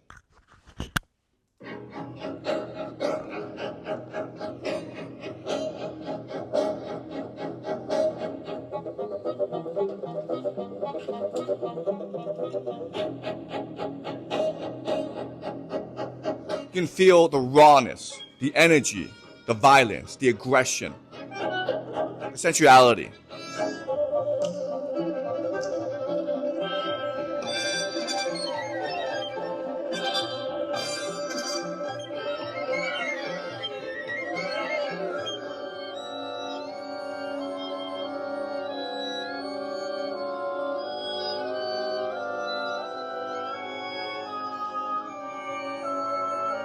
Okay, so this musical, this ballet, it's about the rites of spring. So it goes back to a Slavic tradition where they celebrate the mother goddess. And it's spring, so they, to celebrate this transition, perform games and have festivals. And what ends the festivities is the sacrifice of a maiden. Okay, she will dance until she dies. And when she dances to her death, her heart will explode. Okay? And this symbolizes how the mother goddess gives life to the world by by dancing and basically pouring out her blood into the world in order for plants, for the seasons to change. And then her heart will explode. And in this world, what's important for us to understand is it's all interconnected, and it must be balanced out and harmonized. So if the mother goddess sacrifices herself in order for there to be life, then the maiden must sacrifice herself to thank the mother goddess. Okay? All right. So now let's move on to Russian literature. In Russian civilization, there are two great prophets. They are Leo Tolstoy and Fyodor Dostoevsky.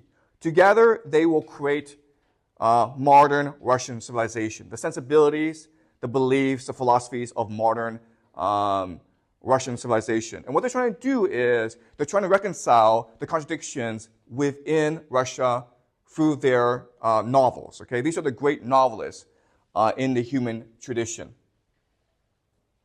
All right, so Tolstoy's most famous novel is Anna Karenina, which is considered also the greatest work of literature, the greatest novel ever written.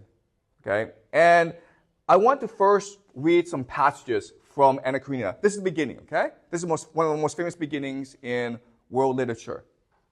Happy families are all alike every unhappy family is unhappy in its own way. Everything was confusion in the Oblonsky's house. The wife had discovered that the husband was carrying on an intrigue with a French girl. Okay? So what Tolstoy is telling us from the first couple paragraphs is Westernization, Europeanization, it is a process of corrupting the Russian soul. Okay? The idea that you bring in a French girl and the husband's going to sleep with her. It's corruption. Okay? Now, this is important because the Oblonsky, the husband, they are now engaged in a divorce. And Anna Karenina will come from St. Petersburg to try to reconcile husband and wife. And Anna Karenina herself will commit adultery. She'll fall in love with a man named Vronsky. They'll have a very passionate affair. And this passionate affair will destroy both Vronsky and Anna Karenina. Anna Karenina has a husband and a child back at St. Petersburg. She asks for divorce. The husband won't give it to her. And then she slowly falls into depression. And then she commits to killing herself, okay? So let's look at the monologue that she has within herself before she decides to kill herself, okay? So she's trying to explain why she's unhappy. My love keeps growing more passionate and egoistic, okay, selfish, while his is waning, and that's why we're drifting apart. So they've been together for a long time, but she feels that Vronsky is no longer as passionate as he used to be, while she is becoming more passionate. And there's no help for it. He is everything for me, and I want him more and more to give himself up to me entirely. He wants more and more to get away from me. We walk to meet each other up to the time of our love, and then we have been irresistibly driven in different directions. And there's no altering that. He tells me I'm insanely jealous, and I have told myself that I am insanely jealous, but it's not true. I'm not jealous, but I'm jealous, I'm not jealous, but I'm unsatisfied, okay? This is the most important word, unsatisfied.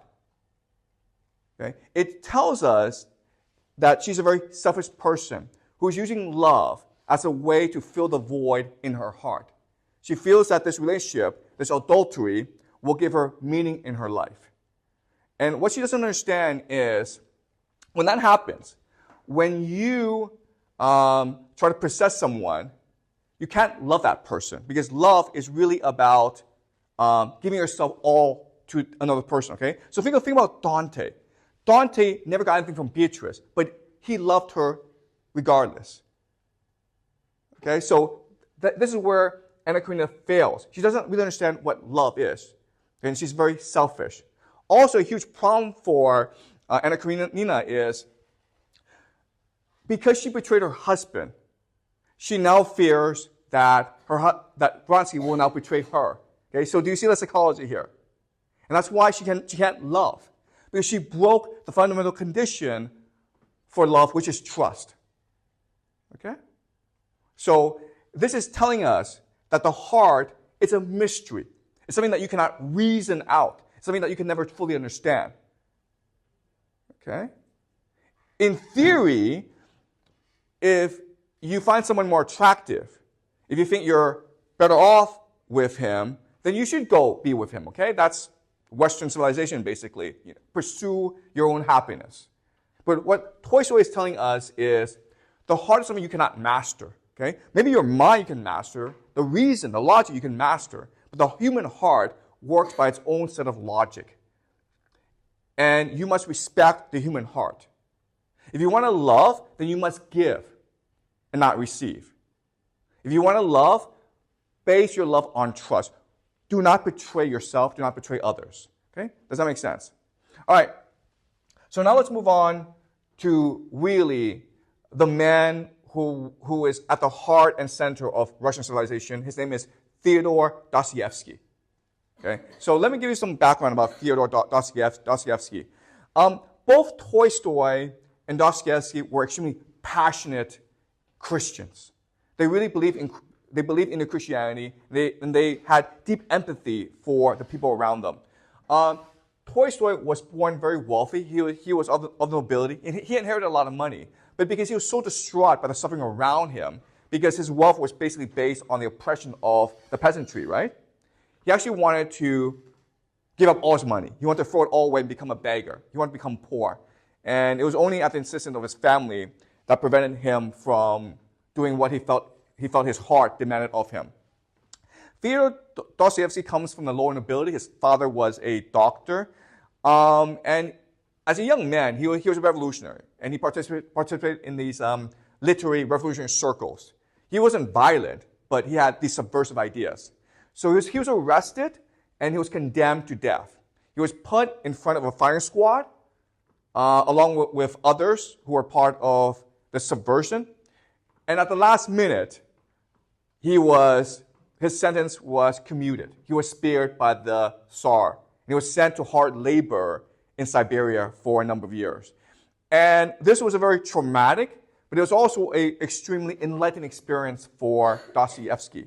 It made him think very deeply about the meaning of life. Okay, so he writes something called Crime and Punishment, which is really the great novel of Russian civilization. It has to do with a man, Raskolnikov, who he's young, he's brilliant, he's a university student, but he's poor. And he decides that in order to escape his circumstance, in order to control his fate, he's going to murder a woman, a pawnbroker, who has a lot of money. No one likes her, no one will miss her. And then he will take her money and then build a new life for himself. Okay? And this will become the basis for his greatness. And he reasons out that, you know what, as a great individual, as a genius, I'm going to contribute so much to humanity. So if I kill an old woman no one likes, it won't really matter, okay? So he's been thinking about this for like a long time, and he's got it all reasoned out. And what Crime and Punishment will show us is reason is nothing. It doesn't really matter. What matters is the heart, okay? All right, so first I want to talk about Dostoevsky's understanding of God, okay, which is the Russian understanding of God. So at a bar at the beginning of the novel, Raskolnikov meets a middle-aged man who's a drunk. Okay, he's an alcoholic named Marmeladov. Okay, Marmeladov, and Marmeladov is an extremely pitiful man because what he's done is he's like a middle-aged bureaucrat. And he's been poor, and he marries a poor widow as well. And they have like 4 children to feed. So the widow decides to prostitute Marmeladov's daughter, Sonia, to make money. Okay? And then Marmeladov, in a fit of tremendous regret, he goes and finds a job. And this seems like it's going to resolve all problems with the family, right? But he does something that no one really can predict or expect. He decides to steal all the money within the household, quit his job, and get drunk every day. Okay? And you hear this, and you're like, that makes no sense. But again, that's the beauty of Russian literature. It's focused on what drives us psychologically. It's not about what's reasonable, what is logical. It's really about what we do in these circumstances, okay? And so Marmeladov, he's driven to despair because he feels he sacrificed his daughter, okay? He hates the fact that his daughter has become a prostitute, and he cannot allow himself and his family to live happily ever after now that his daughter is a prostitute. And that's why he decides to become an alcoholic. And then they talk about God, okay? They talk about God and what the nature of God is. And this is very important for us to understand Orthodox Christianity. He says to Raskolnikov, "Why am I to be pitied, you say? Yes, there's nothing to pity me for. I ought to be crucified on a cross, not pitied. Crucify me, oh, judge me, crucify me, but pity me. And then I will go of myself to be crucified, for it is not merrymaking I seek, but tears and tribulation. Do you suppose, you that sell, that this pen of yours has been sweet to me? It was tribulation I sought at the bottom of it, tears and tribulation, and I found it, and I have tasted it. But he will pity us, who has had pity on all men, who has understood all men and all things. He is the one, he too is the judge. He will come in that day, and he will ask, where's the daughter who gave herself for her cross? consumptive stepmother, and for the little children of another? Where's the daughter who had pity upon the filthy drunkard, her earthly father, undismayed by his beastliness? And he will say, come to me, I have already forgiven thee once, I have forgiven thee once, thy sins which are many are forgiven thee, for thou hast loved much. And he will forgive my Sonia, he will forgive, I know it. I felt it in my heart when I was with her just now. He will judge and he will forgive all the good and the evil, the wise and the meek. Okay? So this God that the Orthodox Christians celebrate, it's a forgiving God. It's a merciful God. It is a knowledgeable God, a wise God. Why? Because we humans cannot be trusted to be wise. We humans we suffer the mysteries of the heart. We do not know ourselves. We do not know our nature. And therefore, we are bound to suffer. And God understands this, and that's why God will ultimately redeem us all when the time is appropriate. Okay, so it's fatalistic, but at the same time, it's also optimistic. Okay, so let us summarize what the differences are between the Protestant, Catholic, and Orthodox religions. Okay, and again, these are different branches of Christianity, and they seem similar, but in reality, they are extremely different. Okay, so the Protestants believe that we choose to sin. We have free will. The Catholics don't believe in free will. They say we are born in sin. And the Orthodox are fatalistic. They believe we are born to sin. We cannot control our own nature. Okay, that's the first major difference. Second major difference is only a few will be saved and redeemed. Okay, the Protestant is a very unforgiving religion. Only if you work hard and become very wealthy will you be saved. The Catholics believe that no, everyone can be saved and redeemed. And the Orthodox believe we are beyond salvation and redemption. The human heart is so dark, so mysterious, that we are beyond salvation and redemption. And that is why God is great, because only God can save and redeem us, even though we are beyond salvation and redemption. Okay? The third major difference is the Protestants believe that our faith in God will save and redeem us. The Catholics believe obedience to God, obedience to the church is what will save and redeem us, whereas the Orthodox believe that only God can forgive us. And if God forgives us, we can't really control.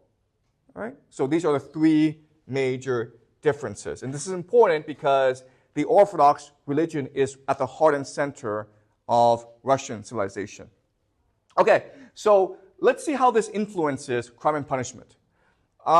So this is a very important passage in crime and punishment. And we'll be discussing this a lot as we move on, okay?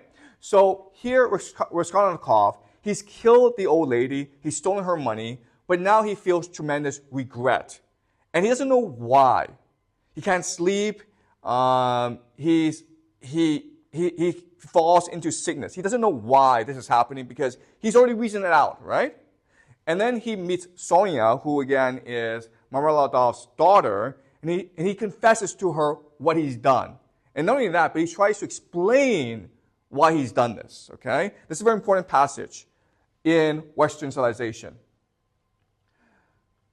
I saw, Sonia, that if one waits for everyone to get wiser, it will take too long. So he's basically given up on humanity.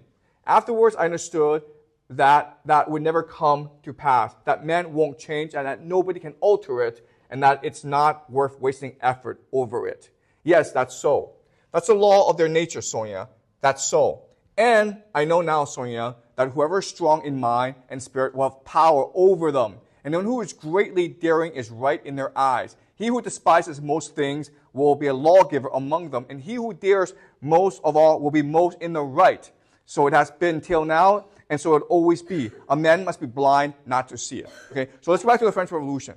Robespierre is someone who fundamentally believes that everyone can be reasoned with, that reason exists in all of us, and if we appeal to reason, then people will be good. Napoleon is someone who believes that I must lead the man. People are weak, I must be strong. Okay? So what Raskolnikov is saying is like, I killed the old lady because I'm trying to prove that I'm Napoleon and not Robespierre. It's people like Napoleon who will change history, who will save us. Robespierre can only be sacrificed.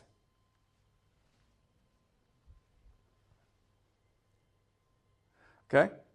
And this is important because what Dostoevsky wants to show in Crime and Punishment is that this sort of reasoning, it sounds right, but it goes against the human heart. And when that happens, when the reason and the heart come into conflict, the heart will always triumph.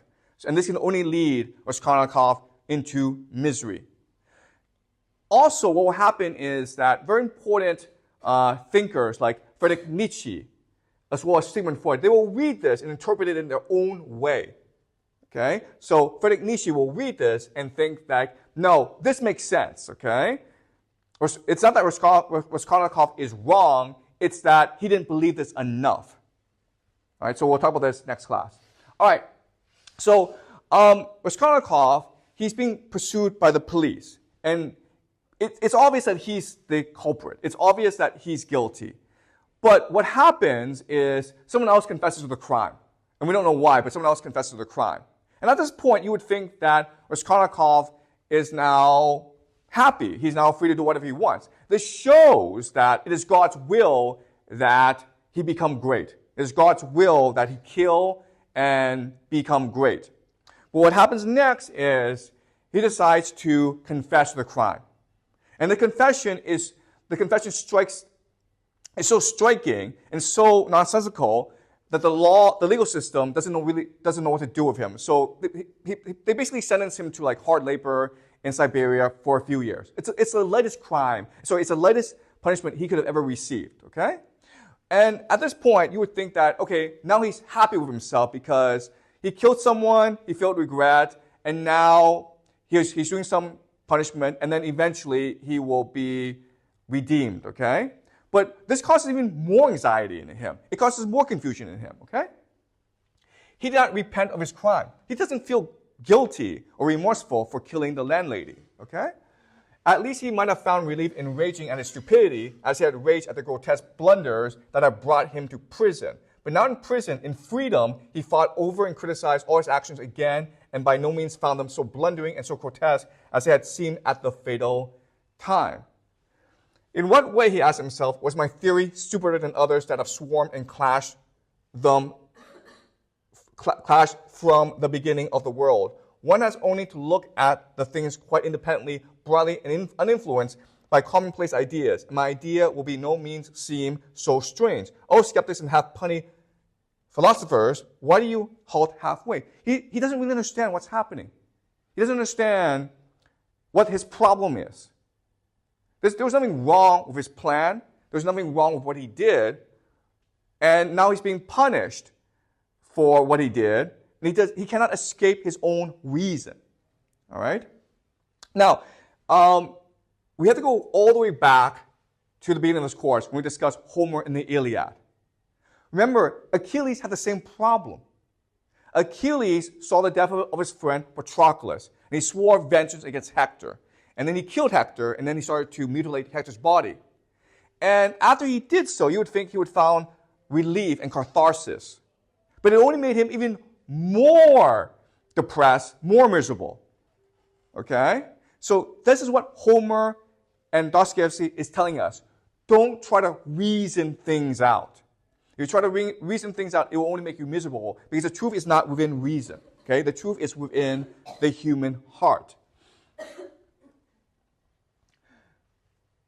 Why does my action strike them as so horrible? He said to himself. Is it because it was a crime? What is meant by crime? My conscience is at rest. Of course, it was a legal crime, of course. The letter of the law was broken and blood was shed.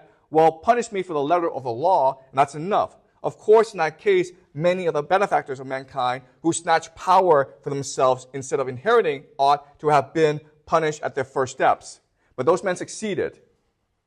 And so they were right, and I didn't. And so I had no right to have taken that step. It was only in that he recognized his criminality, only in the fact that he had been unsuccessful and had confessed it, okay?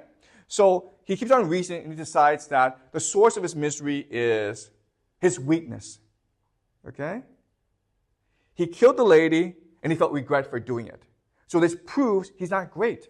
Napoleon wouldn't have felt any regret. Julius Caesar would have laughed about it. Alexander the Great would have bragged about it. But he felt regret, and therefore he is weak. Okay? And that is where his reasoning gets him. And it only makes him more miserable. Okay, but he finds salvation in redemption. And he finds salvation and redemption in the love of Sonia. So right now, Raskolnikov, he's in Siberia in prison. And Sonia comes all the way to be with him. Okay? And this is how the novel ends. How it happened, he did not know. But all at once, something seemed to seize him and fling him at her feet. He wept and threw his arms around her knees. For the first instant, she was terribly frightened and she turned pale.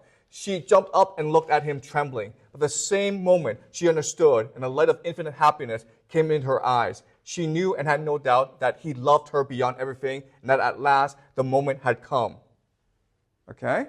So this is what saves him. He surrenders himself to his love for Sonia. He surrenders himself to Sonia. And that's what ultimately saves him. So think back to the Iliad, right? What saves Achilles? What saves Achilles is Priam comes, kisses his hand, forgives him, and then Achilles surrenders himself to Priam. They cry together. Okay? So the source of salvation and redemption is in our hearts, not in reason. You have to surrender yourself to your love, either for the other people, like Sonia, or to God. That's where salvation is. Okay? All right. So the other great novel of Dostoevsky is called The Brothers Karamazov. Okay? And it's much too long to read, but there's a very important passage within the novel. It's about 1,000 pages, called The Grand Inquisitor. The Grand Inquisitor, he is in charge of the Inquisition in Spain. And as you know, the Inquisition in Spain in 1492, it is horrific. Christians who have their own ideas are being persecuted, they're being slaughtered, okay? And it is a nightmare. So what happens is, Jesus in heaven, he sees this pain, he sees his suffering, and it bothers him. So he descends to the earth. And when he's just walking among men, and right away, people recognize who he is. They worship him. Then he's dragged before the Grand Inquisitor. He becomes a prisoner to the Grand Inquisitor. And at this point, you would think the Grand Inquisitor would be happy to see his God. Instead, he gets really, really angry at Jesus. Okay? Thou did not love them at all. Thou, who did come to give thy life for them, instead of taking possession of man's freedom, you did increase it and burden the spiritual kingdom of mankind with its suffering forever. You did desire man's free love, that he should follow you freely, enticed and taken captive by you. In place of the rigid ancient law, man must hereafter, with free heart, decide for himself what is good and what is evil, having only your image before him as his guide. But did you not know that he would at last reject even your image and your truth if he is weighed down with a fearful burden of free choice?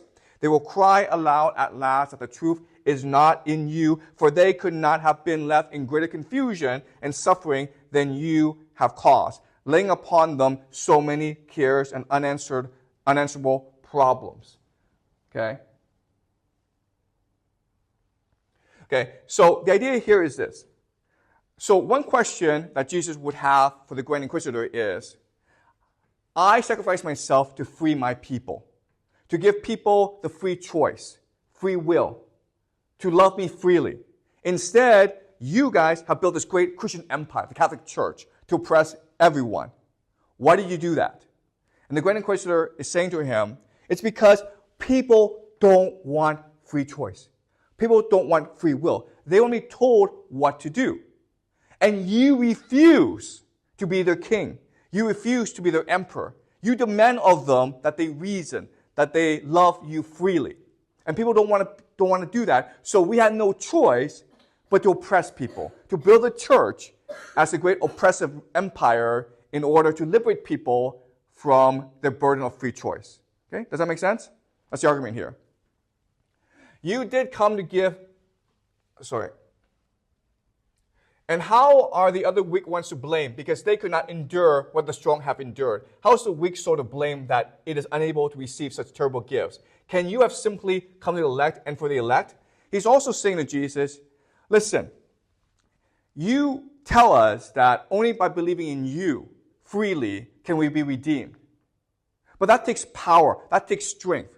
What about those who cannot do such a thing? How about the weak?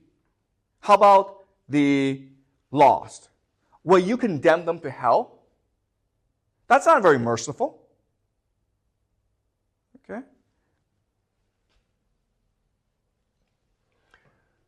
Okay, so this is how the story ends. When the inquisitor ceased speaking, he waited some time for his prisoner, Jesus, to answer him. His silence weighed down upon him. He saw the prisoner have listened intently all the time, looking gently in his face and evidently not wishing to reply. The old man longed for him to say something, however bitter and terrible, but he suddenly approached the old man in silence and softly kissed him on his bloodless aged lips. That was all his answer. The old man shuddered. His lips moved. He went to the door, opened it, and said to him, "Go and come no more. Come not at all. Never, never." And he led him out into the dark alleys of the town. The prisoner went away. And the old man, the kiss glows in his heart, but the old man adheres to his idea. All right, so what this is saying is this. The Grand Inquisitor, he has this novel, he has this philosophy of why Jesus is bad, of why we should worship Satan, of why we need an empire, why we need oppression. And it all makes sense, okay? And now Jesus must respond. And Jesus responds with an act of forgiveness, with an act of charity. He kisses the Grand Inquisitor. And this is exactly like Priam kissing Achilles, right? Priam didn't go to reason with Achilles. Priam went to kiss Achilles' hand to forgive him, okay? Now, what's important for us to understand is the kiss glows in his heart, but the old man adheres to his idea. We can't change someone's reason ever, but we can change his heart with an act of mercy and forgiveness and love. That's the secret of humanity. Debate gets you nowhere because people are stubborn about their ideas. But the heart, even though it's a mystery, it's still loving. It's still open. So if you touch it, you change people forever. Okay? All right, so let's go back to the original question. Why did Putin invade Ukraine? What Putin has said over and over again is, we invaded Ukraine to save Russian civilization. And that's the answer. Because for the Russians, their civilization is unique, it is distinct, and it's beautiful. It's worth dying for. Okay? So even though the Russian Empire is gone, Putin and Russians believe they are the heirs to the empire, okay? So let's look at the differences between the American civilization and the Russian civilization to understand why this war happened. To be very clear, this is how the Russians see the Americans, okay? Does that make sense? This is how the Russians see the Americans. First of all, they see the Americans as extremely materialistic, okay? The only thing that matters is things, buying things, consuming things, obtaining things. But not only that, but the Americans believe that this is the only good in the world. It's universal. Everyone wants to buy things. So we should just let everyone buy things. And the Americans are expansionists, which means that not only is it right and good for people to buy things, but everyone should have the right to buy things. So if you are preventing people from buying things, you are a dictator. You are a tyrant. Okay? It is our responsibility to liberate the world so we can all become consumers. North Korea, Iran, they ought to be liberated so that their people can buy things from us. Okay? So that's the American civilization. The Russians think no, we are a spiritual people, we are unique, and we demand sovereignty. We demand the right to live the lives we choose to live. We demand the right to be who we are. Okay? And if it means fighting America, if it means our deaths, if it means sacrifice, we will do so because our civilization is the greatest in the world. Because our conception of God is the correct conception. Because our truth is the real truth. All right? So, in other words, this is really a class of civilizations. And in a class of civilizations, there can only be one winner. There can be no compromise. Okay, so this war in Ukraine, it is signaling something much more devastating, much more cataclysmic. All right, and so this is what's going on. All right, that's it, guys. Any questions? You guys, is this clear to you? All right, any questions about what we discussed?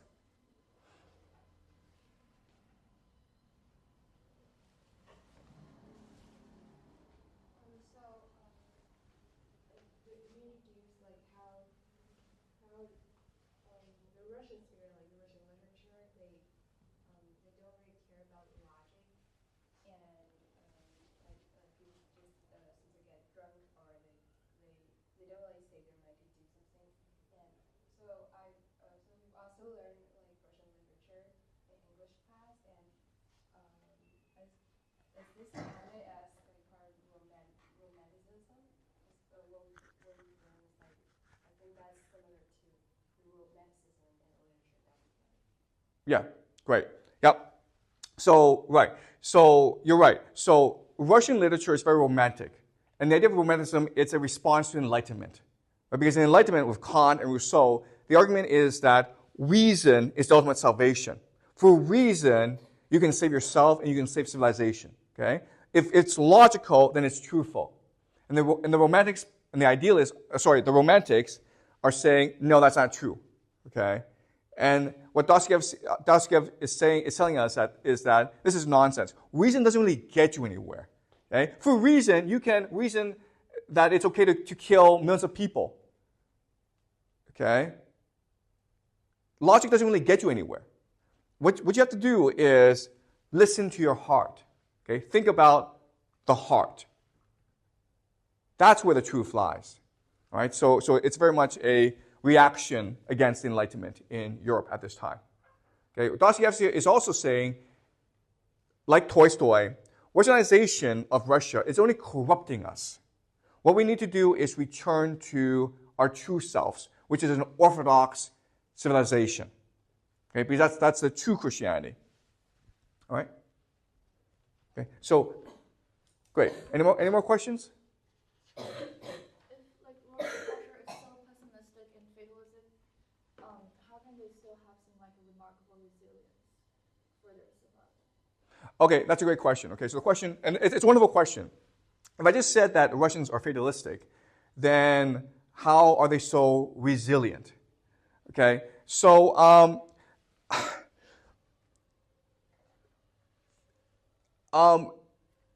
you can't logically figure it out. Okay, it's like I can't logically explain to you the feeling, but it's like knowing that the world is doomed. Okay, we're heading towards doom.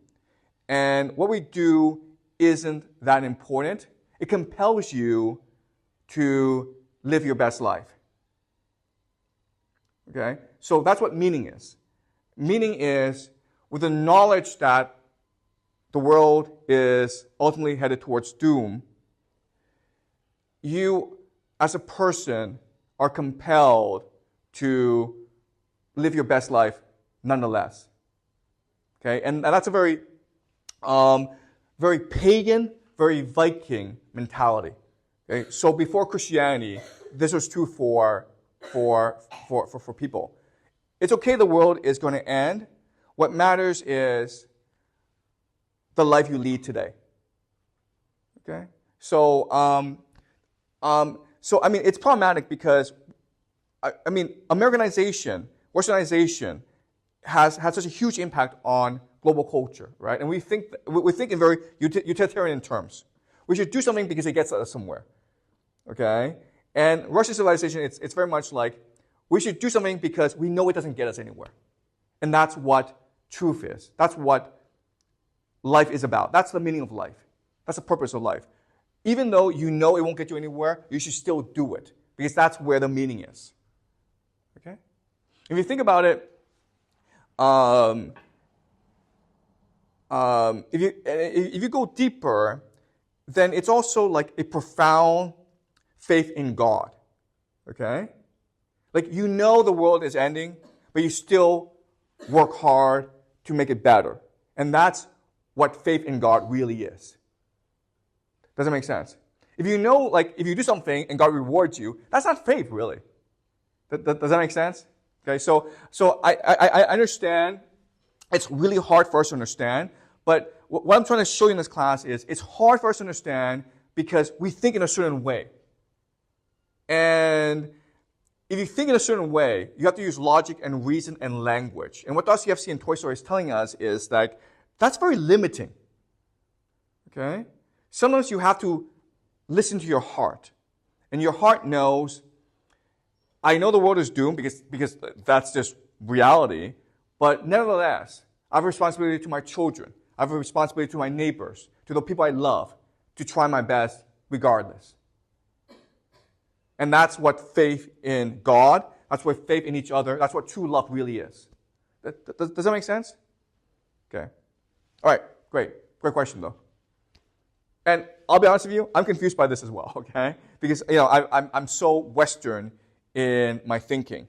But I think, again, you have to train yourself not to be so logical at times, right? Okay. Any more questions? Does that make sense to you? Okay.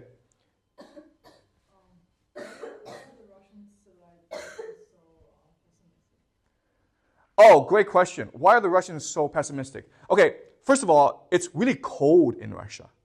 Okay, if it's cold, you're not that optimistic, right? Second of all, Russian civilization is built on violence, right? The Americans basically went over and were able to steal the continent from the natives. The natives didn't really put that much of an existence. But Russia was built on tremendous violence. Not only did the Russians have to get rid of the Mongols, they'd have to fight the Swedes, the Germans, the French. They fought everyone, basically. It was like a never-ending process of war. And then the conflicts within their people. Okay, so Russia is a very violent society. And so that leads to a natural pessimism. Okay? So another way of saying this is, even though Russia is huge, it's not that many resources, and people have to constantly fight over these resources.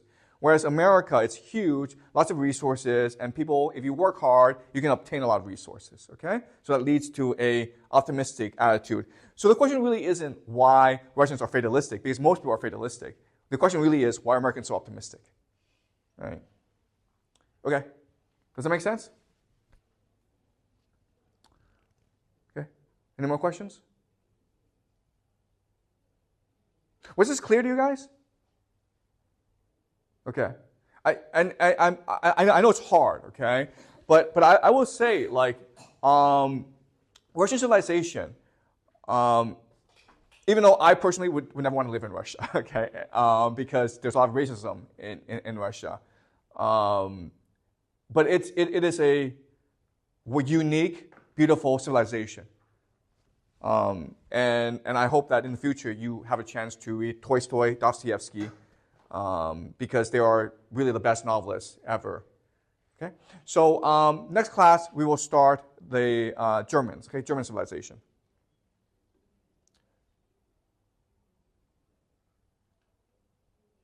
Okay, good morning. So today we will do Germany and thus conclude our discussion of the 4 great civilizations that are fighting for global dominance. We previously did Britain, America. Tuesday we did Russia. Today we do Germany. So to recap, Russian civilization is very distinct from Anglo-American civilization, and German civilization is also distinct as well. We're going to focus on the idea of unity of will in German civilization today. We don't know much about German civilization because they were defeated in World War II, and because the Anglo-Americans control the history of the world, we tend to think Anglo-American civilization is superior to German and Russian civilization. But what I will show you today is that in many respects, the most advanced civilization that humans have ever created is actually the German civilization. Okay, so if you look at a map today in Europe, there's a really interesting fact that may surprise you. The green is Russia. Okay, it's the largest country in the world. Over here are the Baltic nations. And over here is a place called Kaliningrad. It's actually Russian. Okay, so the question then is, how did this come to pass? How was it that you've got this colony of Russians far away from the motherland? And the answer is this, because historically, this was not Russian. Historically, this was a place called Königsberg, which was part of a nation that no longer exists called Prussia. And for a couple hundred years, Prussia was the strongest military, the most advanced civilization in the world. And now it's disappeared. And it's been replaced by Poland, okay, and parts of Belarus. And West Prussia has now become part of Germany, okay? But Prussia is no longer, it's extinct. And the reason why is that in World War II, the Allies who won the war, the Soviet Union, the British, and the Americans decided to destroy Prussia. And the rationale was that Prussia is a militaristic society that is hell-bent on world domination.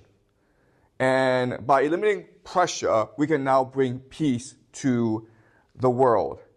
The problem, though, is that Königsberg, which is now Kaliningrad, was really the center of civilization for a few decades. This is Königsberg before in the 1800s. As you can see, it's a beautiful port city by the Baltic Sea. And it was really the apex of human civilization. And then, of course, World War II happened.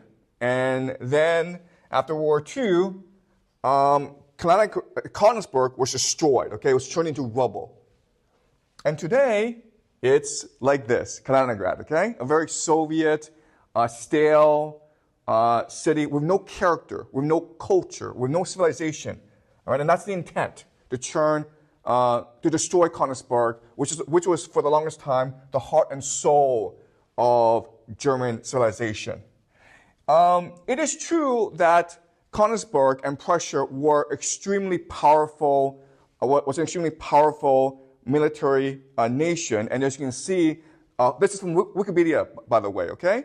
As you can see, there are many great generals and officers who are from Königsberg, okay? We're talking about the city. We're not talking about the nation, Prussia. We're just talking about the city of Königsberg.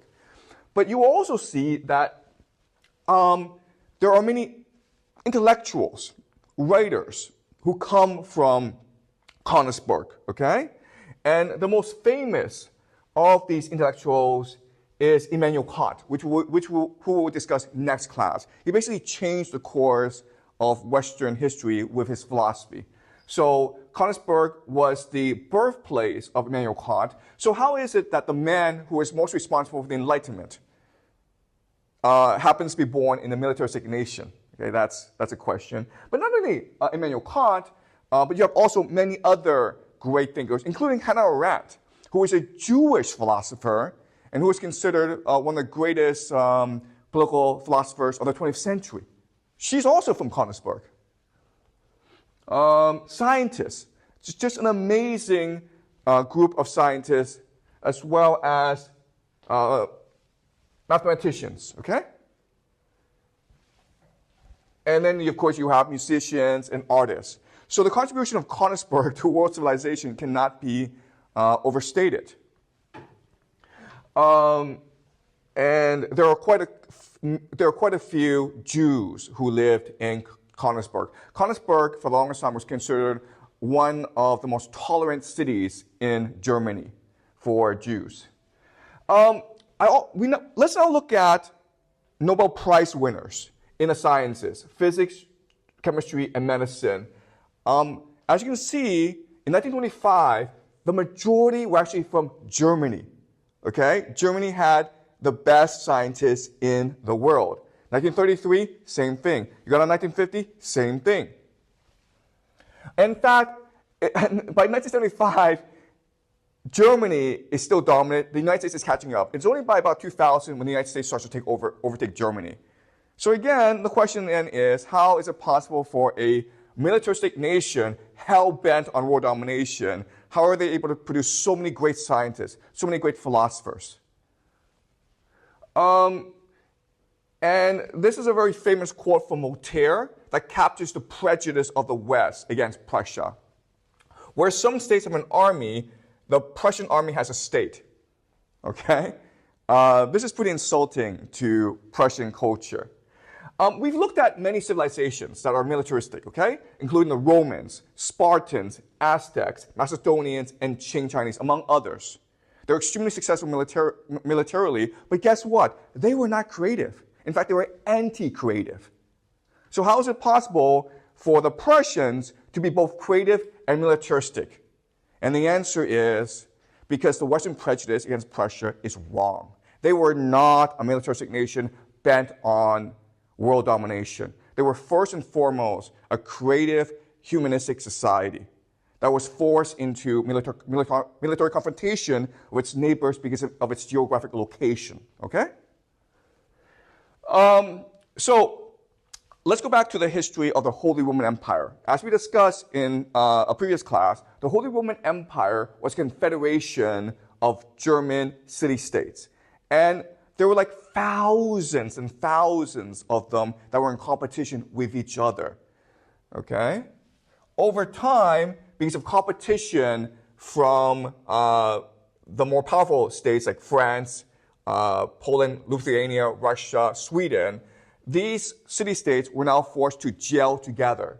The most successful of these city-states is Prussia. Okay? And for the longest time, Prussia was a vassal state of the Polish Lithuania Commonwealth or the Swedes. Okay? But by about the year 1700, it started to come into its own through the leadership, through great military leadership. Okay? And it started to spread out. And as you can see, it's spreading out really quickly because of its military victories and because of its high culture. By the 19th century, Prussia has dedicated itself to uniting all of Germany. And it starts a series of wars that allow for the unification of all the German people. The first is something called the Dano-Prussian War. Then they fight against the Austrian-Hungary Empire, which is a successor to the Holy Roman Empire. And they defeat the Austrians really quickly. Then they move on to France, which is the dominant power of this time. And they defeat France, thus allowing for the complete unification of Germany under Prussian leadership.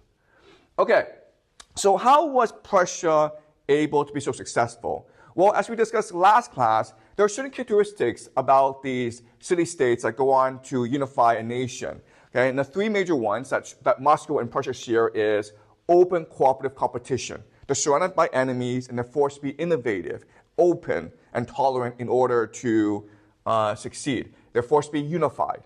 Advantaged by disadvantage, okay? So Prussia and Moscow had limited resources, which forces them to focus on human capital, on making sure the citizens were well educated and the citizens were hardworking and vassalage, okay? So again, Moscow was under the vassalage of the Mongols, and Prussia for the longest time was under the vassalage of the Swedes, the Poles, the Lithuanians, and as a result, they're always engaged in a process of reflection and resilience, okay? And that's really the secret to the success of Prussia.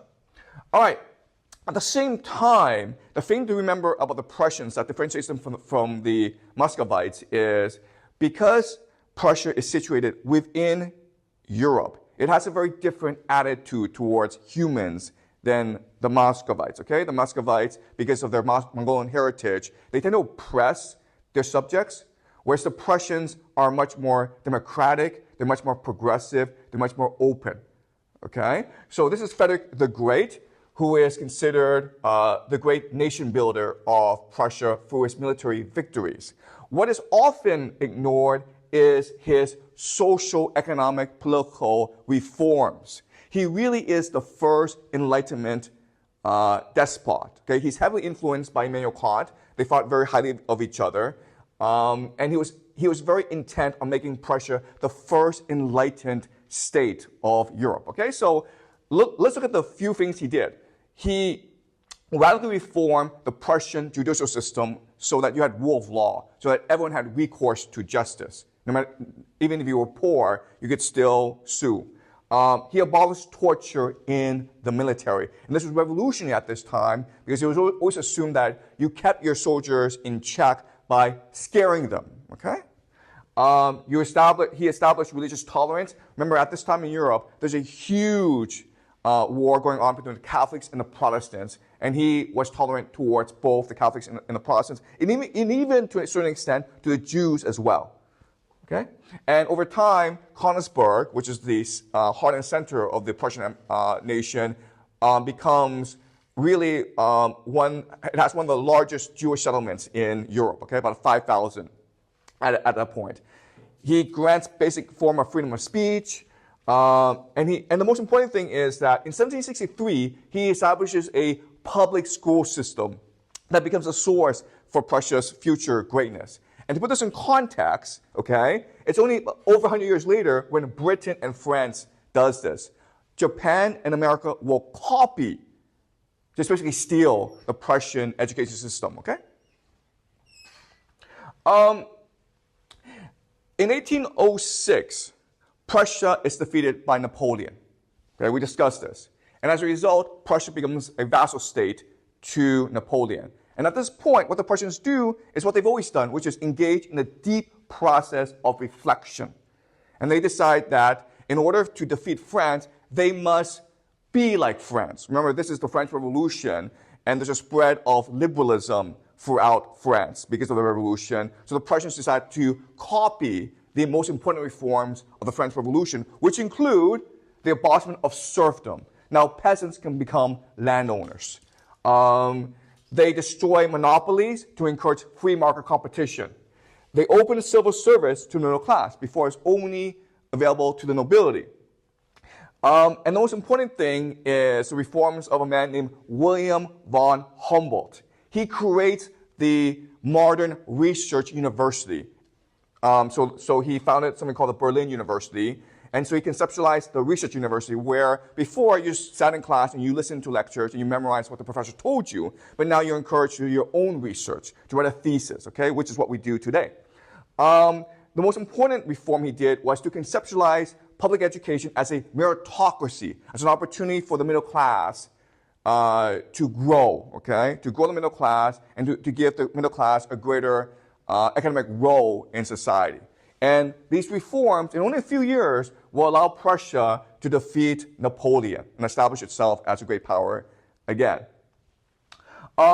This is Karl von Clausewitz, and he is considered the greatest military strategist of all time. He's Prussian. He was an officer in the Prussian military, and he thought very deeply about the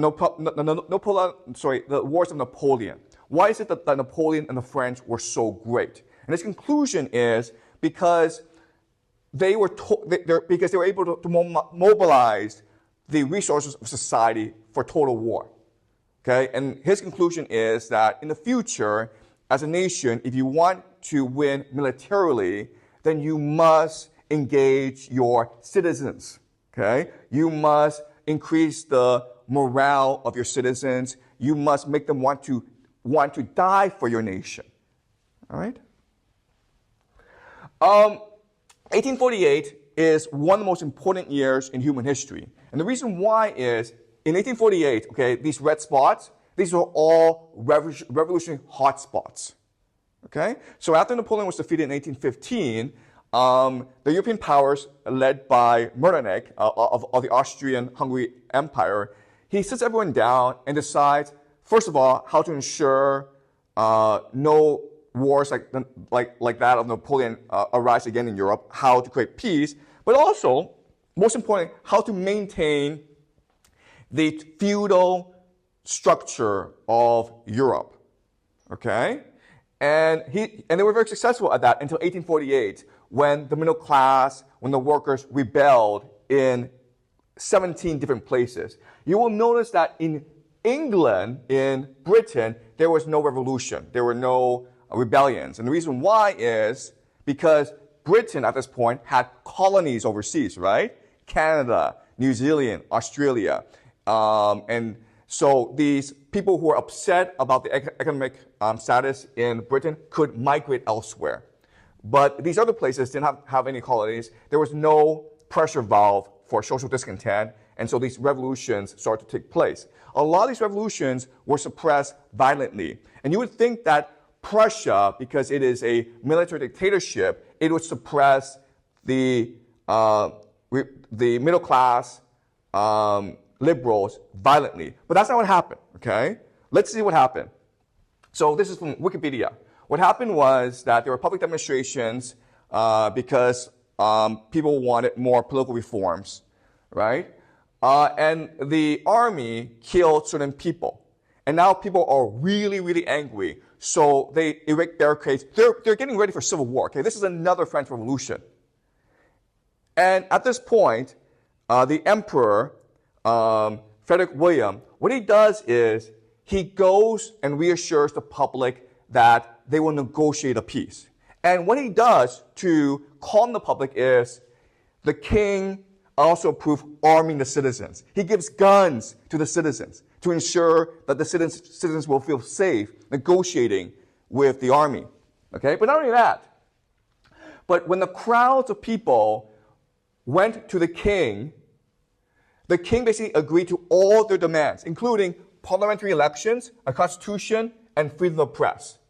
Also, he promised everyone that Prussia was to be merged forthwith into Germany. Because not only is there liberal socialist sentiments at this point, there's also nationalist sentiments.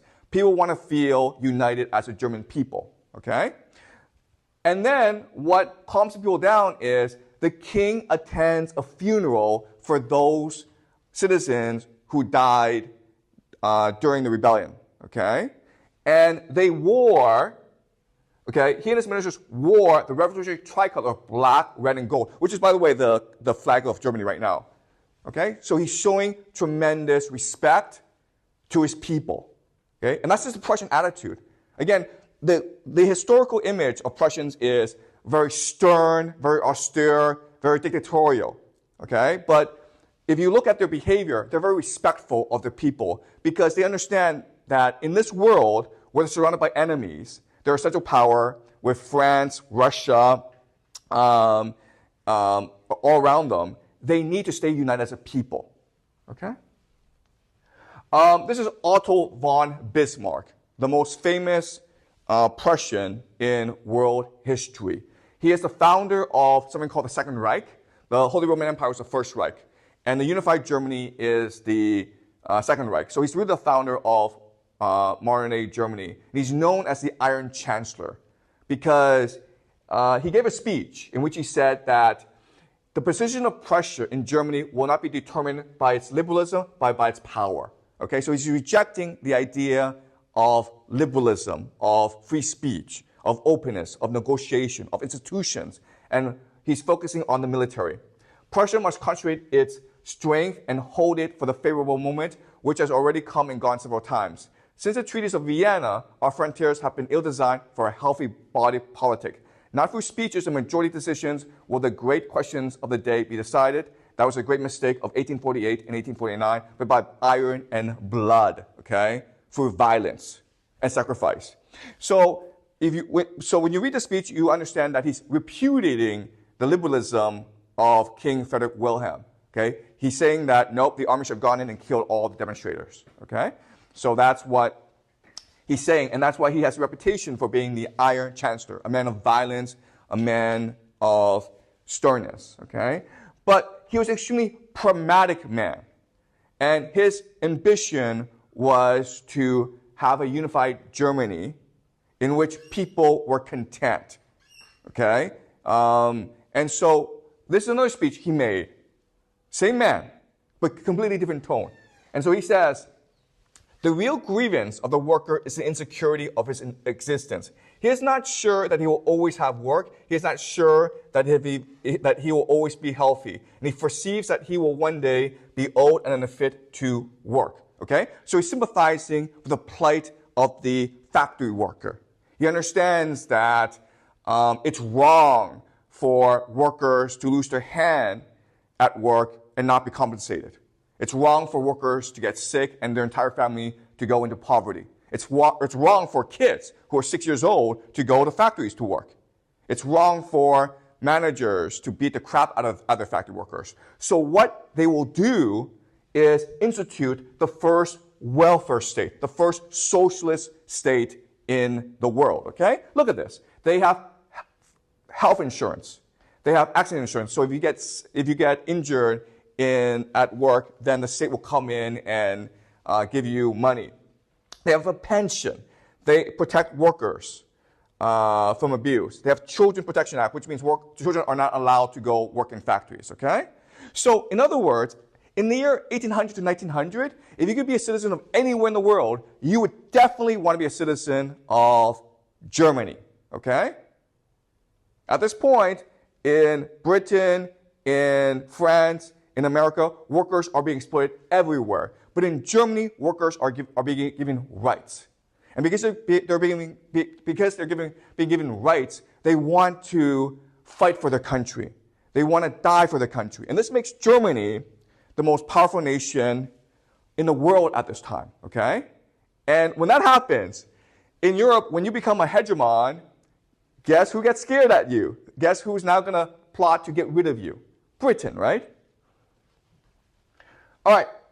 So at the same time, I don't want to say that Germany is a liberal democracy at this point. It's not. Why? Because as these industrial reforms are happening, there are more groups that are discontent, okay? And they pose a problem to German unity, okay? And these groups are obviously the Catholics. A third of Germany now is Catholic because Prussia has united all of Germany, right? For the longest time, the Holy Roman Empire was Catholic. So a third of all the people is Catholic. Bismarck, his biggest failure, his biggest mistake was his attempt to suppress the Catholics. Okay? He basically said, listen, we're not going to fund you anymore, and if you insist on swearing loyalty to the Pope, then we will put you in prison. You now have to swear loyalty to Germany. And so the priests all went to prison. Okay? And this was a disaster for Bismarck, and ultimately he had to compromise and relent, okay? So the Catholics are a huge problem. Then you have the liberals, okay? So you may have heard the term liberalism, socialism, communism. There's a huge difference between these three terms, guys, okay? So let me explain what the differences are.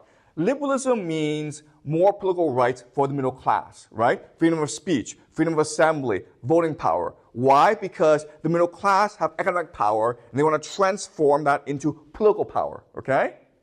The socialists want democracy for all. They understand that for democracy to really happen, you need to provide worker protection. You need to create class consciousness. You need to let workers have unions, okay? So that's socialism. Then you have communism, which is more radical. Basically, communists believe wealth should be redistributed, okay? We should get rid of private property and redistribute wealth for more equality in society. Also, communism is an international movement, okay? You also have Polish nationalists. A lot of people in Germany at this time are Poles. They're Slavic people who have their own language, have their own ethnic identity. And ultimately, they will form Poland, okay? And at this time, they're a huge problem for the German state, and they are suppressed as well. Then you have people called the anarchists. The anarchists are people who believe that we don't need government. We don't need authority. People should just be allowed to do whatever they want to do. People are self-organizing, and as a result, government is bad, okay? So you have all these different political groups, and they're all very powerful, and they all pose a problem to German unity, and as a result, they are persecuted one by one. This is important because at the end of World War I, when Germany has surrendered, they will reflect on why they lost. And one conclusion that they had was because of all these political divisions, okay? There are too many divisions within society. Therefore, we need to suppress this division and create one political entity. And this is what allows for the rise, of course, of Hitler and the Nazis. Okay? So this is important to understand. All right. World War I. Again, if Germany is too powerful, Britain is forced into action. Britain cannot allow for a hegemon to be dominant in Europe. Britain went into action against Napoleon when Napoleon was a hegemon. Now they're going into action against Germany because Germany is too powerful, okay?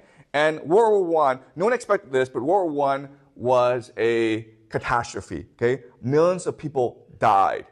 And it was an alliance of Britain, France, and Russia, basically against Germany. I mean, Germany did have the Ottoman Empire and the Austria-Hungary Empire as allies, but they weren't that effective. It was really Germany versus the world.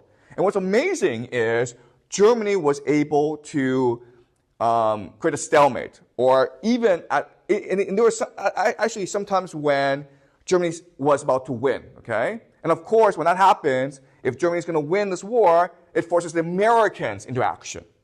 Okay, why? Well, first of all, the Americans think like the British.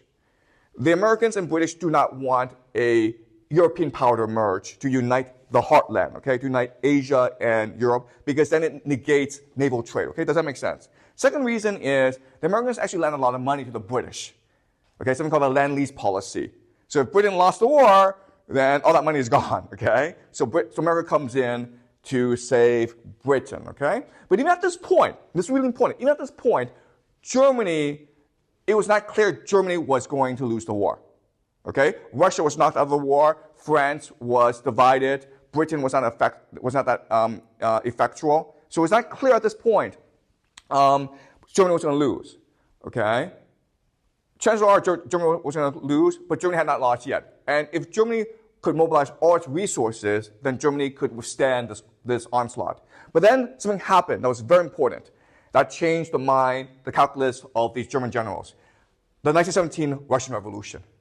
Why did the revolution happen? Because Tsar Nicholas was too focused on the war, and he neglected the political divisions at home. Okay, and this allowed for a revolution to happen.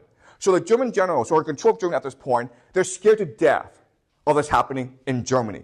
Because remember, at this point in history, the nation with the strongest working class, the proletariat, is actually Germany, not Russia, okay? So as a result,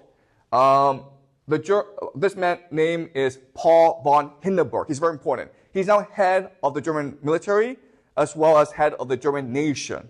And he forced the German government to surrender to the Allies. Okay? And this led to the 1919 Treaty of Versailles. The Treaty of Versailles had many stipulations that were unfair to the Germans. Okay? So the Germans had to pay a lot of debt. They could no longer rearm. They had to reduce their military. They lost a lot of land to France. Okay? But the worst thing that the Allies did in this negotiation was it forced Germany to admit complete guilt for starting the war. That was completely unfair. Okay? This war happened for many reasons. Everyone was involved. Everyone had a certain blame. But Germany had to take all the blame. Okay? And as a result, the government did not want to sign this treaty because obviously this is going to piss off all your people. But the army forced the government to sign the treaty. Okay? And the thinking of the army at this point is, listen, we've been in this situation before. Okay? We lost Napoleon. Right? And so we just paid off a lot of debt to Napoleon and then rebuilt. Okay? And then when we rebuilt, we made the nation stronger. We're resilient. So we'll do the same thing here, okay? We'll just surrender, accept all the terms, then we'll start to rebuild and unify the nation and take revenge against everyone, okay? And that was like the thinking of the military, okay? Very simple strategy, right?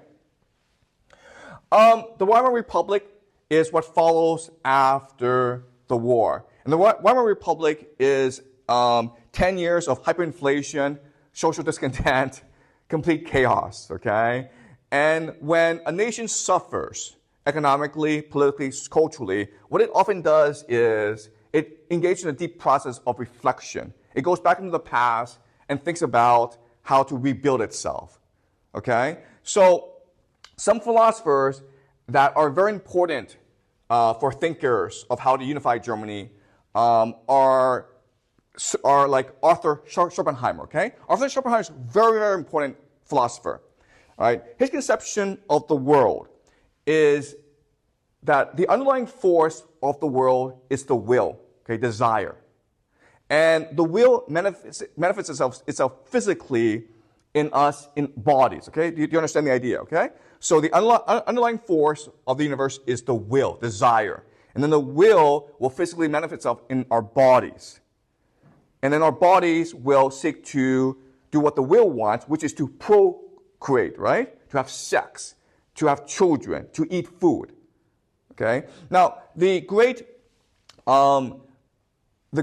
paradox of this situation is before the manifestation in our bodies, the will was just one, right? There was no differentiation. But once the will manifests itself in our bodies, there's now differentiation, okay? There's multiplicity, and as such, we see the world for our own perspective, for our own selfish perspective, which leads to conflict. You understand? It is because we've forgotten that we are just one that leads to conflict and suffering. Okay? So his great solution to this is compassion. As humans, we must first and foremost be compassionate towards each other and remind ourselves that we are just one people. Okay? And we can do that through the appreciation of art. Because art is a great unifier, right? Art is the thing that allows us to contemplate the wholeness and the harmony of the world. And then he says that there's some of us who should engage in self-denial, who should become like monks, who should deny the world, because the world is inherently evil, right? So when you refuse to have children, when you refuse to struggle, to suffer, then you achieve enlightenment, okay? And this is easy for us to understand because this is a very Buddhist ideology, okay? So he's basically taking Buddhism and Hinduism from India, and he's making it more secular. He's trying to remove the religious aspects of it and make it into a logical system, okay? Does that make sense? All right, so he says, life has no intrinsic worth, but is kept in motion merely by desire and illusion. And as such, if you can remove the desire from your life, you achieve nirvana, you achieve enlightenment, okay? This is a really important passage, okay? Music is thus by no means like the other arts, the copy of the ideas, but the copy of the will itself, whose objectivity the ideas are. This is why the effect of music is so much more powerful and penetrating than that of the other arts. For they speak only of shadows, but it speaks of the thing itself. Okay, this is really important. So how do we know the will? How can we access the will? It's through music, okay? Because the music is a perfect encapsulation of desire, right? It is the perfect expression of emotions. And so through music, we can rediscover the unity of the world, the unity of the will. And why is this important? Because it inspires Richard Wagner, okay? Richard Wagner is the most famous musician in Germany. He's really the national poet of Germany. He's a genius. And his great insight is that all art can be combined into one, okay? And this is before movies, right? This is before cinema. So you can put in music, paintings, theater, poetry, philosophy, everything together to create one total art that will inspire and unite the people. And this is why he spends 30 years to create something called the Ring Trilogy, okay? And this is held every year at the Bayreuth Festival. He creates his own opera house in order to stage a play. And it's 15 hours, okay? It's 4 parts, 15 hours. And it's the inspiration for the Lord of the Rings movies. I'm sure you've seen Lord of the Rings, right? It's a very similar plot, okay? And the plot's very simple. It's 15 hours. Sorry, it's not a simple plot, but I'll put it in very simple terms. It's 15 hours, 4 parts, okay? So there are people called the Rhine Maidens, okay? These are river goddesses who control the river Rhine, and they have a lot of gold. There's a dwarf, an evil dwarf, who steals all this gold, and with all this gold, he crafts a ring to control the world, okay, to rule the world. And this is important because it's actually taking Schopenhauer's philosophy, right? Desire is a source of evil in the world, and turn it into a metaphor. The ring is desire. the ring is what represents evil and suffering in the world. And because we all seek the ring, we cause misery. All right? Okay, so this is how it starts. Now, up in the sky, there's a god named Wotan, okay? So Wagner's using a lot of Norse mythology that we learned before from the Vikings, right? Wotan is another name for Odin. And Wotan and the gods want to create a palace for themselves called Valhalla. Okay? And they hire a giant to build this Valhalla. Okay? And they sign a contract with him. But the giants want payment first. Okay? So Wotan and the gods steal this ring from the dwarf. Okay? And they give it to the giant. But then the dwarf places a curse on this ring. And the curse is that the gods will see the end of days, Ragnarok, every day. Okay, so the gods are haunted, and so the gods are like, we need to destroy this ring, otherwise we're always going to be haunted. We won't be able to sleep. Okay, and so they need to kill the giant and get the ring back, but they have a contract with this giant. So Odin, Wotan, conspires to give birth to a great hero who's half human, half God, but he's not fully God, who will now go kill the giant and get the ring back, okay? That's his great idea. So he gives birth to twins, Siglinde and Sigmund. They're separated at birth, they're twins, and then they run into each other and they fall in love with each other. Remember, they're twins, okay? Siglinde is already married, and so Sigmund is determined to kill her husband, Hundig, and marry Siglinde. Okay, and this is all part of Wotan's plan. He's really happy. But then his wife, Fricka, says to him, no. They've broken the incest law, okay? They're not allowed to have incest with each other. And so you have to kill Sigmund. And Wotan doesn't really have a choice in the matter. He has to agree to the death of Sigmund, okay? So he sends his daughter, a Valkyrie named Brunhilde, to go make sure that Sigmund is killed against Hundin. But Brunhilde, when she arrives, she sees the love between Siglinde and Sigmund, and she wants to save Sigmund and defy Wotan's orders. Wotan hears about this and punishes Brunhilde and kills Sigmund, okay? And what he does by punishing Brunhilde is he sentences her to eternal sleep, surrounded by a wall of flames. Only the greatest hero in the world, the hero who is capable of killing a giant and retrieving the ring, can save her. And this hero is named Siegfried, who's the son of Sigmund. Okay? This is Act 3 now. Sigmund saves her, kills the giant, and now has retrieved the ring. But because he has a ring now, everyone around him is now conspiring to kill him and get the ring for themselves, okay? The problem of desire, which causes misery. So in the end, what happens is that Siegfried is killed. Brunhilde learns of this treachery, and then she kills those who killed him. And then what she does is she sacrifices herself in the flames and throws the ring back to the river maidens, okay? And then what happens, and this is the ending, is the river maidens destroy the ring. But when they destroy the ring, they destroy everything, okay? They destroy Valhalla as well. The gods are destroyed. Valhalla is destroyed. The entire world is destroyed, okay? And this goes back to the Schopenhauer idea that the source of the world is desire, okay? When you destroy desire, you destroy the world.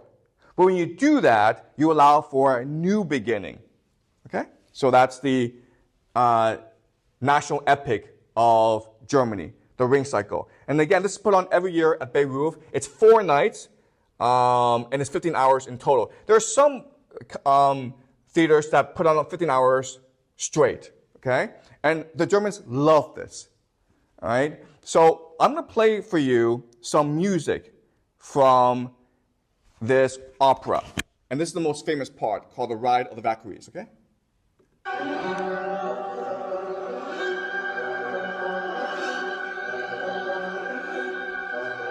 As you can see, it's very powerful, right?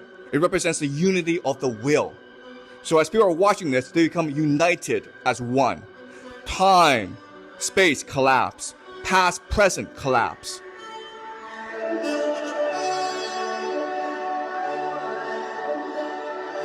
This is meant to depict the will, the unity of the will.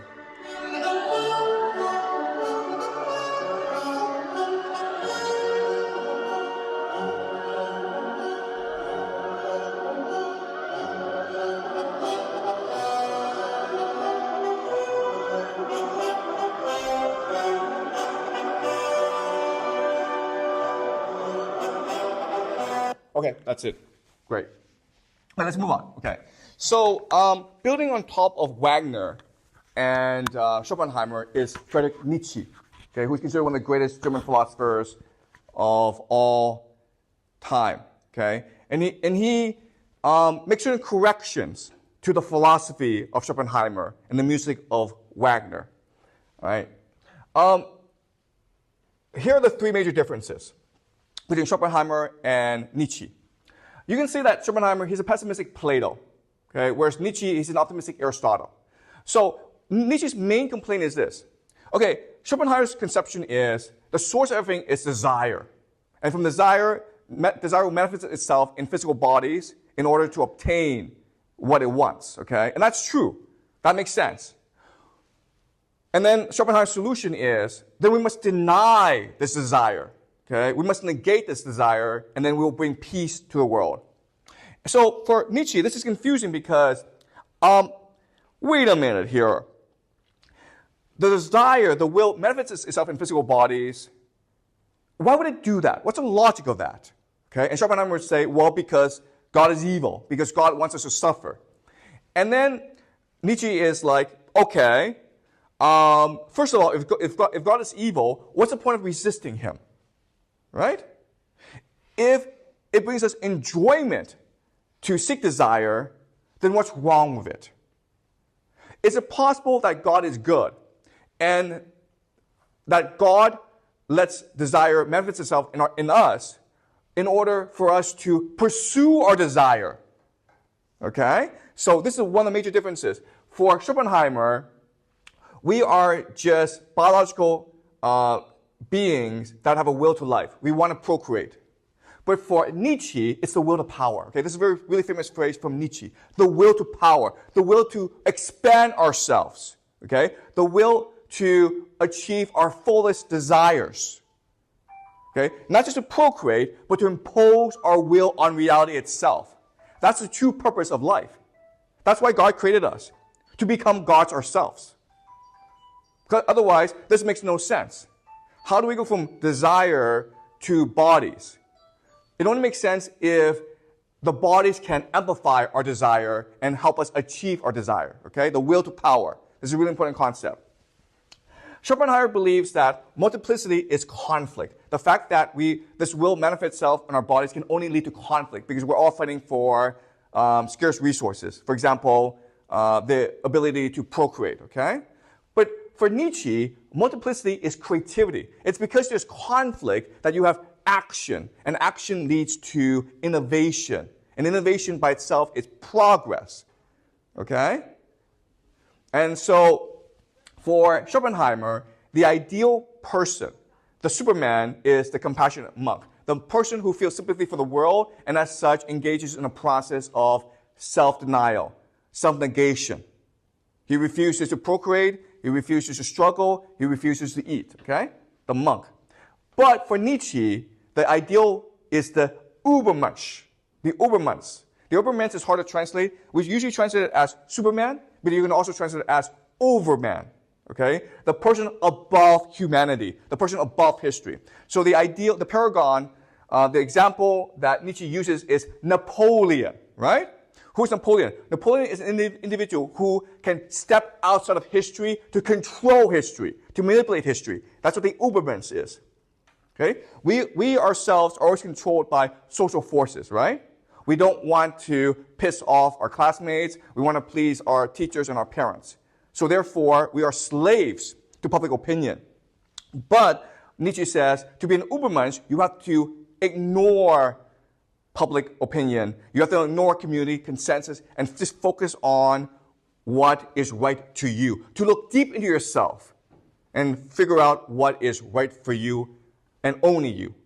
Okay, that's the Ubermensch. And for him, the ideal example, of course, is Napoleon.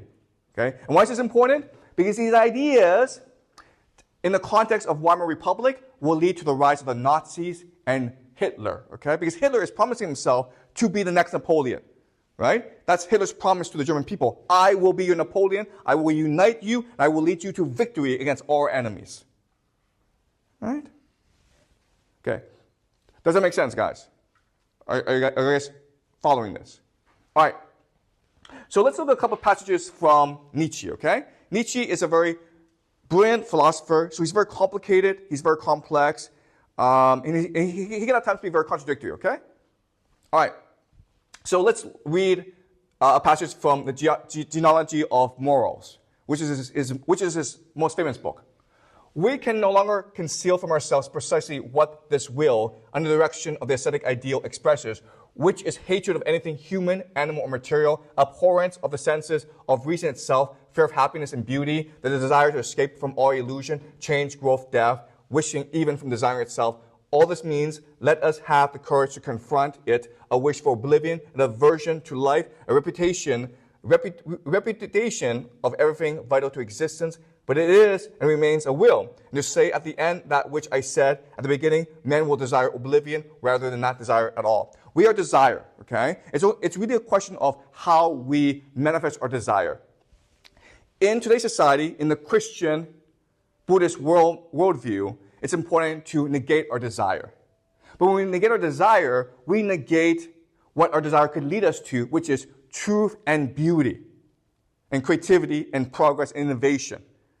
Okay? And when we negate ourselves, we're not returning back to unity. We are only embracing oblivion. Okay? That's a problem with Christianity. It's turning us into slaves. That's a problem with modernity. That's a problem with society. We are all being forced to become slaves. Okay? Does that make sense? All right, let's go on. To call the taming of an animal improving it sounds to ears almost like a joke. He who knows what goes on in menageries doubts very much whether an animal is improved in such places. It is certainly weakened, it is made less dangerous, and by means of the depressing influence of fear, pain, wounds, and hunger, it is converted into a sick animal, and the same holds good of the tame man whom the priest has improved. Okay, this is a great metaphor. How can we understand the impact of society on people? Well, society is a zoo, okay? We're all cage animals. If you think about it, okay, what is school then? School is a zoo, okay? Before, you were allowed to run around and explore the world and learn things for yourself, right? And as such, you mastered the world around you. You could hunt, you could farm, you could kill people, you could build alliances, you could write plays. But in school, what do we ask you to do? We ask you to come to school, we ask you to come to class on time, take notes, take tests, and then we give you a piece of paper, right? We turn you into cage animals. So you lose the capacity to think for yourself, right? That's what school is. So there's nothing wrong with what Nietzsche is saying, okay? This is a brilliant metaphor to capture the essence of modernity, okay? Society, education, it's all meant to degrade your capacity to think for yourself in order to make you more obedient to power, okay? All right, so if you take Schopenhauer, Wagner, and Nietzsche together and you combine them, what you get is a rejection of Christianity and a return to paganism, okay? So let's look at the differences. In the Christian worldview, there is a God. If there's a God, there is a framework of good and evil. So you must do good and you must avoid evil, okay? But in the pagan worldview, there is no God. There's many gods, but the gods themselves have no power over fate. And as a result, it is up to you to define good and evil. It's up to you to act and to find meaning in the world. Okay? So going back to school, the metaphor, right? Today we have grades, and therefore you're focused on getting grades. But if we had no grades, we have no teachers, then you have to go learn for yourself. You would have to go figure out your own education.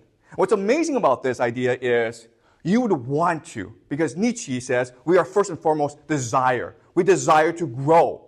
So if we left you alone and said, no grades, no school, no tests, it does not mean that you will stop learning. It just means that you will learn what you want to learn. Okay? All right, second difference. Christianity demands faith, obedience to God. Paganism demands action. Okay? You seek meaning for yourself through action. The last difference is Christianity focuses on individual free will. Okay? Which just means you are free to obey the powerful. But in the pagan mindset, it's about unity of will.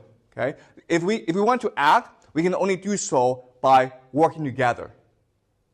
All right? We will find a leader to lead us, but the leader only represents the unity of will.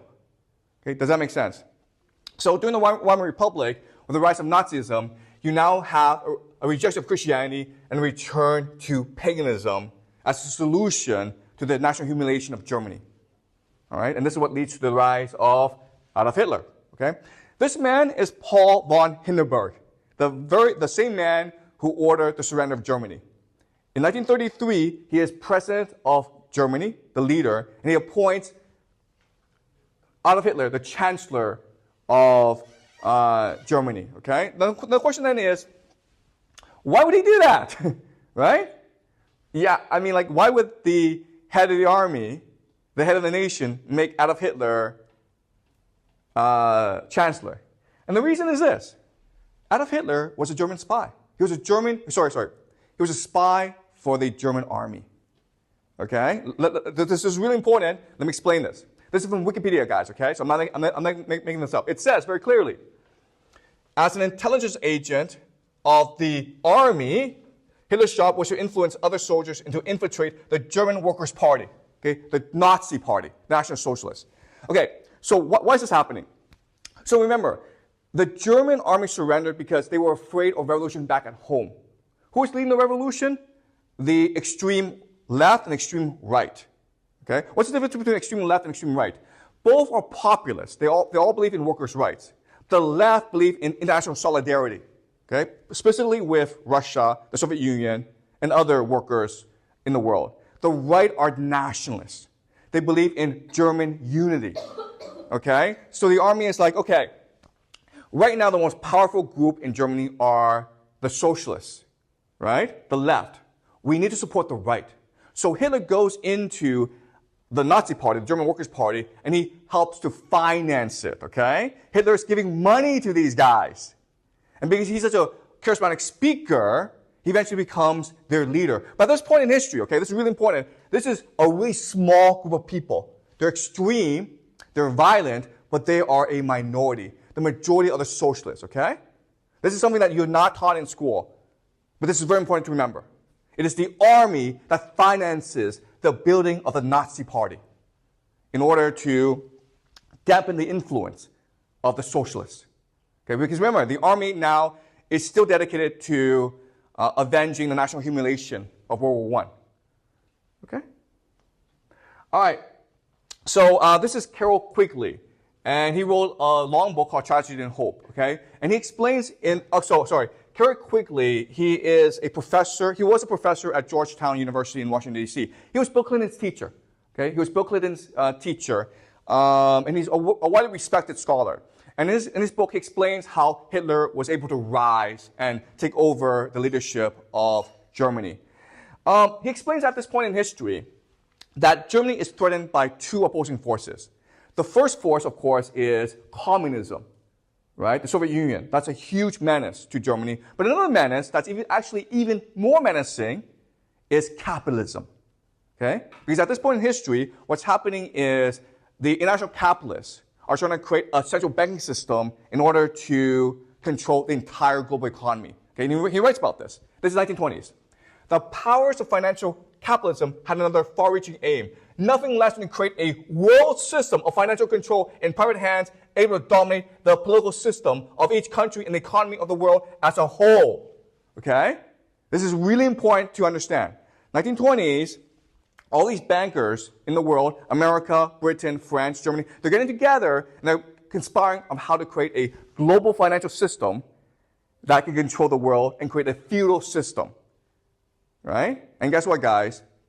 You don't know this, but they succeeded. The system we have today is the one they created, okay? But I will explain this later on in the course, okay? But this is something that the Germans, nationalists like Hitler, didn't want. Okay, so Hitler, he's allowed to rise, and the Nazi Party is becoming more and more popular. But again, even though they are popular, they're not as popular as the socialists, okay? So what happens now is the army and the Nazi Party get together and assume power, okay? So the first step for Hitler, in order to assume power, is something called the Night of the Long Knives, okay? This is really important because the Nazi Party is an extreme right-wing workers' party, right? So the army orders Hitler to kill all their leaders. And that's what happened. This is called the Night of the Long Knives. So the brown shirts, the extreme right wing, was eliminated by the army and the Nazi Party. And now so now the Nazi Party and the army are now symbiotic. Okay, they're relying on each other. From now on, the Nazi Party will ensure total unity of will at home through suppression of people. Okay, and the army will now go march and conquer the world. Does that make sense, guys? That's the plan. All right. So Adolf Hitler is the perfect man for the job assigned him by the army because he is a fantastic speaker. Okay, he's very charismatic. We're going to listen to his voice so you can appreciate how powerful his speech is, his voice is. Meine Arbeit für richtig hältst.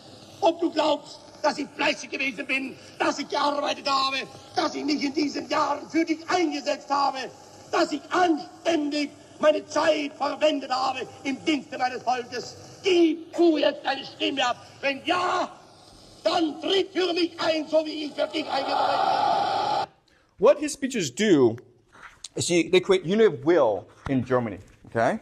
Again, the goal is to rejuvenate the nation and reunite the German people. Right? And so the unity of will creates the idea of synchronicity. Remember, synchronicity is a secret to modern warfare. Synchronicity means the organization and mobilization of your people into one task. And this is represented by the picture. If you can get people to stand in line for a long time, you can fight a war, okay? And the people and the nations that are really strong at synchronicity, of course, are Germany and Japan, right? Go to Germany, go on the subway. Go to Japan, go on the subway. No one is struggling against each other, okay? No one's pushing. Everyone, even though it's crowded, people are standing exactly where they should be standing perfectly. That is the idea of synchronicity. If your people can do that, they can fight a war and win the war, okay? So this idea of unity of will, all right? They can stand in line for a long, long time, all right? All right, so we're going to look at some speeches from Hitler, okay? And we can see from his speeches, he's trying to create unity of will. He's trying to be the Ubermensch, the Superman, who will unite his people like Napoleon and carry them to victory through faith in themselves, okay? The unity of will. If men wish to live, then they are forced to kill others. The entire struggle for survival is a conquest of the means of existence, which in turn results in elimination of others from the same sources of subsistence. As long as there are peoples on this earth, there will be nations against nations, and they will be forced to protect their vital rights in the same way as the individual is forced to protect his rights. One is either the hammer or the anvil. We confess that it is our purpose to prepare the German people again for the role of the hammer, okay? So he's saying we must unite as a people. We must have unity of will if we are to triumph against our enemies. All right. Nothing is possible unless one will commands, a will which has to be obeyed by others, beginning at the top and ending only at the very bottom. This is the expression of an authoritarian state, not of a weak, babbling democracy, of an authoritarian state where everyone is proud to obey because he knows I will likewise be obeyed when I must take command. All right? Hitler is not being a dictator. He is trying to create unity of will. He is the leader. He's the Ubermensch, but that's only because God demanded him to be so. Okay? He will unite the German people into a hurricane, into an ocean, to crash itself upon the world. In the course of my life, I have very often been a prophet, and I have usually been ridiculed for it. During the time of my struggle for power, it was in the first instance the Jewish race which only received my prophecies with laughter when I said that I would one day take over the leadership of the state, and with it that of the whole nation, and that I would then, among many other things, settle the Jewish problem. Their laughter was uproarious, but I think that for some time now they have been laughing on the other side of their face. Today I will once more be a prophet. If the international Jewish financiers in and outside Europe should succeed in plunging the nations once more into a world war, then the result will not be the Bolshevization of the earth and thus the victory of Jewry, but the annihilation of the Jewish race in Europe, okay? So we don't actually have any concrete evidence for the Holocaust, okay? So one piece of evidence for the Holocaust is this speech by Hitler. But I want to explain what he is saying here, okay? What he's saying is, we, the German nation, want to be left alone. We want to be united. We want to be unified. But the capitalists and the communists all seek to undermine us. And who are the communists? And who are the capitalists? The Jews. Okay? It's the Jews who are a metaphor for a national elite group of individuals who are conspiring to undermine the vitality and the strength of the German nation. All right? So that's what he's saying here. All right. 1939, September 1st, is the beginning of World War II, okay? And so he's going to explain why this is happening. As a National Socialist and as a German soldier, I entered upon the struggle with a stout heart. My whole life has been nothing but one struggle for my people, for its restoration, and for Germany. There was only one watchword for that struggle, favoring this people, one word I've never learned, that is surrender, okay? So he's telling the people, we're going to fight this war again. Why did we lose World War I? Because we didn't have faith. We surrendered. If we all came together and we fought to the very bitter end, we would have prevailed against our enemies, okay? It is quite unimportant whether we ourselves live, but it's essential that our people shall live, that Germany shall live. The sacrifice that is demanded of us is not greater than the sacrifice that many generations have made. If we form a community closely bound together by vows, ready for anything, resolved never to surrender, then our will master every hardship and difficulty, okay? It is the unity of will that matters. All right, 1942, November 8th, it's basically at a time in history when the Germans understand they've lost the war. The Americans are now in the war. The Americans are getting ready to invade Europe. The German invasion of the Soviet Union has failed, okay? They're bogged down in the Soviet Union. Germany is overstretched. The entire world has allied itself against Germany, okay? So the war is about to be lost. But let's look at what Hitler has to say.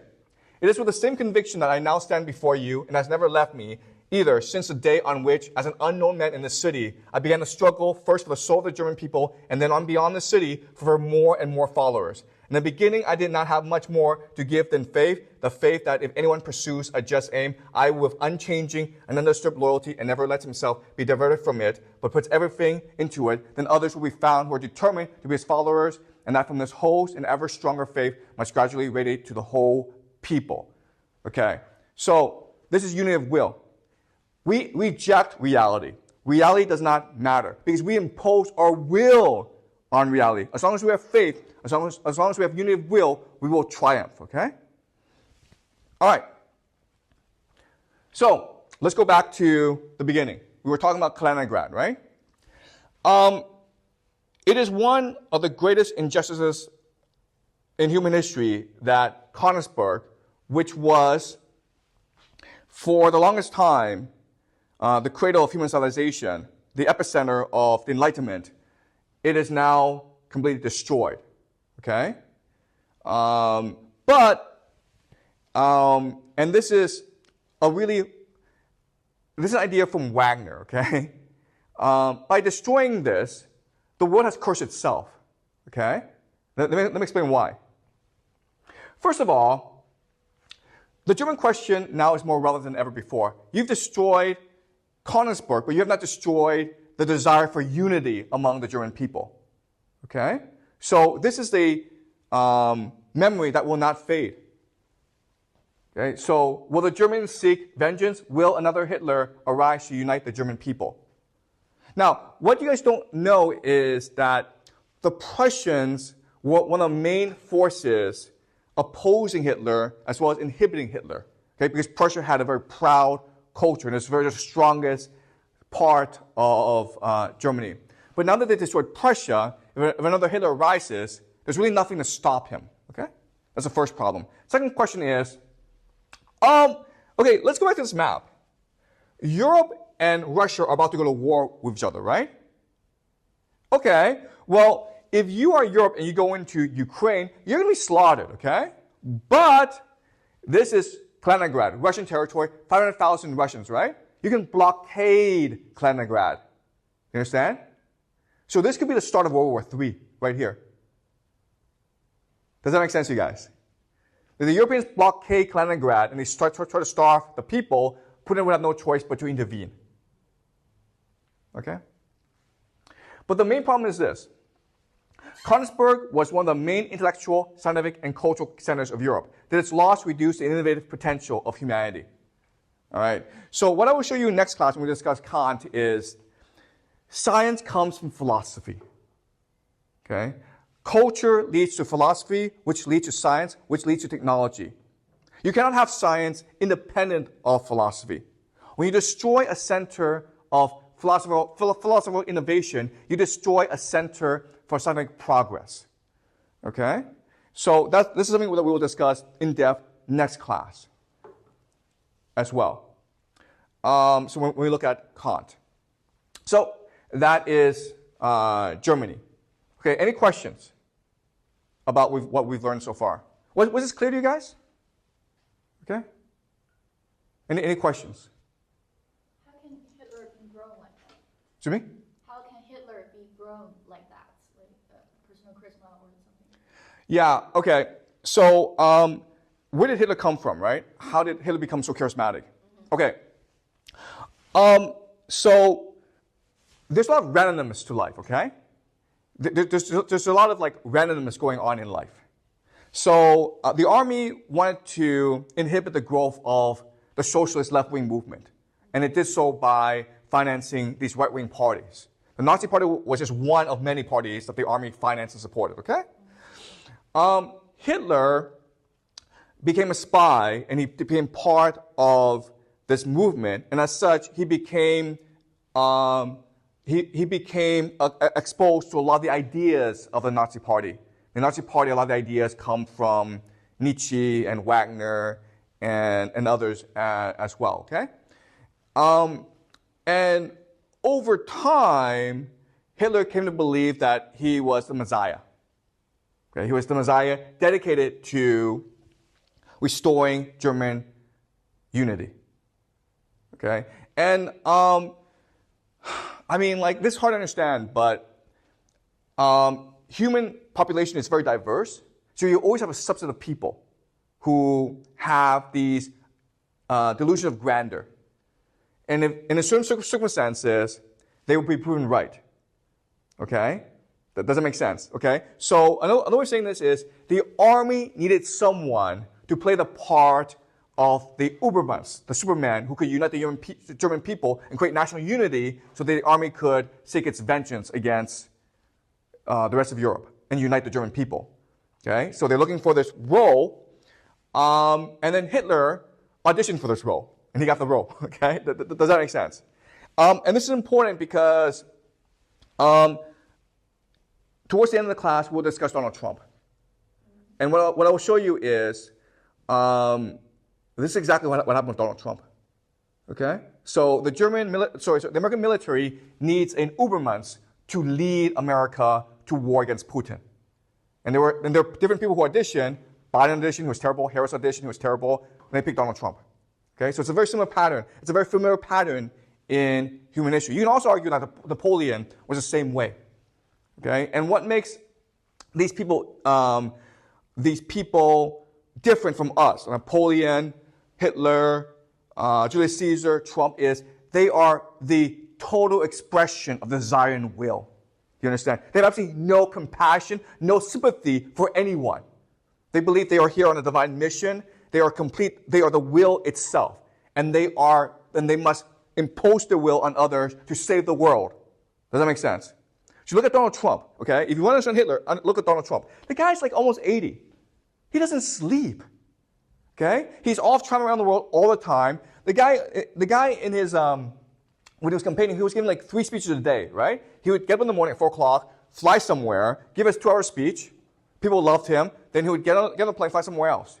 And he could not stop talking to reporters, okay? He has tremendous energy that comes from the perfect expression of the will. You understand? Donald Trump is all will, all desire, all ego, and no sympathy, no empathy, no compassion. That's Hitler and Napoleon. But when their citizen or their people think they are like too relentless with violence. Yeah, that's a great question. So won't people rebel against us? Won't people think this is reckless? And so what Schopenhauer and Nietzsche and others will say is, what we want first and foremost is a return to unity of will, right? In the very beginning, the will was God. That's a big bang. And then the will expanded itself, right? And so we find ourselves alone in an ocean of alienation. And what our hearts really aspire to is return to a unity of will. And so when someone says, you can be part of a movement to transform the world, that's much more appealing to us psychologically than to say, oh, you know what? Come to school, do your homework, get good grades, do the SAT, get into a top 50 American school, become an accountant, and for 50 years do something meaningless, but make a lot of money, and then you will die happy person. Like seriously, there's no competition, right? There's no competition. Donald Trump is saying to Americans, we will make America great again. We will be a civilization, a great civilization again. It will require sacrifice. It will require my sacrifice, but it will be worth it because we will make the world whole again. All right? Okay, so again, when you go back to the Hitler speeches, from our perspective, it's not that persuasive, okay? But when you're in a crowd of people, and this man is speaking to you with his voice, it's like Wagner, okay? It's like going to a concert. The music fills you, and it inspires your heart, okay? It makes you want to be the Ubermensch, okay? Hitler is just the example, but he's saying you can also aspire to be the Ubermensch if you are willing to sacrifice your life for the unity of will, okay? So this is really important. This is far more appealing to people than the idea of materialism. Right? This is religion, right? Hitler's creating a new religion. And it's intoxicating. Right? I mean, like, World War II, I mean, the fact that the Germans were able to fight for so long against the entire world, I mean, it's incredible. I mean, like, it was America, Britain, France, Soviet Union against the Germans.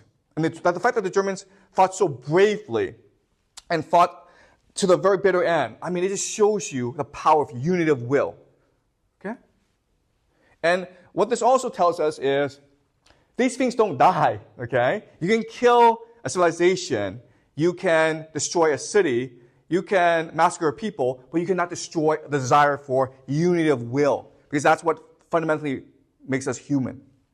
Okay, does that make sense? Okay, great. Any more questions, guys? But that's a great question. Thank you.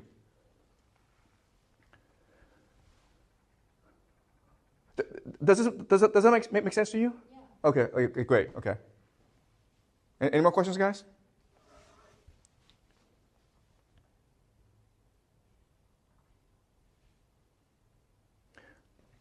Okay, so next week we will do Kant, okay? And Kant will lead us to Marx and Freud and modernity, okay? Okay, so today we will do Immanuel Kant and Friedrich Hegel. So my main argument is that Kant is really taking the main thesis of Dante, which is the imagination is the animating force of the universe, and love is the unifying force of the universe. And what he will do is he will use his epistemology. Epistemology just means theory of knowledge. How do we know what we know? And then he will do 3 things. He will clarify it. Okay? So if you read Dante, it's not very explicit what he's saying. You have to interpret him properly. And what Kant will do is make Dante explicit to the world. Then he will rationalize it. Rationalize it just means that he will remove divinity, he will remove theology from it and create a system of logic, okay? And so then he will systemize it. All right, so this is the mission of Kant, to take the secret of the universe as first presented in Dante and then create a system of logic that then is able to incorporate itself into science and history and philosophy in the world that we know. All right, so together, Dante and Kant really did create the world that we live in today. All right, so let's first talk about the background. Like, why is Kant engaged in this project? So for most of Western history, there have been two major philosophers. They are Plato and Aristotle. And up until the point, and up until Kant, you could divide all philosophy into these two major camps. Plato believes that God is called the form of the good. Form of the good. So the form of the good, it is this perfect, immaculate, eternal force that emanates, breathes, thinks. And then he creates something called the ideals. And these are the perfect conceptions of beauty, reason, justice. And then these ideals give rise to the forms.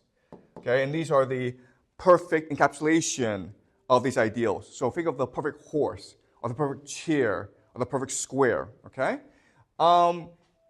This is the real world. Okay? This is what is true and real. We live in the shadow world. So remember back to the allegory of the cave. So everything in the shadow world is only an imitation of the forms.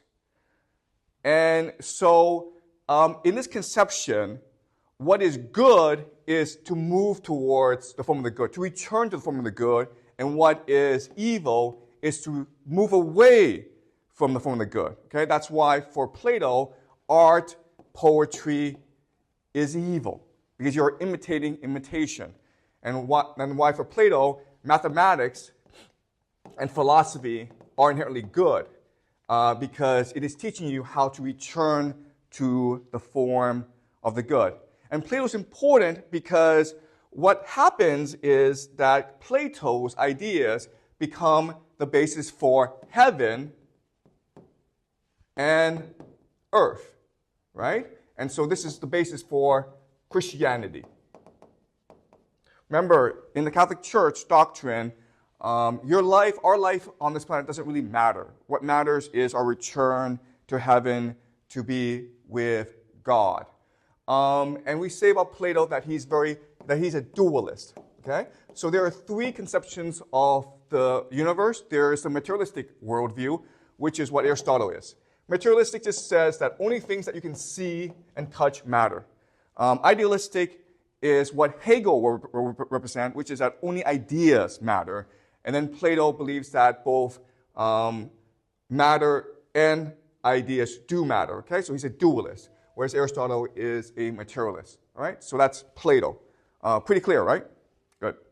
All right, now let's move on to Aristotle. For Aristotle, his God is called a prime mover. The prime mover is the first thing that moves, because when the first thing moves, it causes things to move as well. Okay, there's cause and effect.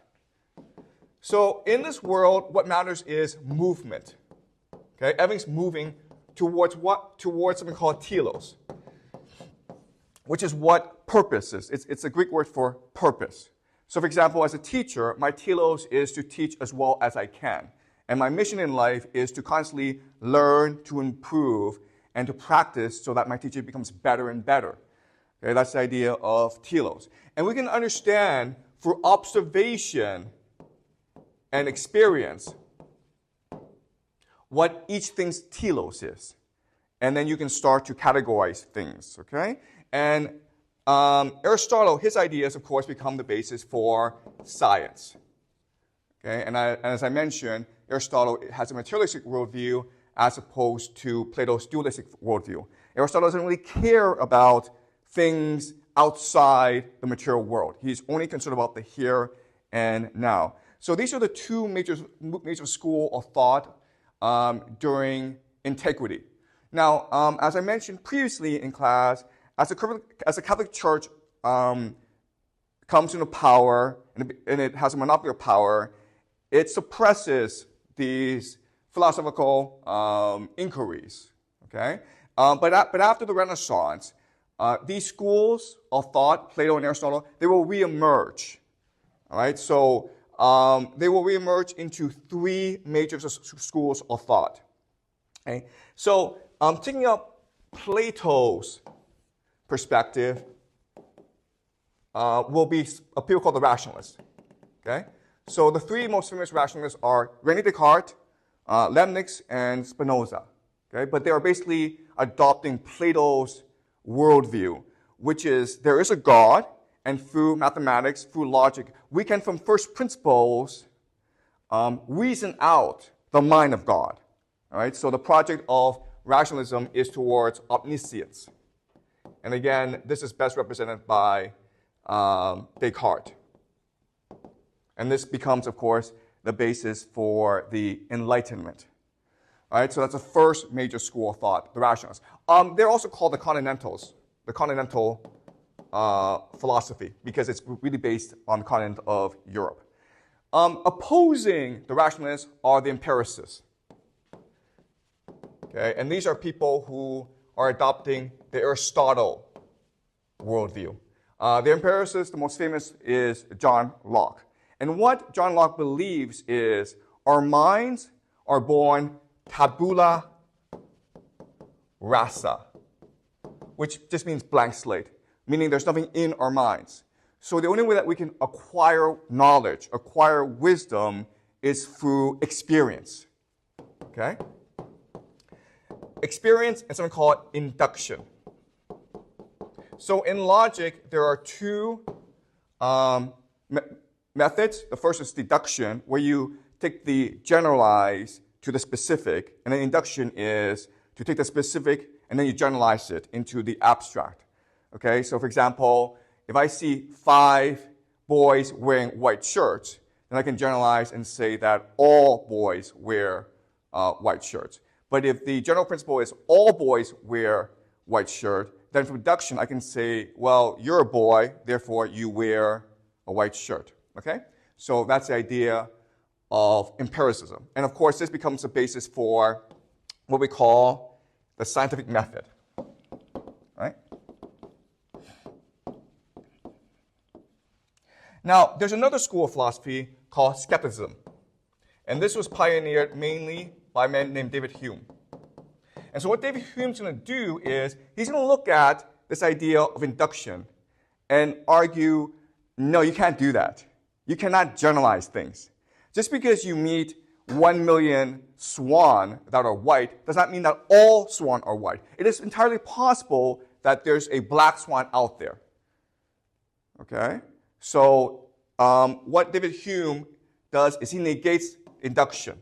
And what he argues is, basically, our understanding of the world is based primarily on custom. For him, custom just means consensus. We agree this is right, therefore it is right. There's no inherent truth to this thing. All right? So David Hume is very controversial because he argues that knowledge, true knowledge, is just impossible. Which means that the entire project of philosophy is pointless. Okay? You know what you know through experience and through custom. You cannot abstract things, you cannot reason out things beyond that, and therefore, what's the point of philosophy? All right, so that's David Hume. Now, what's going to happen is Immanuel Kant is going to read David Hume and be so agonized over his conclusions that he writes something called the Critique of Pure Reason. Okay, and this is considered the greatest treatise of philosophy ever in human history. It's extremely dense, extremely complicated, and quite honestly, I have not been able to complete it. Okay, I've tried my best, but it is way too difficult for me. So what I'm going to do today is I'm going to oversimplify his argument in order to make it clear for us, okay? He's so fundamental to the development of human civilization that we need to study him, but I'm warning you that I am not in any way an expert on Kant. But I hope that today's class will become a basis for your further study and inquiry into Kant and philosophy, okay? All right, so in his critique of pure reason, what Kant's going to do is he's going to show that all three schools of thought, rationalism, empiricism, and skepticism, are all in their own way problematic. And in doing so, he's going to construct a new theory of everything, a new theory of the world that will become the cornerstone for neuroscience, physics, and artificial intelligence, okay? So his contribution to human civilization cannot be understated. All right, so for Kant, this rationalist school is problematic because he believes that omniscience is just not possible. It is impossible for us to ever achieve the mind of God. There are limitations to the pursuit of knowledge. There are limitations to our capacity to reason, okay? So that's the first argument. Second argument is the empiricist argument of tabula rasa cannot possibly be true. He's going to show us through a lot of empirical proof that it's not possible for minds to be blank slates. We need to have certain mechanisms of thought already in place for us to engage with the world, okay? So that's the problem with the empiricist. His problem with Hume is he believes that there's knowledge that is real and inherent and true. And so knowledge can be pursued. Philosophy is important. In fact, for Kant, philosophy is the most important pursuit in human history, okay? So by responding to all three of these major schools, Kant, in his critique of pure reason, he's going to create a radical new theory of the world, okay? His own unique epistemology based on the thinking of Dante.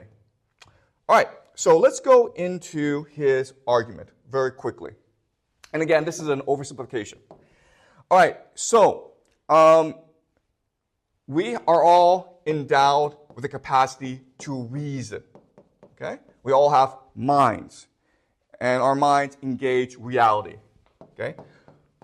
What Kant says is this: the moment that we engage in reality, we create a new universe called parents, okay?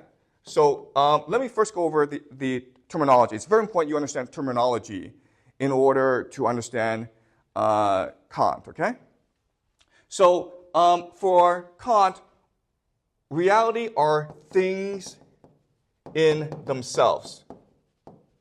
And here he uses the Greek noumena, okay? Things in themselves. This is the world that is true and real. And then the world of appearance are what they call things for us. Things that we see, but which may not be true. And he uses the Greek word phenomena. Okay? And what he's arguing is, within us, there is a mechanism in our minds that is always perceiving reality in a way that allows us to understand, interpret, and manipulate it. Okay? Okay. So this is his thesis. Okay? So let me first explain how he got to this thesis. So what Kant does is this. He tries to reason out what is possible in epistemology, okay, in philosophy. And so what he does is he creates categories. So there are four major categories that we need to know. Okay, and again, this is a bit technical and complicated, but we need to do this in order to fully understand Kant. So what Kant says is there are two types of knowledge. There's a priori, and there's a posteriori. Okay? A priori is Latin for things that come before. A posteriori is Latin for things that come after. All right? So a priori means knowledge that is independent of experience. things that are universal and necessary, things that are true in themselves. And a posteriori, of course, are things that you learn after you experience it. Okay? He also has two more categories of logic. The first is called the analytical. The analytical, and then the second is called the synthetic. Okay, analytical just means things that are true in themselves. So they're true by definition. So if I say, for example, a square has 4 sides, a triangle has 3 sides, that's an analytical statement because it's true in itself.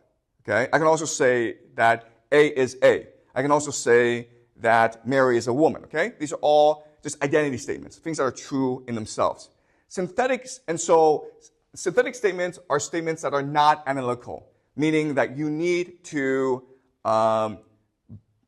build these statements based on other information, and they could be false. Okay, so just think of synthetic as non-analytical. So what Kant does then is says, well then if there are 2 by 2, there's 4 possibilities. Okay, and if you think about what a priori analytical is, that's just what logic is, right? This is just what's logical. A posteriori synthetic is just what we call empirical. This is the John Locke project, right? Empiricism. Things that you know and learn after you experience it. Analytical a posteriori doesn't really matter, right? Because a square has 4 sides. It doesn't matter if you see a square with 4 sides. It doesn't really change anything. The main conflict between David Hume and Immanuel Kant is whether or not a priori synthetic knowledge exists. For David Hume, he says this in his writings, it is impossible for a priori synthetic knowledge to exist. But what Immanuel Kant will show us is it does exist, and he calls it transcendental idealism. Transcendental idealism, okay? And he's going to spend his entire book, A Critique of Pure Reason, about 1,000 pages, explaining why this must be true. Why is it that you must have a priori synthetic knowledge in your brain in order to understand the world? All right? So again, this is his main argument. And what he will show us is this.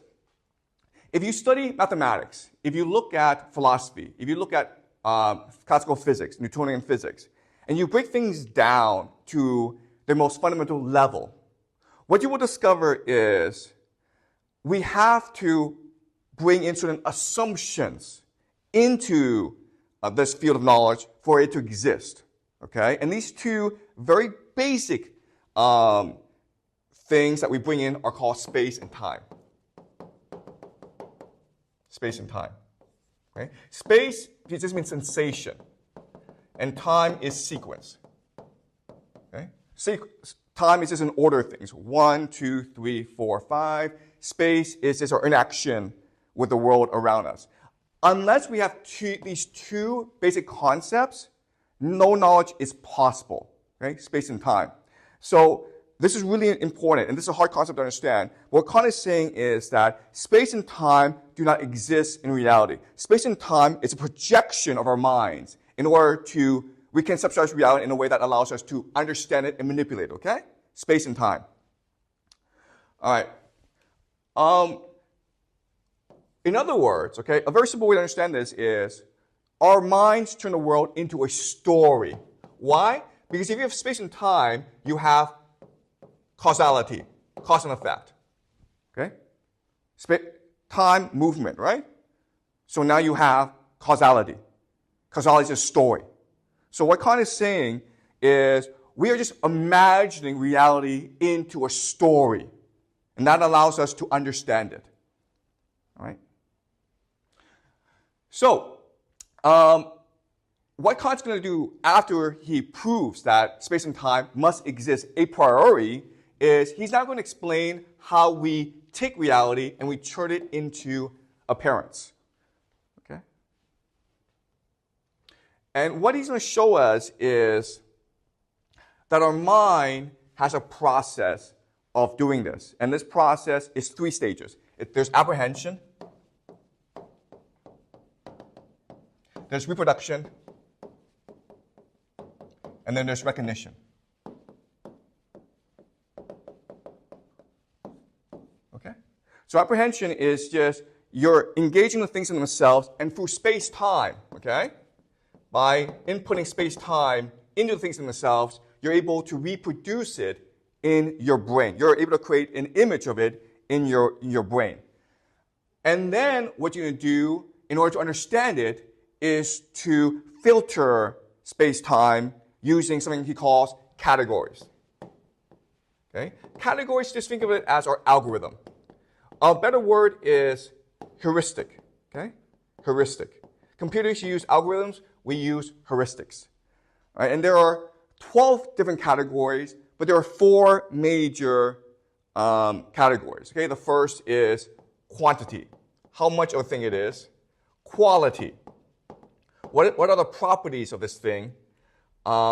Relation, is this thing logical or empirical? And then modality, which is what is the strength of the relation of this thing, okay? Okay, I know this is complicated, but later on we will use some examples from real life to better understand how this works, all right? So, and you don't really need to remember the categories. Just remember that what Kant is saying is inherent in our mind is a heuristic, an algorithm that allows us to turn information into knowledge, all right?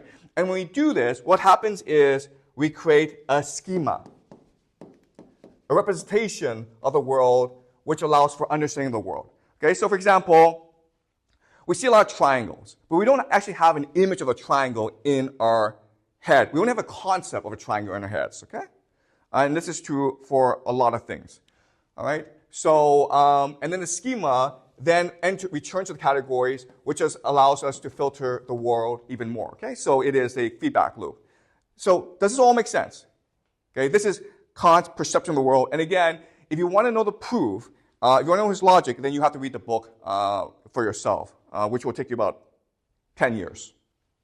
All right, great.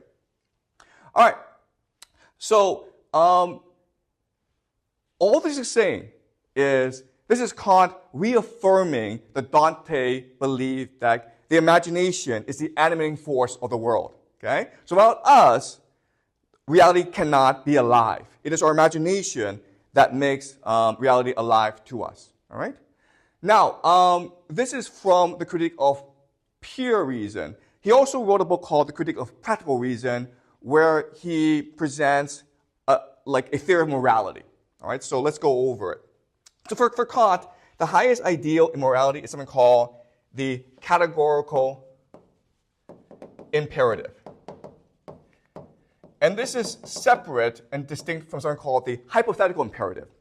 The hypothetical imperative is, okay, if you are a child in a school, how should you behave? Okay, this is specific, this is circumstantial. The categorical is the absolute. This is how you should always behave. And for Kant, there are 3 major principles that underlie all morality, okay? So let's go over them one by one. The first is the idea of universal law. So Kant says, imagine that each of your actions will be universalized, will be generalized, so that everyone will behave the way you do. Okay? So for example, you can choose to steal, but imagine everyone stealing. Well, what kind of world would that be? You certainly would not want to live in that world, right? So behave as though everyone is watching you and everyone's going to do what you're going to do. Okay? Be the best possible example to everyone. All right, so that's the first principle. Second principle is see humans each as an end unto itself and not as a means. Okay, do not manipulate people. Do not use people. Treat people with respect. Okay, and the third is the idea of autonomous will, which means like everything you do must be something that you reason out yourself. You're not coerced into it. You're not manipulated into doing it. You're not tricked into doing it. It's something that you, sitting by yourself in a room, you're able to reason it out independently. Okay? So this is the idea of the categorical imperative, which Kant believes is what we should all strive to and what we're all capable of doing because we're capable of reason. Okay? We're capable of imagination. We're capable of imagining a moral world. And this is important because this becomes the basis for what we have today, the United Nations. human rights, international law, okay? That's how influential Kant has been in development of human civilization. All right, so how can we understand the categorical imperative? Well, let's go back to Jean-Jacques Rousseau.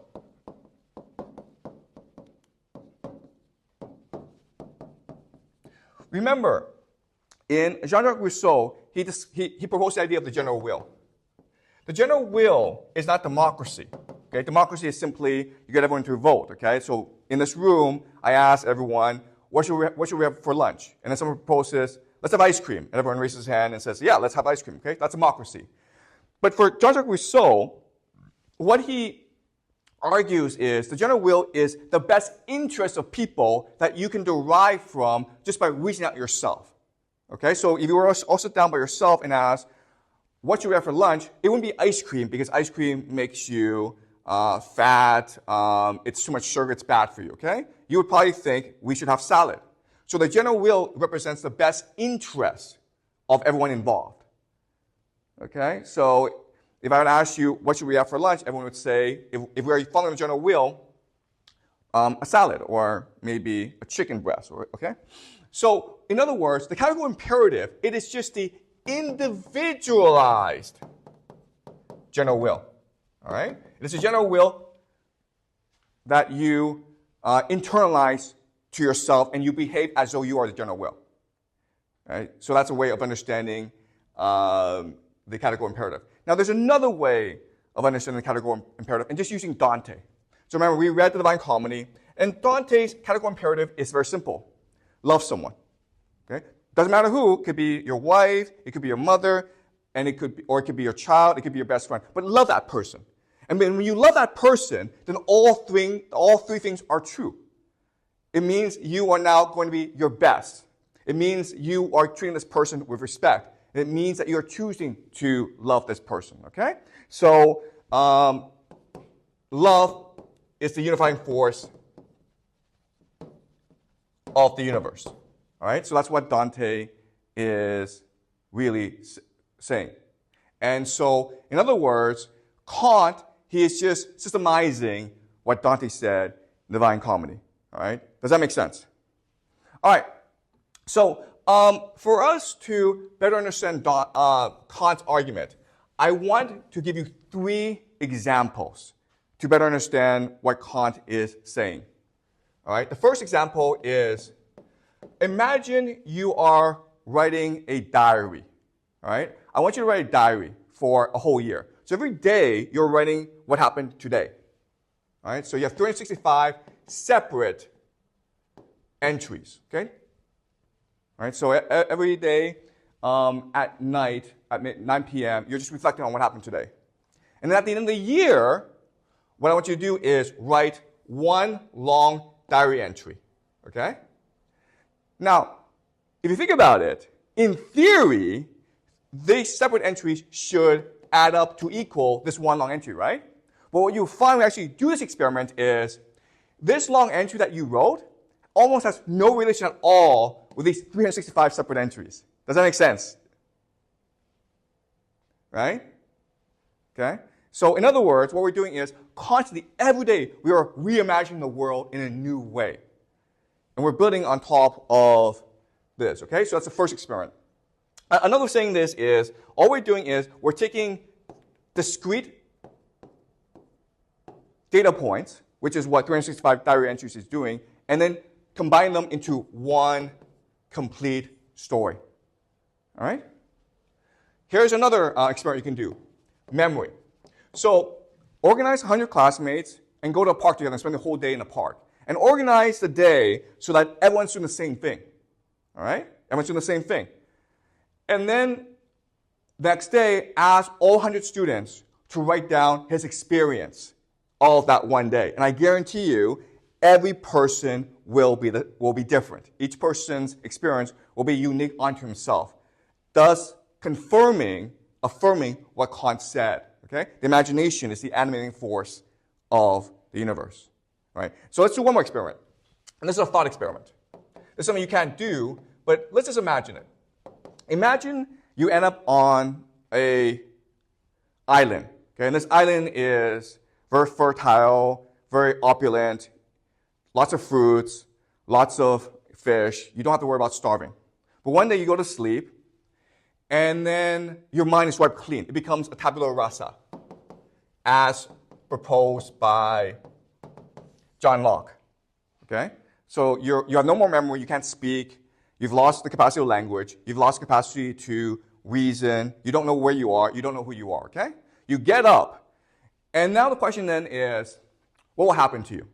Well, if you're John Locke, what's going to happen to you is you're going to starve to death because you don't know what to eat, okay? You take a stone and you put it in your mouth. You take a leaf and you put it in your mouth. You don't know what to eat. You've lost all knowledge, okay? But according to Kant, what Kant would say is, okay, sure, you've lost all knowledge, but because you have a priori synthetic knowledge, because you manipulate reality around you, because your mind is very good at filtering information, categorizing information, it'll take you a very short amount of time to figure out what is edible.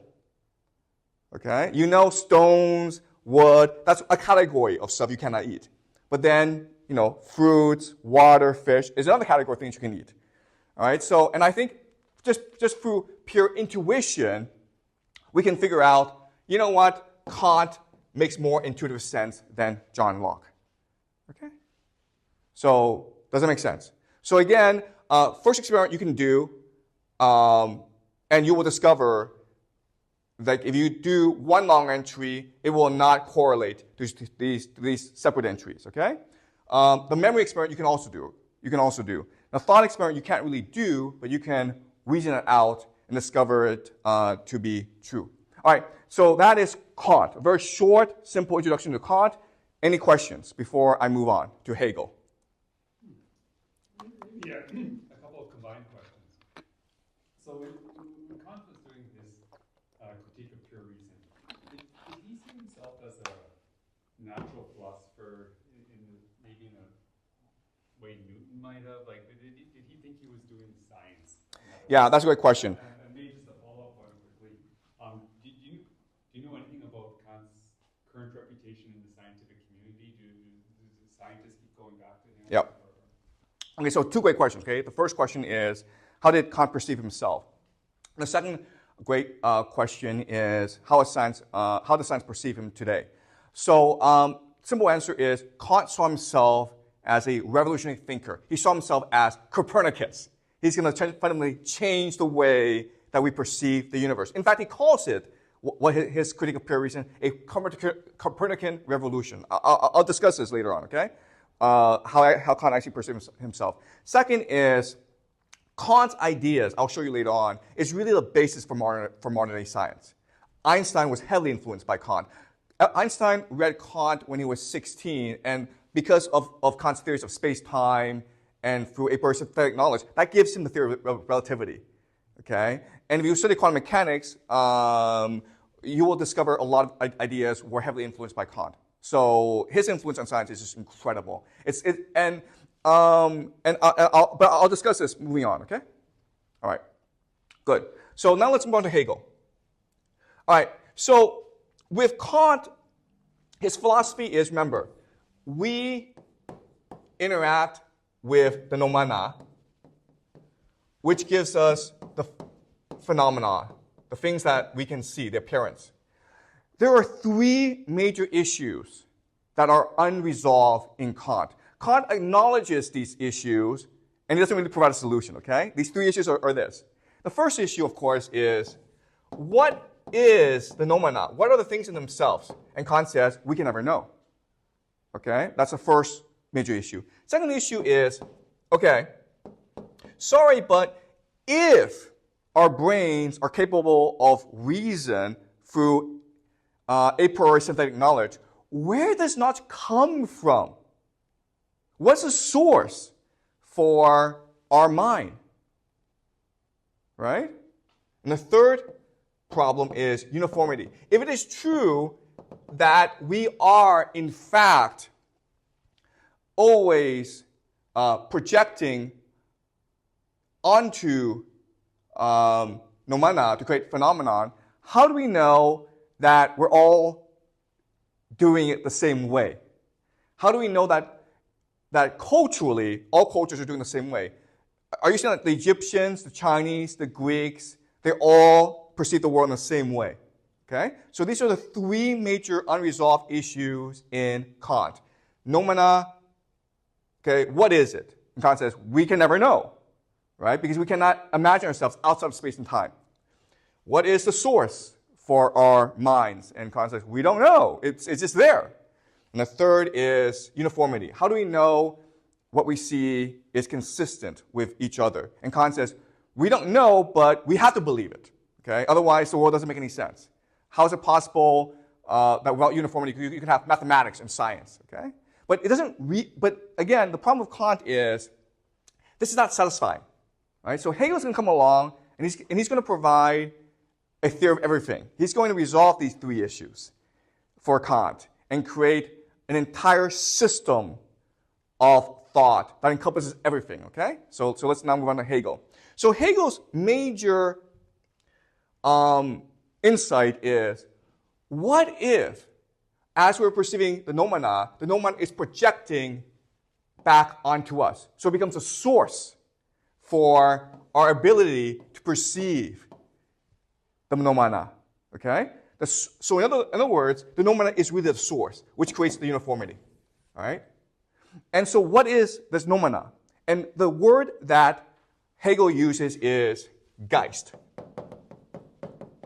The Geist, okay? And this is a German word that we translate into mind or spirit, okay? So Hegel's major work is called the Phenomenology of the Mind, which can also be translated into the Phenomenology of the Spirit. Okay, so translators argue about what the translation is. The problem is mind and spirit don't really explain that much. Okay, so imagine Geist as, and this is a bad metaphor, okay, but imagine Geist as the internet, and we are individual computers. We're always interacting with this internet. Okay, so that would give you a basic framework to understand what Geist is. It is a collective consciousness almost. But that's not accurate, okay? To fully understand what Geist is, we need to go into the etymology of the word. What words were influenced in English by Geist? And there are three words that were influenced by Geist, okay? The first word is ghost. So ghost is the idea that the Geist is coexisting with us, right? The Geist is not separate from us. It is coexisting with us. It's here and now. All right? Second word is geyser. Geyser, an expansion, a spawning up. Okay? So the Geist is always growing. It wants to grow and expand. And the third English word that comes from Geist is gist. The gist of an argument. The essence of an argument. So what Hegel is saying is the Geist is the essence of reality. The Geist comes first. It's a source for who we are. Okay? So, again, to understand Geist, think of it as an internet, but the internet that is coexisting with us, that is always expanding forward, and which is the essence of all life itself. That's why we say that Hegel is an idealist, right? He doesn't care about the material world. He doesn't think it really matters. What matters to him is the Geist itself, the ideas, because that's what drives human history. All right. Okay, so let's talk about how he perceives the geyser. How does the Geist actually move? And for him, what matters are not the things. What matters is not the ideas. What matters is the movement of things. And so for Hegel, the main thing that moves is the dialectic. Okay, and this is famous because obviously from the dialectic we have the thesis, which moves to the antithesis, which moves into the synthesis. And this is the movement of human history. Okay, and the way to understand this is we all seek self-knowledge. But the way to seek self-knowledge is by asking who we are not, which creates the antithesis. And then when we have the idea of who we are not, this comes into conflict with who we are, which then creates new knowledge. Okay? All right, so in order to understand this idea, let's do a thought experiment.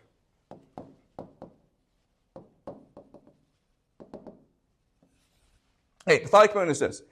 Okay, let's go back to the island, and there's 100 of us, okay? And we all sleep in different corners of the island. And again, during the night, when we sleep, our minds are wiped clean. We're all now tabula rasa. We have no more memory, okay? We wake up and we forget that there's other people there. We don't even know who we are. When we wake up, what we see is the universe, the space and time, and we think that we are the universe, that we are space and time, and there is a reconciliation between us and the world, okay? And we're really happy. But as we move along on the beach, we see someone else, and this other person frightens us because it's like us, but it's not like us. And now this person has destroyed my conception of the universe, which is like, I am the universe, or I am God. And this creates conflict, okay? We fight. We might actually physically fight. We might argue, okay? But over time, we create a synthesis, which is like, okay, the two of us are now the universe. Problem is, we walk along and we meet another person, okay? So this is a constant process. But over time, even though there's conflict, even though there's violence, it's all a natural part of enlightenment. It's all part of the process of reconciliation, where eventually, all 100 of us, we rediscover who we are through conflict and differentiation, and we form a collective consciousness, and we become what Hegel says is the absolute spirit. Okay? Absolute spirit. And that is the progress and the purpose of our lives. All right? So let me frame it in a different way. All right? So what Hegel is saying, okay? And again, these are not his words, these are my words, so be careful, okay? But I think this is the best way to explain what he's really saying about the movement of history. God has two forms. God is the Geist, okay? But God is also the universe. Does that make sense? Okay? So, why would God do this? Why would God be both the universe and be the Geist? Because God is trying to create reconciliation between itself and all the things in the universe. It's trying to come to peace, a reconciliation, an awareness between itself and us. Okay? So the Geist, through the dialect, it is growing and growing until it becomes the universe itself. And that is the end of history. All right? And this is what we call a teleological movement of history, where things are moving towards their purpose. So what Hegel says is, the world is becoming. Okay? Do not think of the world as being, but becoming, as constantly in a process of transformation, of growth, of expansion. Why? Because it wants to become being. The being is when we are completely reconciled to God. All right? That's the end of the world. That's the end of history. The reconciliation between us and God. When we become God and God become us, then there's no more differentiation. There's no more conflict. And we are moving towards this because the world is teleological. Every single thing that we do is moving towards the one reunion with God. Okay? The Geist. So to prove this, Hegel discusses the Geist. How do we know the Geist? Well, in culture, we know the Geist through art, philosophy, and religion. And when you study these three things, historically, what you will discover is they're all progressing. Okay? So in terms of art, right now we're on the Romantic period, which is the highest period of art, because it is synthesizing all previous periods of art. Religion, the highest religion is Christianity, because it is the beginning of reconciliation between us and God. Jesus was the great democratic force that allowed us to now all in our own way access God. Before, God was captured and imprisoned by the priests, and Jesus freed God from the priests. And so Christianity is the highest religion. And of course, philosophy. What's the highest philosophy? Hegel, right? Because this theory of the Geist It's the end point of all our knowledge. From the Geist, we can now finally we can move towards reconciliation. Okay? And so from this, there are some major influences. Okay? So let's talk about the three major influences, legacies of Hegel. By far the most influential, of course, is the creation of Marxism. Because what Karl Marx will do is he will take this theory of Hegel, the movement of history, the dialectic, and he will create something called dialectic materialism. He will invert Hegel, because Hegel says it's only ideas that matter. And what Marx will say is that, nope, only material things matter. Okay, he will invert Hegel, but he will also adopt a lot of Hegelian thinking. Okay, so the dialectic becomes a very important part of Marxist ideology, which we'll study next class. Okay, so that's the first major influence.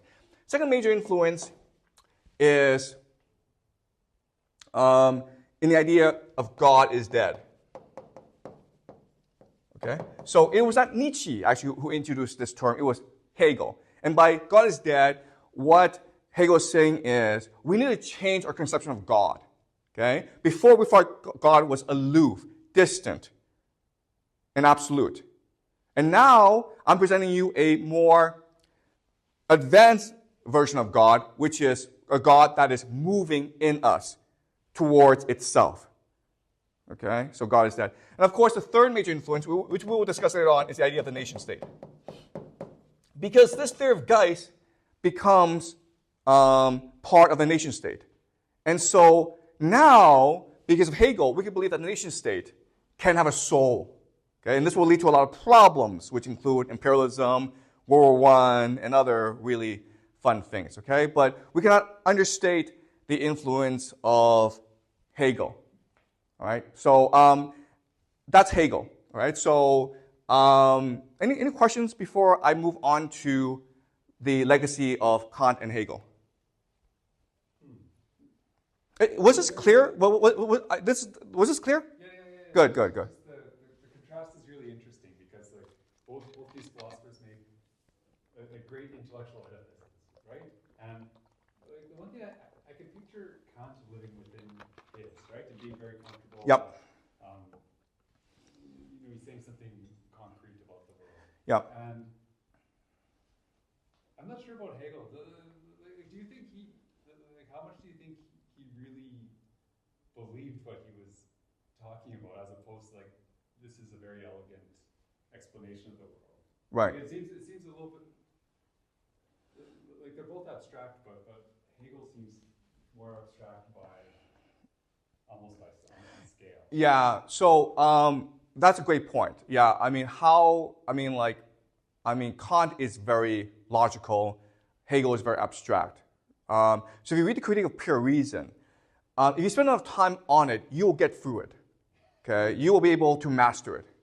Whereas if you try to read Hegel, especially the phenomenology of spirit, it's just impossible. It's like everyone who reads it will have like a different interpretation. And the reason why is what Hegel's trying to do, he's trying to synthesize all human knowledge. Okay, he's trying to take everything that's happened, everything that we know, and he's trying to synthesize it into a system, which Kant just basically said we can't really do. Okay, so I'm not an expert on Hegel, and I don't want to be an expert on Hegel actually, because I think I will go crazy if I read too much Hegel. But I do know there's a lot of controversy around Hegel. He's actually gaining, he's actually regaining popularity in our age because of the idea of the Geist, right? Because we live in a too materialistic world. But yeah. Sorry if I'm rambling on. Okay, all right. Let's move on to the legacy, because the legacy will give us further insight into Kant and Hegel, as well as help us better understand the world. Okay. So Immanuel Kant. So remember that Immanuel Kant, for him, he was really aware of what he was doing. And his argument was that the Critique of Pure Reason, it marks a radical new stage in human history. It is like Copernicus. Remember, Copernicus, his major contribution was, before we thought we were at the center of the universe, right? And then Copernicus banished us to the margins of the universe. So it's a new way of perceiving the world. And so Kant's trying to do the same thing, okay? So pre-Kant, the philosophers thought that there was an objective reality and that we were just observers of this objective reality, but through logical experience, we could ultimately access this objective reality. And Kant says, no, no, no. The world is entirely subjective. We project our imagination, our ideas onto the universe. We are active participants in the world. And this will give rise to the idea of romanticism, okay? Which is that the human imagination is the highest ideal. It is, in many ways, it participates in God itself, right? So that is Kant's major revolution. This is Friedrich Hegel. And let's remind ourselves the difference between Kant and Hegel. So what Kant would say is there are limits to reason. Okay, we can never know the mind of God. And what Hegel says is no, the mind of God is a dialectic. Okay, and therefore we can know the mind of God. All right. Kant will say the world is what we will it to be, meaning we have free will. And then Hegel will say we are moving towards the end of history, which we are progressing, but this means we have no free will. Okay, everything has been planned from the beginning. All these conflicts are part of a process of eventual enlightenment. And Kant will say, we must believe in God for morality to exist. This is a really important point. So Kant is extremely logical, he's very honest. And he says, there's nothing I can do to prove God exists. But we must believe God to exist, otherwise we have no morality in this world. Okay? He also says we must believe free will exists, even though there's no logical proof of free will. Otherwise, what's the point of existence? Okay? Hegel says God is dead. I've created a new God, and it's a theological God that is forcing us towards Him. All right? So these are the three major differences between Kant and Hegel. All right. So now let's look at the legacy of Kant, okay? So what's amazing is the more science progresses, the more Kant is proving right. So neuroscience is telling us today that we hallucinate the reality, all right? And there are lots of experiments that prove this. So let's go over some really quick examples. We see a triangle, right? Guess what, guys? It doesn't exist, okay? It's just part of our imagination. These lines exist. The triangle doesn't exist. But the first one we see is this triangle that does not exist. All right? This thing moves, okay? But we know it doesn't really move, okay? So our mind is playing tricks on us. We see this as slanted, okay? When we actually take them side by side together, you'll see them as parallel. Okay? Another mind trick that's being played. Which is bigger? Well, they're the same. But because of the circles, we think this is bigger than that. Okay, another mind trick that's being played on us. A and B are different colors, right? It's obvious they're different colors, right? But actually, they're the same color. Okay, another mind trick that's being played. So neuroscientists have done a lot of experiments, and they've proven to us that we constantly participate in reality. We hallucinate reality, which is what Kant originally proposed. All right, let's move on to artificial intelligence. Okay, artificial intelligence shows us the limits of the blank slate theory. Okay, so let's imagine you actually had a blank slate in your minds. Well, that would be extremely problematic, and we know because of how artificial intelligence works. All right, let's look at supervised learning. So when we talk about artificial intelligence, it doesn't actually exist. What exists is the idea of supervised learning. And the idea is this. We're trying to teach a machine, an algorithm, to recognize a picture. Okay, so what we do is this. We feed a lot of training data into the algorithm. And we're talking like millions and millions of pictures. And then we label this data so that the machine is able to, using its own analysis, figure out the differences. Okay, it basically turns every picture into a mathematical concept. And then if you train it well enough, then it's able to differentiate between a triangle and a circle. Okay, that's the idea of machine learning. Okay, same concept here. Okay, you have to feed it millions of pictures, and you have to label these different pictures, and then the machine will mathematically be able to figure out which is which. Okay, how the machine does that, we're not really concerned about. But we need to train the machine. And the problem with this is it's very expensive, it's very time consuming. All right, now let's compare this with how a human does it, right? A human, if I just give you a picture of a sheep, you're able to know what a sheep is. And why does that happen? Okay, so a machine is able to tell you this is sheep, okay? But what a machine is not able to tell you is this sheep real or fake, right? Is this a real or fake sheep? Well, we think it's fake, right? But what the machine says, we don't know. And the machine is correct. Real, fake are categories of the mind, right? How do we know this is a fake sheep and not a real sheep? Do you understand? So the machine is saying, if I don't know anything, if I have no a priori synthetic knowledge, then I cannot differentiate between fake and real. But a child, anyone can know this is a fake sheep, because obviously we have categories in our minds, okay? A machine could not tell you what this is. Why? Because this has become a schema, a concept. But any child can tell you this is a sheep, okay? And again, so this is artificial intelligence is showing us that Kant was correct. All right, as I mentioned, Kant inspired Einstein to dream up the theory of relativity. All right, so Einstein read Kant when he was 16. It had a huge influence on Einstein. Space-time curvature is influenced by it, but also the theory of relativity. Okay, and the theory of relativity, it's fairly straightforward. Let's just say that I'm sitting on a platform, a train platform, and you guys are across from me. Okay, now we're not moving, right? And we know we're not moving, but let's just say that for whatever reason, simultaneously, both platforms are moving at the same speed. Okay? From our perspective, we're still not moving.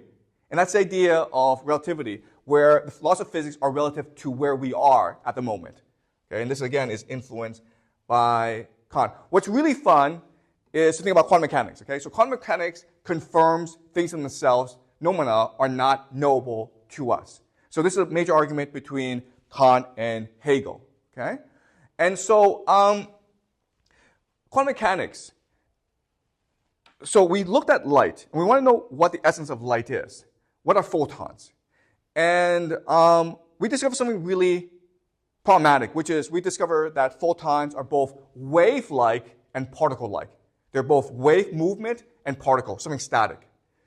And what's even more problematic is what we discovered is you're not able to figure out the state of the light, if it's a wave or a particle, until you actually measure it. So in other words, before you measure light, before you measure particles, they are simultaneously occupying many different possibilities, something we call a superposition, okay? And this idea of wave function. A wave function is all the probabilities of its position in space. When you measure it, it collapses into one data point, okay? Does that make sense? All right. So, in school we teach you the Bohr model of the atom, but it's a cloud, meaning we don't know where the electrons are at a certain state. We can only know the probability of where it could be, okay? And so that's a problem here. All right, so this idea of quantum mechanics, Einstein hated this theory. He thought this was disgusting. There's too much randomness. It's ugly. He hated it, okay? He thought that God, as an architect, had an elegant mind. And when we come up with these theories like quantum mechanics, which actually makes absolutely no sense, you're insulting God. So to disprove quantum mechanics, Einstein wrote a paper on something called quantum entanglement. And the idea is this, okay, things cannot be measured. We cannot know the state of things, of atoms, until they are measured, right? Well, in quantum mechanics, things also exist in opposition towards each other. Okay, so maybe two atoms are aligned together, and their two states are mirror images of each other. So what you can do is this: if you split these two and you send them off in different corners of the universe, according to quantum mechanics, the moment you measure the first atom, the second atom must also reveal itself, even though you have not measured it, and it also has to be simultaneous, even though these two atoms could possibly at different ends of the universe, okay? Quantum entanglement. And Einstein says, this can't possibly be true. This is a stupid idea. And this proves quantum mechanics doesn't work. The problem is this. The problem is we've done experiments to prove quantum entanglement actually does work. And this is true. Okay? Not only that, but quantum mechanics has proven itself to be the most successful theory in physics of all time because it's given rise to the transistor. Okay? The idea of the transistor is if you can understand electrons, then you can manipulate electrons in a way that allows you to manipulate it, which allows you to make calculations on it, okay? So the transistor has given rise to the computer, which has given rise to the internet, okay? Basically create the world that we live in today. So without quantum mechanics, we cannot have the world we live in today. Okay, so, but again, even though we know quantum mechanics to be true, we don't know why it's true. Okay, there are lots of mysteries in quantum mechanics. One of the biggest problems in quantum mechanics is something called Schrodinger's cat. So Schrodinger created a thought experiment to show you how problematic quantum mechanics is. Let's just say that you have a cat inside a box, and there's radioactive material inside this box, okay? And you don't know, you can never know if this cat is dead or alive. So the only thing you can say is it is both dead and alive, which again is problematic. But that's not it. It's even more problematic because another physicist, Wigner, said, okay, let's do another thought experiment. Let's just say, okay, I'm a scientist, I open the box. Then I know the state of the cat now, right? I didn't know it before, but once I open the box, I can see if the cat is alive or dead. Now I know. But let's just say that there's a friend in my laboratory who is observing me, okay? And he has not himself opened the box. So when I open the box and I find the cat is dead, what happens to him? Okay? Well, there are different possibilities. The first possibility is he now knows.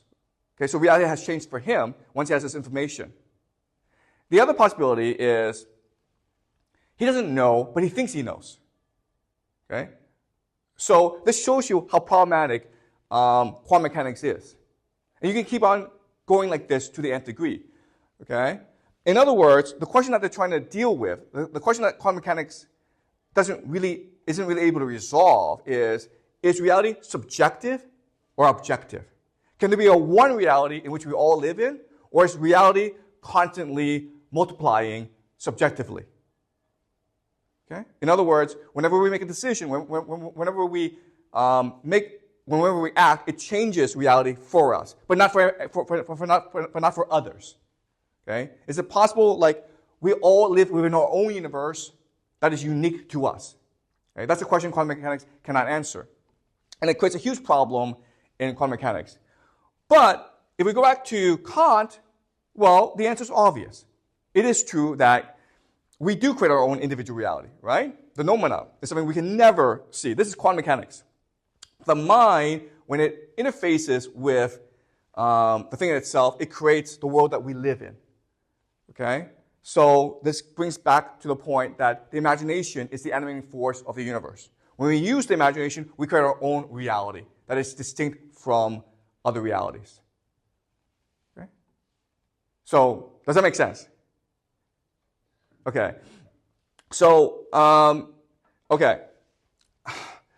Another way of framing this is, what is happening here? Is Kant describing the world we live in, or did he create this reality that we live in? Okay, and so this another saying this then is, rather than artificial intelligence, neuroscience, quantum mechanics, all confirming what Kant first argued, another way of saying this is, Kant gave them the intellectual capacity to come up with these theories by themselves. Okay, another way of saying this is this: philosophy creates the boundaries of the human imagination. And science, all science is doing is playing within these boundaries to confirm what is known within these boundaries. Okay? That's the radical statement that I want you to think about. Okay? Is science capable of coming up with new ideas by itself? And the argument I would make is no.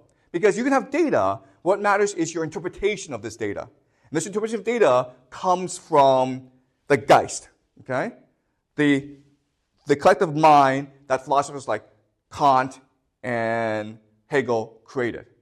And this is problematic because we live in a world today that is undervaluing philosophy and arts and overvaluing STEM, engineering, technology. Okay? And so what my argument to you is, if that is the case, if we just spend all money on science, it's all going to be useless. Okay? Because in the Dante worldview, Dante talks to God, writes the Divine Comedy. Divine Comedy then inspires Kant to write the Critique of Pure Reason, which inspires Hegel, and the two together will go inspire neuroscience, artificial intelligence, and quantum mechanics. Okay? So in other words, it is imagination that creates all reality, not just our individual reality. There are some of us who are geniuses who are able to imagine a new reality in which we can now inhabit and participate in. All right? And evidence for this is, ever since the Germans, so Kant also conceptualized the United Nations, okay? Ever since Königsberg fell, ever since the Germans lost World War II, we have not made major advances in science. Okay, remember, the transistor is not a major advance. It's just technology. It's just taking a science and then expressing it in the world that we live in today, okay? So without culture, without the Geist, is it possible to contribute to advance science, okay? And I think the answer is no. I think we're stuck where we are because we've abandoned culture, we've abandoned the Geist. So Immanuel Kant was a citizen of Königsberg. In fact, he was called the Königsberg clock. Why? Because he was so regimented. He made sure at a very specific time he would take a walk somewhere, okay? And so by observing where he was at a certain time, the residents of Königsberg would know what time it is. All right, so you can make the argument that Kant created Königsberg because Königsberg would, after Kant, become the intellectual scientific center of Europe. But Königsberg also created him, okay, which is very an idea which would be very familiar to Hegel. All right, so that is it for Kant. We will now move on to Marx and Freud. Okay, but was this clear? Any questions? Okay, great. So next class we will do Marx. Okay, good morning. So today we are doing Karl Marx. And Karl Marx is one of the most influential thinkers in human history. His contribution to intellectual thought cannot be overstated. Okay, so what I'm going to do first is I'm going to do a thought experiment. Okay, it's just going to be a fun experiment, and let's pretend there are two scenarios. Okay, in scenario one, you get into a really good college, and you decide to become a lawyer. You go to law school, you do extremely well, you become a lawyer, and you make a lot of money. When you make a lot of money, you can buy a big house, go on vacations to Bali. You can have a BMW, okay? So that's situation one. You're a super lawyer, basically. Situation two is different. You're on a plane with strangers, and there's about 100 of you. You crash on an island. This island, it's very poor, very scarce resources, and you have to work together in order to just get by, okay? You're not eating well, you're not living well. Every day is a struggle. You're not really sure if you'll get to the second day, all right? So those are the two scenarios. You're on an island, and you're basically like starving. And so the thought experiment is, do you think you'd be a happier person in the first situation or the second situation? Now, Yeah, so you would think obviously the answer is number 1, but what I will show you today is that's not necessarily true, okay? Maybe for some of us, the answer is number 1, but for many of us, the answer is actually number 2.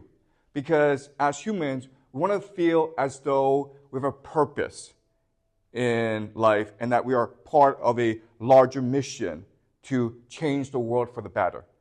Okay, and that's the underlying thesis of Karl Marx.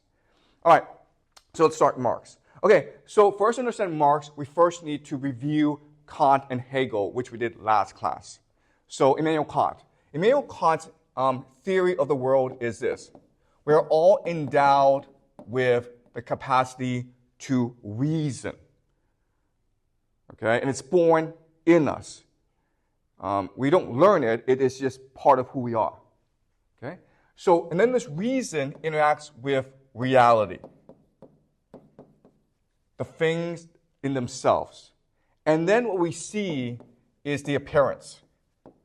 Okay? So the crucial argument that Kant is making is we imagine reality around us by bringing in space and time.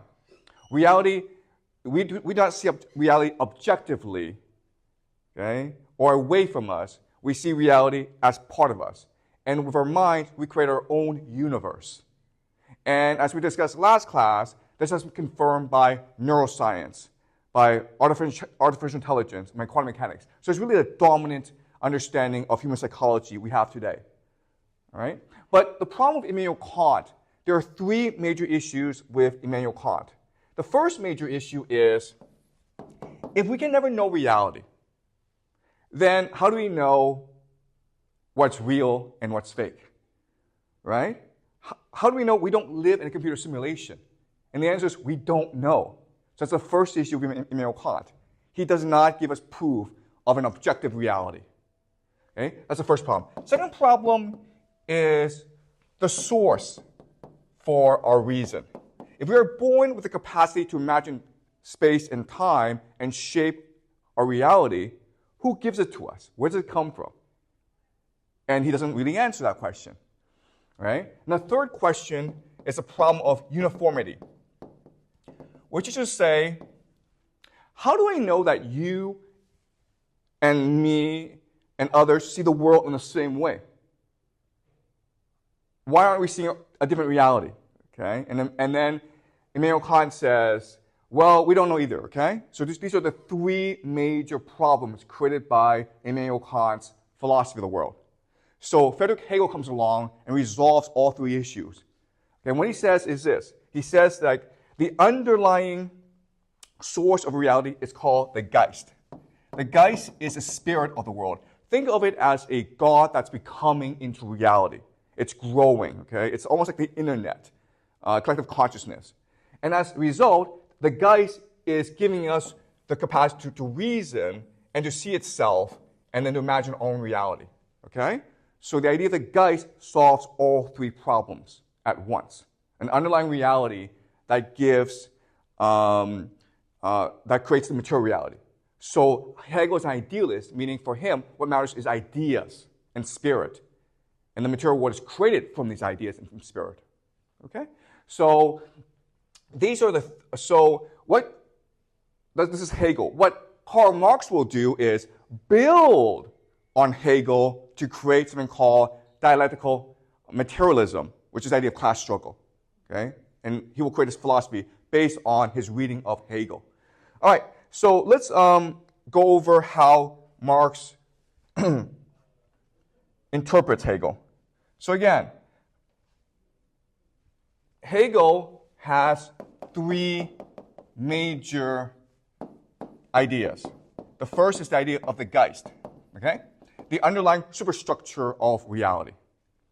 Second is the idea of the dialectic. Okay, so the idea of the dialectic is, how does this Geist become what it does, what it is? How does this Geist learn and think? And the answer is the dialectic. The dialectic is thesis, antithesis, and synthesis. And the concept is just a debate in itself. For it to know itself, it must create its opposite. And then when it creates its opposite, it debates itself and creates a synthesis. Okay? And it's the idea of a debate where you might have a viewpoint and you engage with someone with another viewpoint that's opposite of yours. You debate, and through this debate, you create a synthesis of your different viewpoints. Okay? And for Hegel, this is the underlying logic of history, of how we learn, of how we progress. Okay? And the third idea that Hegel proposes is the idea of the master-slave dialectic. And so Hegel thinks that relationship can be broken into a master and slave. Basically, I command you, you do as I say, you obey me. But then what Hegel says is, over time, this thesis antithesis also becomes a synthesis. Why? Because as your master, I become dependent on you as my slave. In fact, you're the one doing all the work. So without you, I can't exist. Okay? So in this way, the relationship inverts itself, and the master becomes slave to the slave, right? Because the master is now dependent on the slave for his livelihood. All right? So these are the three big ideas that Hegel is going to take. These are the three big ideas of Hegel, and Marx is going to take these three ideas and develop his own theory of the world. So Marx is from Prussia. As we discussed before, a lot of these major philosophers are from Prussia. Hegel himself was also Prussian. He was very proud to be Prussian. And Marx, when he was in university, he was part of a group called the Young Hegelians. These are individuals, a group of them, who worship Hegel, but they misinterpreted Hegel. Okay, they thought of Hegel as an atheist because he said God is dead. But when Hegel said God is dead, what he really meant is, I am now going to reinterpret God not as this separate entity from us, but as part of us in the form of the Geist. Okay, so the Young Hegelians will reinterpret Hegel, basically misinterpret him. So the first thing they do is they take the Geist and they turn it into a material thing. Okay, economics. So Hegel thinks it's ideas that come first, then materiality. But these guys, the Young Hegelians, they will invert this and say it's materiality that creates ideas. Okay, it's economics, it's wealth that creates culture, which gives rise to ideas. Okay, so it's the complete opposite. Second thing they'll do is, if this is true, the dialectic and the master-slave relationship, then history is a history of oppression and a struggle for liberation against this oppression. Okay? And so the idea of the material world in struggle with itself creates the idea of dialectical materialism. And we call this class struggle. Okay? The rich and the poor fighting each other, and the poor are looking for liberation, right? So does that make sense? Yes. Okay, great. So that's right. So this is class struggle. And this is the main contribution that Marx will make. And by creating this idea, he will lay the foundation for what we today refer to as communism. All right? The underlying reality of history is class struggle. The other thing that Marx will take from Hegel is an understanding that all of history is teleological. Okay? Teleological. Okay, this is a big word, but all it means is there is an inevitability to history. There's a purpose. There's a progress to history. Everything is being done for a reason. Okay? So let's go over the theology that Marx creates. All right. So we were born as hunter-gatherers. We all know this. Okay? We're out in the forest hunting food in small tribes. And we're happy. But there's not enough food to feed everyone. So we develop agriculture. Right? And then because of agriculture, we have something called surplus value. We're able to create more wealth, which allows a few of us to settle down and do other stuff. For example, create literacy. Okay? And this gives rise to civilization. And then to justify this civilization, to justify this hierarchy, the fact that you have a few people who are essentially parasites of society, we create the idea of religion, right? Because the elite now are priests. right? So that's the second stage. Then what happens is as we develop more and more technology and the societies become larger and larger, we have to go to war against each other, okay, to fight for resources. And so this gives rise to the master-slave relationship, which then gives us feudalism, okay, which then allows for the rise of industrial capitalism. And this is a stage Marx finds himself at. And what Marx says is, this is all a linear progress driven by technological advancement, right?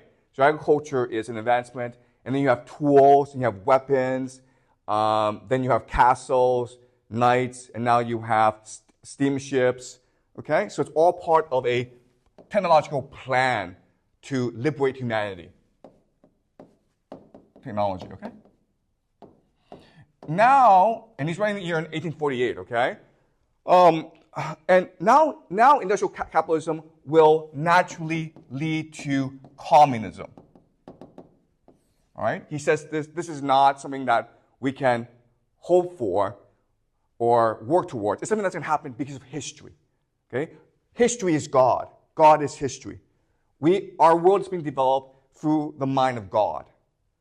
All right?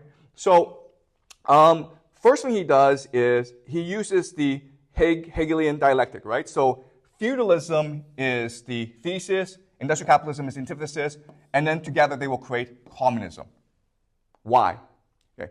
So for Marx, embedded in capitalism is the seeds of its demise. And there are three reasons why. Okay? First is industrial capitalism is imperial. It's all-consuming. It expands. And as a result, it's going to create a global proletariat. And because they're all oppressed, they're going to come into consciousness together and recognize that only through collective action can we liberate ourselves from the capitalist class. All right? And because the proletariat is the majority of people, 99%, then the 1% have no chance. Okay? That's number one. Number two is the idea of technology. Capitalism gives rise to new technology which creates surplus value and surplus labor. It basically makes our job easier, okay? In which case, we don't have to work as hard as before in order to create value. Okay, so that's technology. So for example, AI, right? And the third is the idea of crisis in capitalism.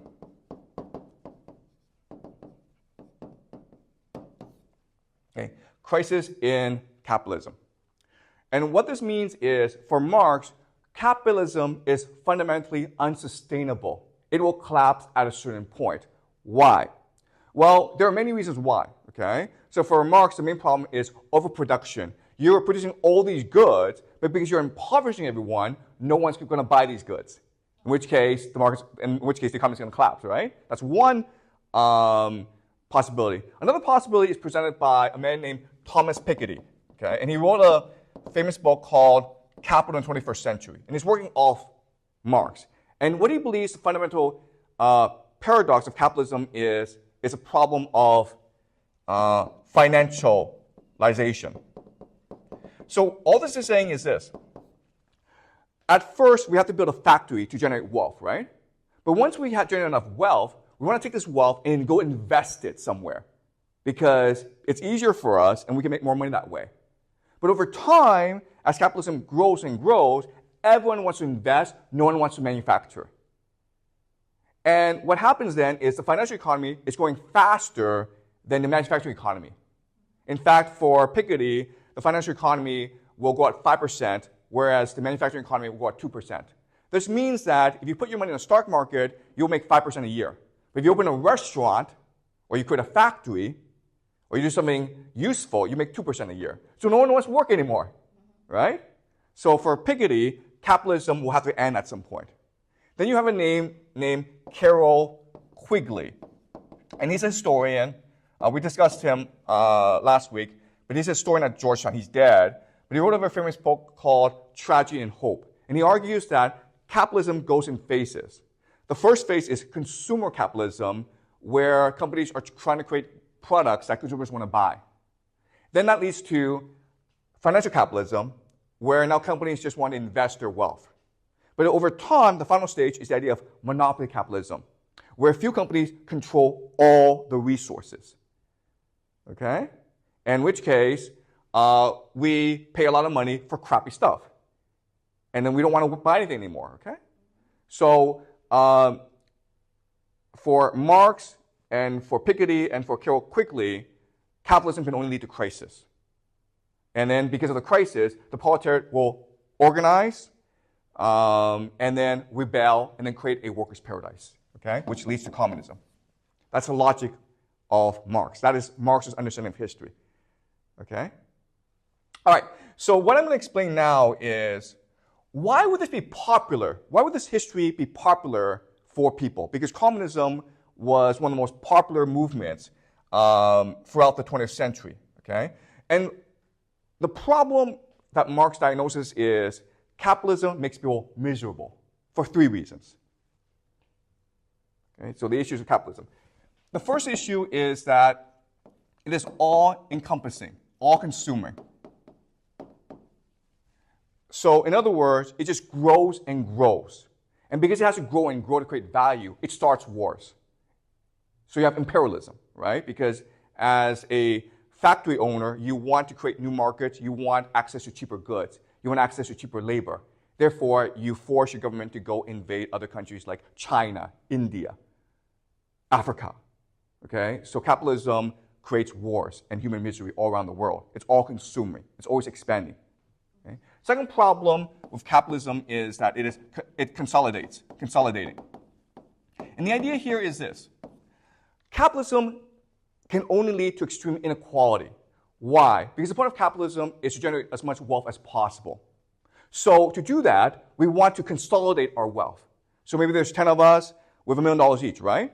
Well, we're better off just putting our money together and then investing it together, right? Which creates massive inequality.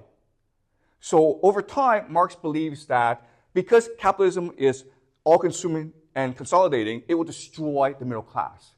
Unless you're super wealthy, you won't have any money. Okay? If you are just like a small factory owner, you'll be bought out by a large factory owner. And quite honestly, this is what's happening in the world today. Okay? If you are a small house owner in America, well, you're going to be bought out by a company. And then the company's going to use your house to rent to other people. Okay? So this is a pattern that's happening throughout the world today. And that's why Marx is seeing a massive resurgence in our world today. Right? Now, the third problem is alienating. And here, Marx explains that there are 4 types of alienation. Okay? The first type of alienation is the alienation of labor. And what this means is this. As humans, we want to create stuff. We are fundamentally creative. We want to create art products. We want to cook. We want to teach. We want to express our individuality. Okay? And why we want to do that is when we express our individuality, when we create things, we support the community. Right? So when I teach, you guys learn. And when you learn, you feel good, you thank me, and that confirms my humanity. That confirms my individuality. So society is a mechanism for each of us to exchange our creativity in a way that affirms our own individuality. Okay? Does that make sense? All right? The problem with capitalism is it takes use value, okay, what this thing is used for, and it replaces it for like exchange value. Okay, which is how much this thing is worth. And these are 2 different opposites. Okay? Oh, sorry, these are 2 different concepts. So use value is I cook a apple pie, and then I give it to you, and you eat it, and you say, wow, this is a really awesome apple pie. Thank you so much. And then you feel good, I feel good. Okay? That's use value. Exchange value is I cook this apple pie, and I give it to someone who then goes sells to someone. I never meet that person. Okay? And I'm not. And I don't know what happens to the pie, but I'm paid like $5 for it. All right? So that's the idea of exchange value. And as such, what Marx says is this exchange of goods does not affirm our individuality. Therefore, it makes us miserable because we don't know why we're doing anything anymore. Okay? Before, we were doing things in order to support our community, in order to please other people, in order to affirm our humanity. Now we're just making stuff because of wage labor, right? Wages, to get paid. Okay? So that's alienating for us. Okay? This makes sense, right? Great. Second is that it alienates us from ourselves. Why? Because as human beings, we are very complex, we are multifaceted, and we're always evolving. But for capitalism, what matters is division of labor, okay? Specialization, because that's what allows for the most rapid industrial growth. And so, in other words, you cease to be you and you become a hand, or maybe a finger, or maybe an eye, or maybe an ear, okay? But you cease to be complete. You're just like a cog in the machine. You're just a piece of the puzzle. And that alienates you from who you are really. It prevents you from achieving your full potential as a creative, vibrant human being. Okay, that's the second issue. The third issue is it alienates us from nature. Okay, why? Because capitalism grows by exploiting humans and by exploiting nature. It cuts down trees. It destroys the environment. It creates air pollution. We can no longer drink clean water. Okay? It destroys the nature. And it makes us feel like we must destroy nature if we are to feed our families. So it alienates us from our nature, whereas historically, we have been in a symbiotic relationship with nature where we thank nature for feeding us. But we're always replenishing, we're always protecting nature. All right? And the fourth type of alienation is the alienation from humanity. All right? So before, for most of history, we were cooperating with each other, we were helping each other out. Okay? Because that's the only way you could survive. But capitalism forces us to compete against each other. Okay? And the example, of course, is school, where because of grades, you see your classmates as competitors. Right? But if there are no grades, then you might help each other learn. You might tutor each other in homework and help each other with homework and tests. Okay? Okay? So that does that make sense? So the idea here is, let's just say that like maybe 5 people have to carry some goods to a store. Okay, that's your job. One person falls down, breaks his leg, and cries out for help. Well, we should go help that person, right? But the logic of capitalism is you can't do that because the manager will fine you for being late. Okay, does that make sense? All right, so that's why Marx thinks that this will alienate us from our humanity. And this part of Marx, where Marx diagnoses the problems of capitalism, is considered brilliant, okay? This is a perfect encapsulation of all the issues with capitalism. That was true in the 1850s, in the 19th century, but it's also true today. If you look at the world today, then we also have these issues. And if you analyze Marx's diagnosis of capitalism, then it helps explain why the world is the way it is. Okay? All right. So, and because of these pressing issues, because people are suffering so much, they see Marxism, they see communism as salvation and redemption. That's the appeal. Okay? Because the capitalism has made life so miserable for a majority of people. Okay? All right. So, but the problem is, we know that this prophecy of Marx, that we will naturally evolve into communism, has not panned out. In fact, communism has caused a lot of human misery as well. And so, why is that the case? And so what I'm going to show you now is, even though Marx has this beautiful theory, it's also wrong, okay, for a variety of reasons. So let's analyze his understanding of history and show how it's wrong. Okay, the first thing is, let's go back to the hunter-gatherer agriculture transition. The first class I ever taught, like a long time ago, is the transition from hunter-gatherer to agriculture didn't make any sense. As a hunter-gatherer, you didn't have a scarcity problem. In fact, you ate really well. You worked less, you ate more. And we know because if you dig up skeletons of hunter-gatherers, they're taller than farmers. In fact, they're a lot taller. So hunter-gatherers were on average like 6 foot, okay, which is like really, really tall, right? And farmers were like on average maybe 5 foot. That's a huge difference, Okay? So using the economic argument of Marx, this makes no sense. All right? And what I explained to you before is, it's not economics that drives human history, it's religion that drives human history. Okay? So we settled down in order to practice a cult, to practice a religion, because maybe one place was considered divine for whatever reason. And as a result, we developed agriculture, which led to civilization. So the Marx formulation that religion comes last is wrong. It's religion that comes first, okay? It's religion that leads to agriculture, which leads to civilization.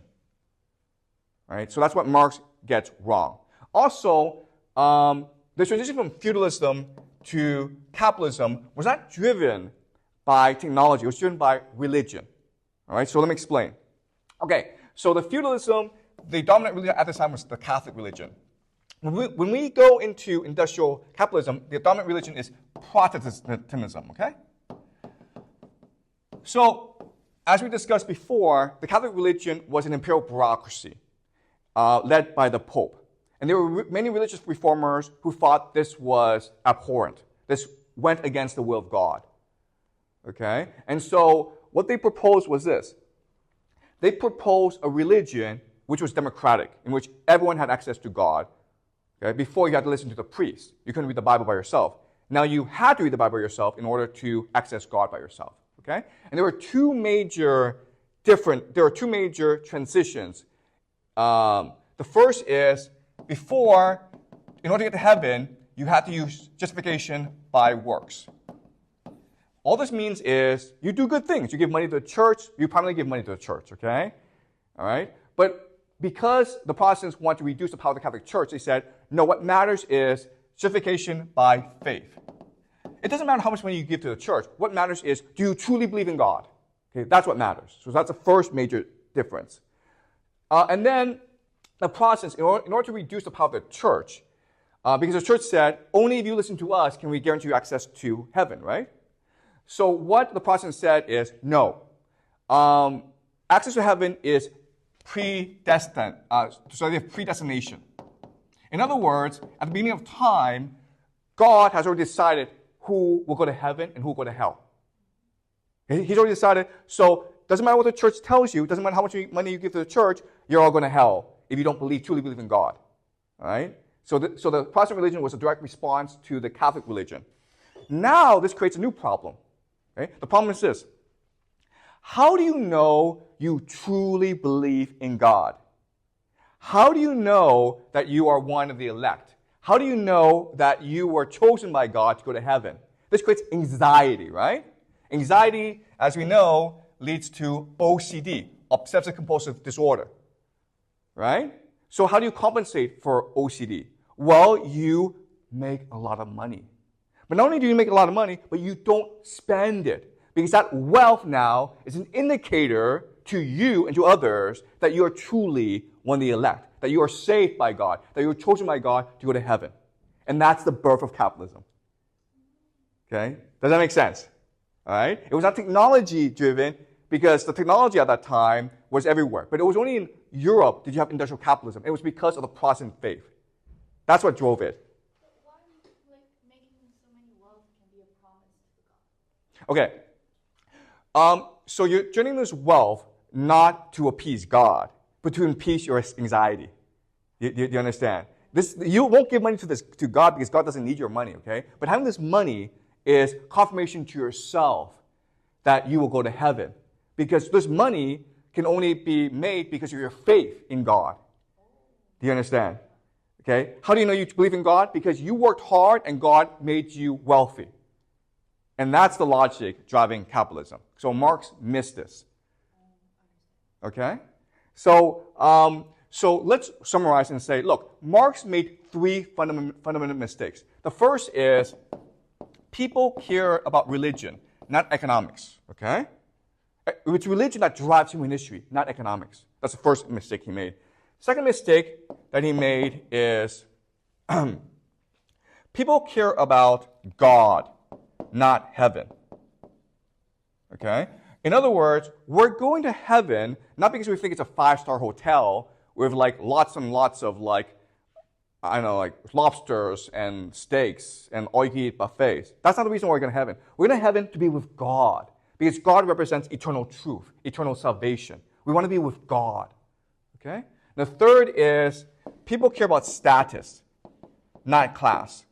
So, in other words, throughout most of human history, we didn't have a concept of money.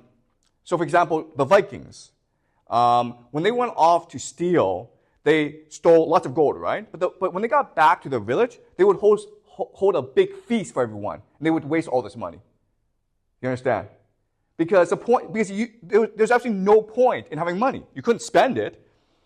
If you died, you couldn't keep it. So you made money, you generated wealth in order to raise your status within the community. Okay? And that's why you wore gold, because the gold signified that you have high status within the community. All right? So throughout most of human history, and still even today, we seek status, not class.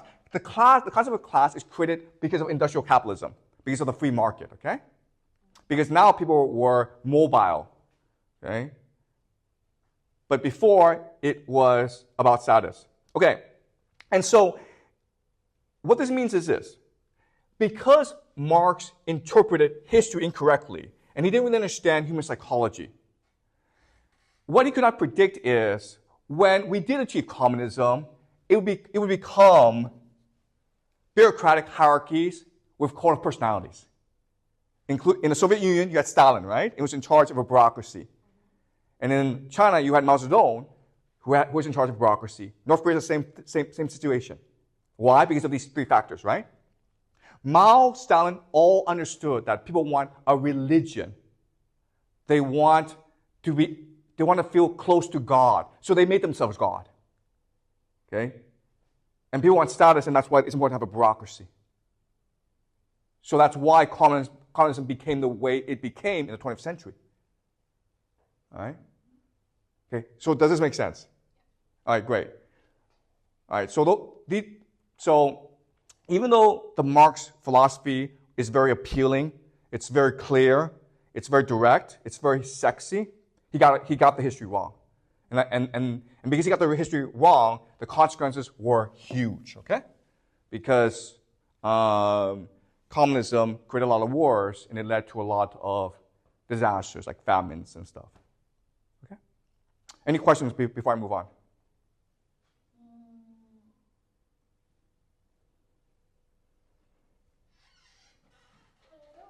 Some of the faults of Marx is very obvious. For example, the emphasis on religion instead of the economics. So why communism can still be so appealing to the world, and why, especially for China and Soviet Union, such kind of culture? Okay, yeah. So that's a really good question. And so the question is, the role of religion should be obvious to people, right? Mm-hmm. Why do they believe in economics? Yeah. Okay. That's a great question, and you know what? I don't have an answer, but I think a clue is this. Capitalism and communism are the same religion. Okay? So as capitalism grows, it reinforces communism. As communism grows, it reinforces capitalism. Why? Because both believe that economics, materialism, is the underlying reality. Okay? Religion doesn't matter. So capitalism spreads by making everyone uniform, by turning everyone into an economic animal, right? Because today, we don't ask you to believe in God, we ask you to go buy things. Does that make sense? Communism is the same way. Communism believes that as long as there's equality, as long as there's no property, everyone will be happy. So it's ironic that these two ideas, capitalism and communism, even though they were mortal enemies in the 20th century, the underlying basis of the religion is the same. And as they develop, they reinforce each other, okay? Does that make sense? All right, so, but that's a great question. All right, so we instantly understand that religion is more important than economics. But because capitalism and communism were able to spread so fast, we've been brainwashed into thinking that only economics matters. Okay? So, for example, when you read the newspaper, it's always, what's the GDP this year? What's the employment rate this year? What's the inflation rate this year? What's the price of eggs this year? It's never, how do people feel spiritually? How are people religiously? Okay, it's never about your psychology. It's never about your spirituality. It's always about how much money do you have. Okay? So communism and capitalism together conquer the world. Okay? Does that make sense? Yeah. Okay, great. Any more questions before I move on? But why especially this kind of like strategy is fit for China or Soviet Union, but not being accepted by the Western world? Okay, this is a great question. So Marx himself believed the revolution will happen in Germany first, because Germany had the most advanced proletariat. But it never happened in Germany. It didn't happen in France. It didn't happen in Britain. It happened in China and Russia. And in fact, if Marx were alive today, he would be appalled by the fact that it happened in Russia and China, because it wasn't supposed to happen in Russia and China. You needed a proletariat in order for the revolution to happen, but Russia and China were peasant nations, right? So what had happened in Russia and China? Okay, the main reason is this, and we'll go more into this next week, okay? The main reason is this, because the communist revolution was not a communist revolution. It was a peasant revolution with the veneer of communism. So communism was the ideology, the religion that they practiced, but it was essentially a peasant rebellion that's no different from previous peasant rebellions in Chinese history. Okay, does that make sense? All right, but I'll explain this later on. All right, great, but great question. And any more questions before I move on? Great. All right, so was this clear to you, this history, okay? All right, good. And it's very important because it really helps you understand the world we live in today. Because even though Marx's theory of history is wrong, his understanding of capitalism is perfect, okay? And it really helps you think about why things are happening the way they are today, especially the constellation of wealth. All right, let's do the history, okay? All right, so, okay, we did Kant and Hegel on Tuesday. We're doing Marx today. Next Tuesday, we do Freud, okay? Why are we doing these four thinkers? Because they're the ones, each of them, who created an intellectual revolution that fundamentally changed the way we see ourselves and society, okay? So remember, Kant made us subjective, okay? He taught us that the world does not exist outside us. Hegel taught us that there's a Geist that compels us into it, okay? We are just a manifestation of this Geist, okay? But the Geist is everything. Marx teaches us it's class struggle that's the underlying force of history, okay? And what he also believes is the class struggle can only end in communism. Why? Because that is the will of God. Because God manifests itself in our history. All right? So Marx is really building on top of Hegel. What we will learn next Tuesday is Freud. Okay? So, and Freud's going to work on all three to build a new theory of the world. And the theory is amazing because what he does is he takes all these theories and teaches us that we are our own universe. Everything that happens is because of our memories and our psychology, okay? But that's next Tuesday. But just to give you a heads up. All right, so the entire lecture is about why was Marx wrong. Okay, and as explained, the runnings of Marx, I mean, he was like a prophet, right? He comes from a Jewish family. He himself was an atheist, but he came from a long line of Jewish rabbis. And when I say that, you're like, oh, okay, that doesn't sound that impressive. But it was basically the equivalent of saying he came from 10 generations of Harvard professors. That's really impressive, right? So, I mean, he was a genius. His entire family were geniuses. Remember, the Jews are very intellectual people. They're the people of the book. And the rabbis are the most intellectual members of the community. They're the leaders of the community. So Marx comes from, he's basically an aristocrat, okay? So he's almost like a prophet. I mean, he is a prophet. He's a poet prophet who's preaching of a new world to come. And he's very certain, he's very clear, and he's very optimistic. And that's his appeal, okay? But as I explained, that was also his downfall. He was too simple in his understanding of human history. All right. So industrial capitalism is coming to Europe, and it makes everyone miserable. It's destroying society because it's taking all these people from the villages and transporting them into the cities without adequate housing, without adequate health care, work safety. They're in these slums. They don't have access to clean water. A lot of them are dying.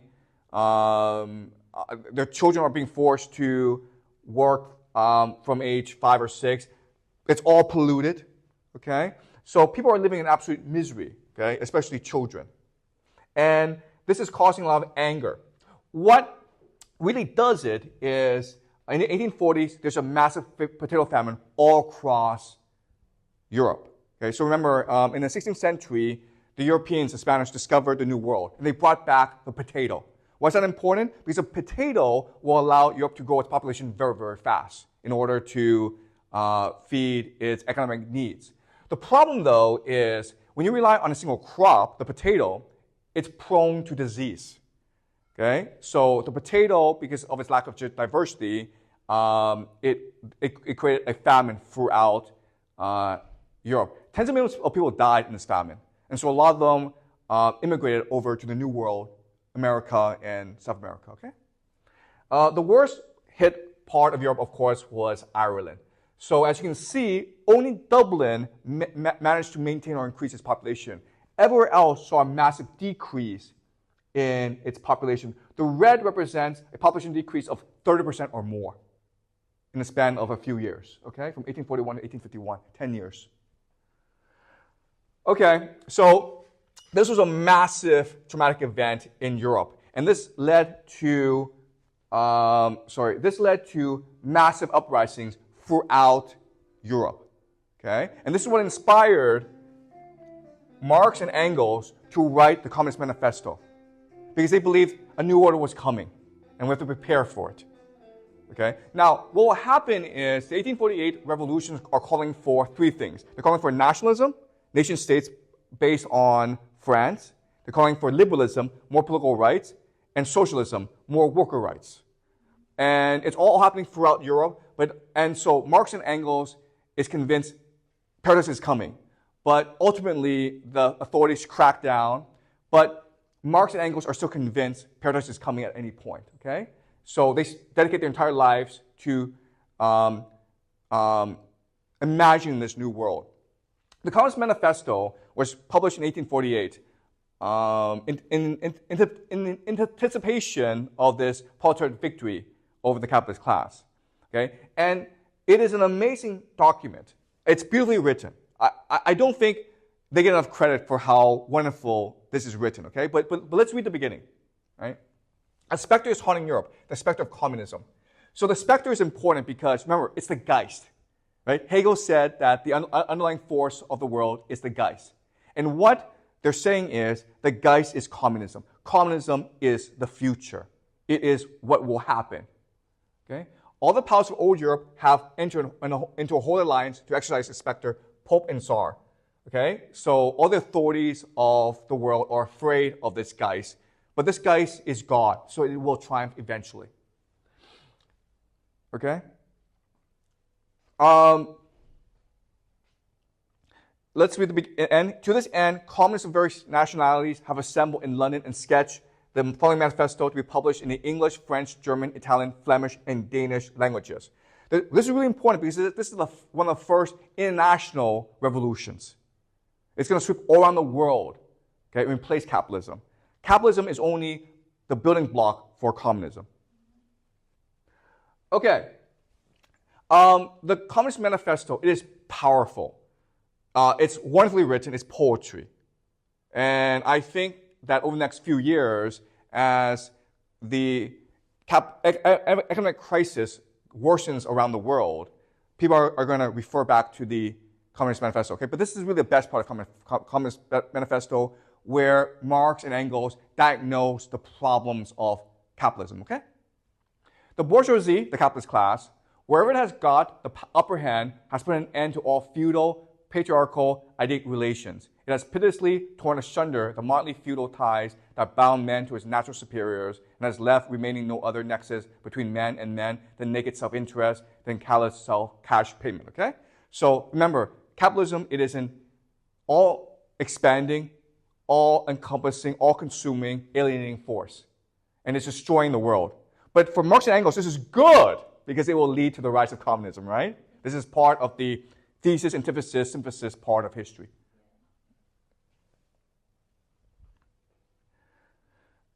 So the bourgeoisie are engaged in imperialism. It's destroying all that we've known before to create a new man, an economic man, only based on self-interest. It's even destroying the family, okay? So you no longer see yourself as a son or a father or as a husband. You see yourself as a man who makes $10,000 a year or $50,000 a year and is able to buy, I don't know, a car or whatever, okay?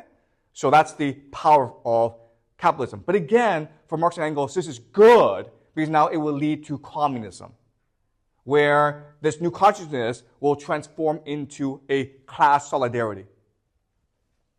Okay? This makes sense, right? Okay, so Marx's most famous work is Das Kapital, and he spent decades writing this. The problem with Marx is that he's a brilliant man. He's one of the most brilliant men who ever lived, but he's extremely undisciplined. He procrastinates all the time. So he actually never finished this book in his life. It's Friedrich Engels who was his best friend, his collaborator, but Friedrich Engels was a very disciplined individual. So it's Friedrich Engels who put this book together. Okay? All right. So as I mentioned, what's really important for us to understand is that Marx, he's a prophet. He doesn't think of himself as a prophet. He doesn't know he's a prophet, but he's really a prophet. And as such, what he's really doing is he's just building on top of Christianity. Okay, he's just extending the logic of Christianity, right? So let's see let's see what he does. Christianity is a passive religion. You don't really have to do anything. Just don't commit any sins, and then you're going to heaven. Okay?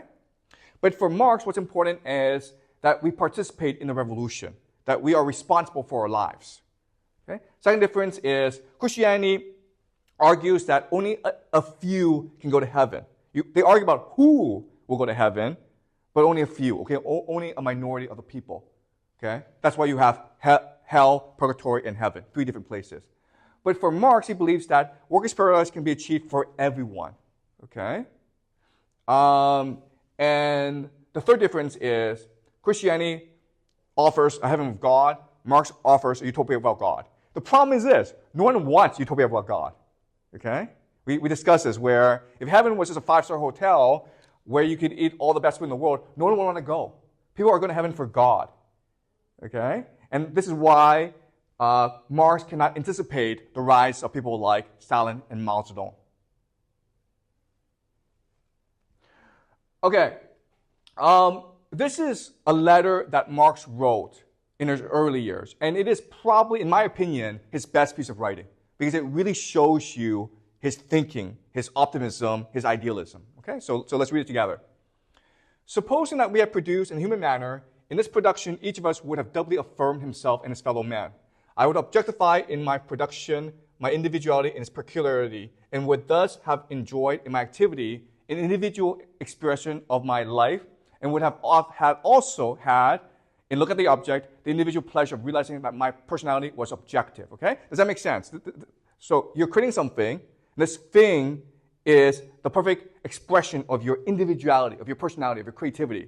And then you share with other people, and they enjoy it, and because they enjoy it, that process affirms your individuality and your creativity. Your validation, basically, okay? All right.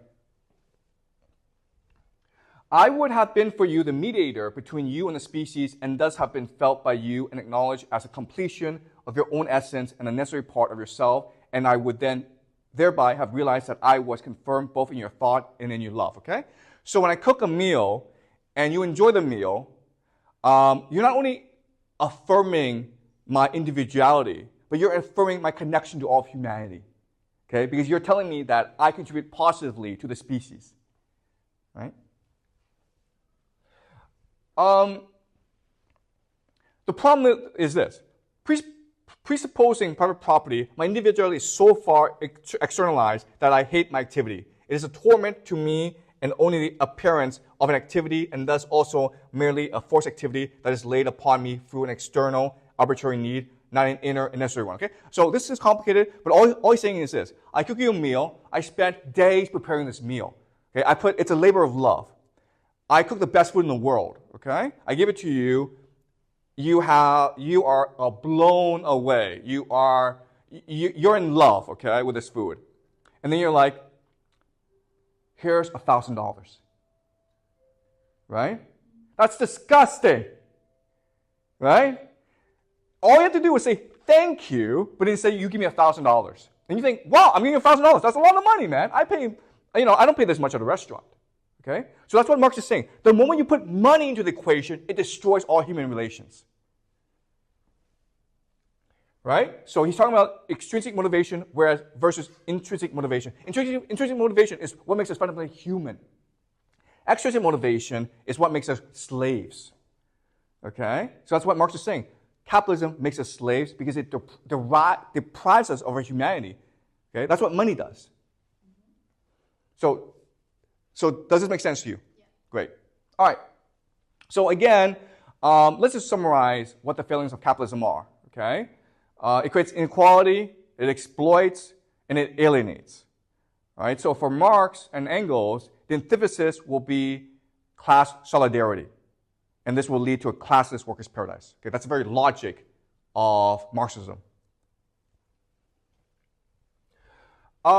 So again, Marx, what he will do is he will invert Hegel. Right? So for Hegel, it's the ideas that come first. Then this will lead to the material reality. For Marx, it's the material reality that gives rise to ideas. Okay, so the ideas is called the superstructure. The base is the economics. Okay, so this is a very important idea of Marx. So Marx diagnoses the problems of capitalism really, really well. Okay, and he offers solutions. And what's really important is one reason why communism has failed is capitalism has actually adopted a lot of these policy changes, okay? Including universal child education, including the universal right to work, including abolition of child factory labor, okay? So in many ways, communism has won out. And Marx didn't really predict this because he thought that capitalists are idiots. Capitalists, all they care about is money. So there's like servants to capital. They're not really in control. And if you're a capitalist and you have any empathy for the working class, guess what? You're bought out or you're pushed out of the capitalist class. Okay, so it's only the worst people who can thrive within the capitalist system. But because communism was such a huge threat to the ruling elite, they had no choice to make compromises. Okay, and that's why after World War II, most countries in the world became socialists, even though in name they were still capitalists. Okay, so let's summarize, and this is really important for us, okay? But what are the 4 things Marx got wrong? Okay? The first thing is Marx believed that history is a linear progress. It's a straight line of inevitability, of progress. But that's not true, okay? History repeats itself. That's the first issue. Second issue is Marx believed in the inevitability of history. But there's always randomness built into history. Okay? Things happen, and we don't expect these things to happen. Third is Marx believed class struggle was everything, but people care actually a lot more about religion than they care about economics. All right? And this is a huge issue in America because with the rise of Donald Trump, the Democratic Party, they don't know what to do about this. Because they're like, Trump says that he will lower the price of eggs, but he hasn't lowered the price of eggs. So, stop voting for him. And what the Democrats don't understand is people want to believe in God. People want a leader. People want a religion. And Trump, for all his feelings, he understands that and gives people what they really want, which is emotional solidarity, okay, a belief in a better world. Last thing, Marx believed a vanguard needed to lead the proletariat into a paradise. Okay, so Marx really believed that you need an elite of intellectuals, scientists, technocrats to create the perfect society. But then the question then is, why would they give up power? Right? Once once they have this power, why do they give it up? And the answer is they wouldn't give it up, okay? And that's why communism ultimately fails in the Soviet Union and in China, okay? All right? This makes sense, right? All right, so let's go into specifics. In this class, what you learn is it's not class struggle by itself that causes discontent. It's three other things, okay? The first is elite overproduction. So a really important principle is history is not fought over between the poor and the rich. It's fought over between the very rich and the not so rich, okay? The upper nobility and the lower nobility, right? Because Marx came from Jewish aristocracy. Engels, his father was a very wealthy capitalist, okay? These are people with a lot and they wanted more. Does that make sense? So when you have too many people seeking too much wealth and status, it creates conflict. Okay, that's the first thing. Second thing is the idea of rat utopia, where people live too long. They live too long, they refuse to give up power, they refuse to innovate, they refuse to cede status to the young. Okay? The third is the idea of financialization, as we discussed on Thomas Piketty and Carol Quigley provide this idea where over time, to make more money, all capitalists will do is force everyone into more debt. Okay? And these are the three factors that cause society to ultimately destabilize. Right? Clear? Yes. Great. All right. So let's look at three examples. All right? You look at Soviet Union, you look at China, you look at France. How was it possible for the Soviet Union to defeat Germany? And Germany was at that time the most advanced military in the world, right? How did the Chinese economy boom after the Cultural Revolution? And how did Napoleonic France defeat all of Europe, okay? So what we need to understand is these were not communist revolutions, okay? These were just revolutions that destroyed the old elite. And all this is saying is this. People are playing a game in society. Over time, you have a few winners who've monopolized this game, and this causes discontent. What revolutions do is they reset the game, and that creates a lot of energy, right? Because people now want to work hard to win the game. And because of this energy, they're able to defeat their opponents. Okay, same thing with the Cultural Revolution, where the Cultural Revolution removed the old elite, the bureaucrats. So in the 1980s, when China opened up, you have these young people with entrepreneurial drive to start companies. But without the Cultural Revolution, this entrepreneurial drive could not have succeeded. Okay, does that make sense? All right. All right. This is really complicated, okay? But for Marx, what gives rise to industrial capitalism and the bourgeoisie is just technology and the progress of history. But as we learn in this class, it's actually much more complicated than that, okay? So this is really important, okay? What we're going to do is we're going to review what we learned previously and put them together to explain what gave rise to industrial capitalism. First thing is the monotheistic revolution, okay? So remember, before societies were paganistic or polytheistic, and then with Constantine, God became the Holy Trinity, okay? The Holy Trinity is the weirdest idea in human history. The Holy Trinity is this. God is nothing and everything. Okay? And what this means is God is both real and not real. God is a symbol and reality itself. And because of this idea, people are now forced to think abstractly about the world. And this gives rise to money, nation state, and science. Okay? People are now forced to think abstractly about the world. Whereas people were before could think very concretely about the world. Okay? Does that make sense? All right. Second thing is gunpowder revolution, where nation states, countries were forced to compete against each other, which led to more industry, more population growth, and more centralization. And this paves the way for the bourgeoisie now. Okay? Because now you need the bourgeoisie to produce industry. Okay? And the third is the process of Reformation. We discussed this, right? Where you now have anxiety created by this new religion. And they needed to force themselves to believe they are the elect. Okay? And then the age of exploration, where the old world, Europe, could go and create new markets and steal gold and bring the potato, corn, and tomato back into Europe, which allows for population growth. Okay? Okay, so in other words, history is a very complicated process with a lot of randomness built in. And this is something that Marx didn't really understand. All right? All right. So to summarize, what people want is status, not class, okay? People want to feel distinguished, feel superior, feel that they've achieved a great deal. The money doesn't really matter. The money is just a symbol of this. Okay? People want religion, not economics. People want God, not heaven. Okay? And the proof, again, is what happens when communism wins. Okay? So both the Soviet Union and China became theocracies with cult of personalities. Okay? They were not communist societies, they were theocracies. They were religious. They were no different in many ways than Catholic Europe during the Middle Ages. Okay? Soviet Union fell apart because the party elite no longer believed in the system and chose to monetize their status and power. Okay?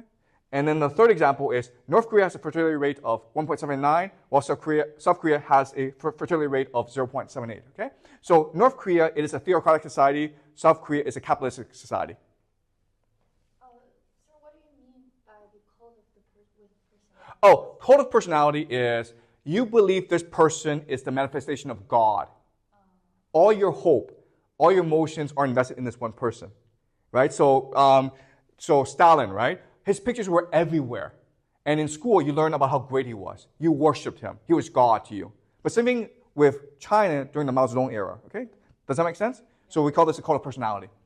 Okay, like a new religion based on one person. All right. So North Korea, which is poorer than South Korea, has more children, right? Why? Well, because people in South Korea are miserable. They have money, but they don't have religion. They don't have a purpose. They don't have any meaning. It's all competition. Okay? So this is like capitalism run amok.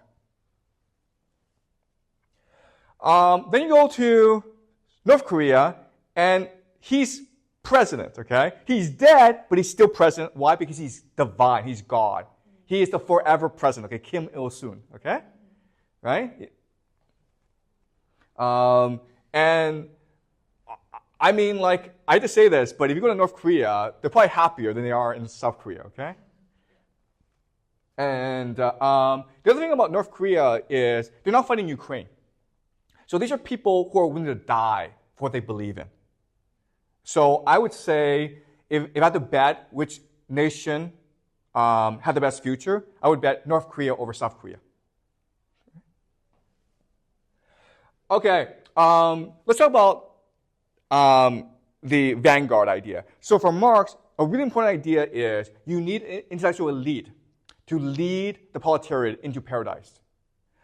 And this is a man named Mikhail Buchanan. Okay, Buchanan, and he was an anarchist. He was not a communist. He was an anarchist. The difference is this: they both believe in the same thing, Marx and Buchanan, but Marx said you need a vanguard. Whereas Buchanan said, no, a vanguard will destroy everything. Okay? It has to be spontaneous. It has to be from the people. Okay? Buchanan is also low nobility. His father was a Russian aristocrat. And Marx and Buchanan, they were colleagues, but they hated each other. Right? All right. So Buchanan believes a lot of things that Marx believes, right? The freedom of every other individual does not limit my own as the individualists claim. On the contrary, it is confirmation, realization, and human dignity of all persons to see and feel my freedom confirmed, sanctioned, and boundlessly expanded by universal agreement is happiness. It is human paradise on earth. So for freedom to be fully achieved, everyone must be free. Everyone must be equal. Otherwise, no one can be truly free. All right, so Buchanan will explain why a bureaucratic elite will destroy communism. All right, so this is a very important passage from Buchanan.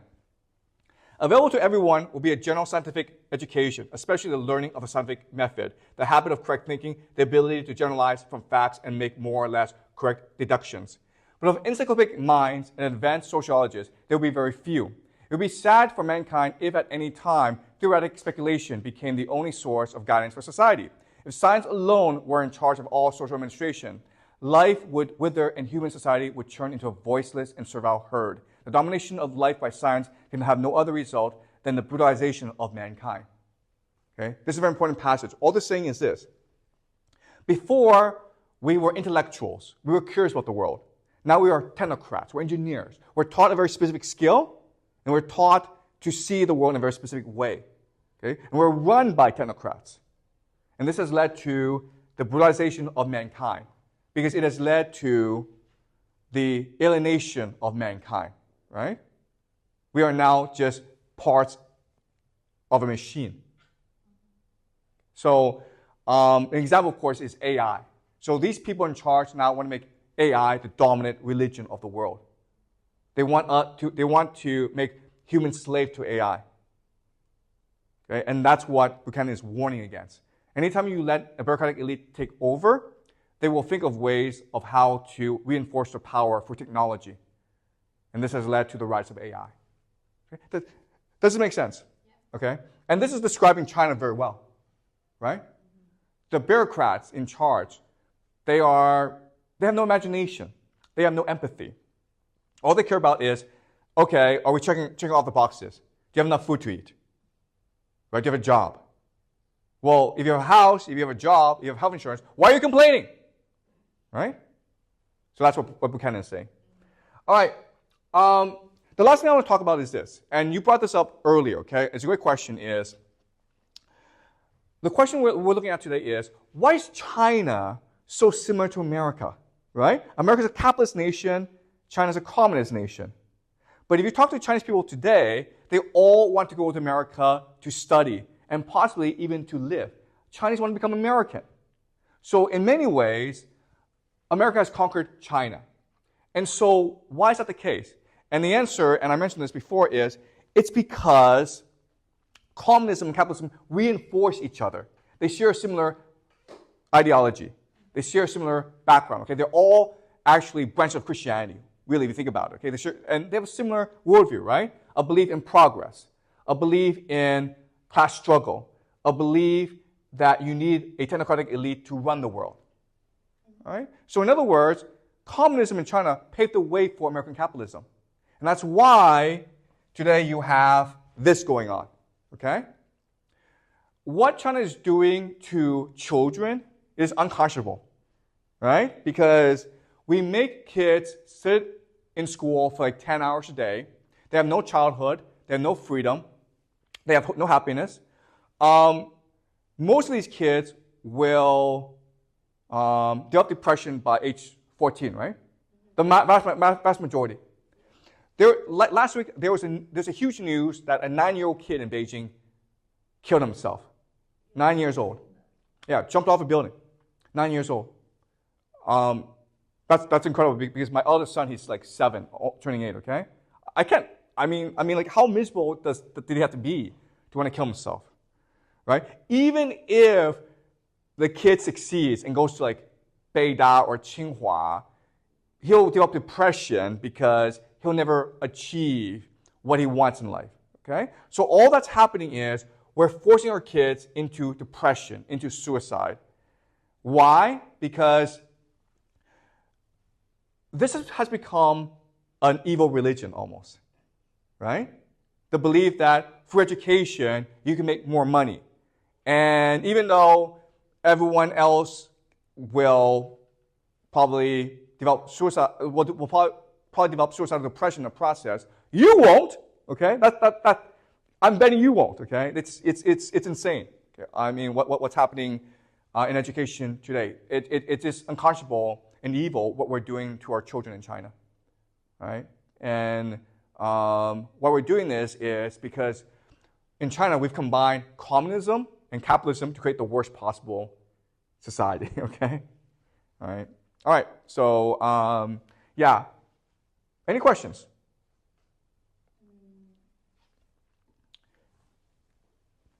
Yeah, I have a question to the previous content. It's like, Yep.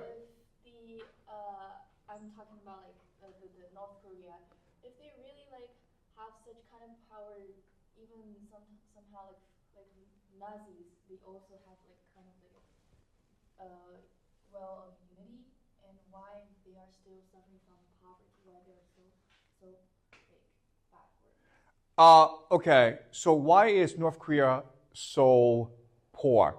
Okay, so that's part of the capitalist brainwashing, where you measure the success of a society based on its wealth. Okay? But wealth is really just the willingness to exploit your resources. Okay? And also your capacity to engage in global trade.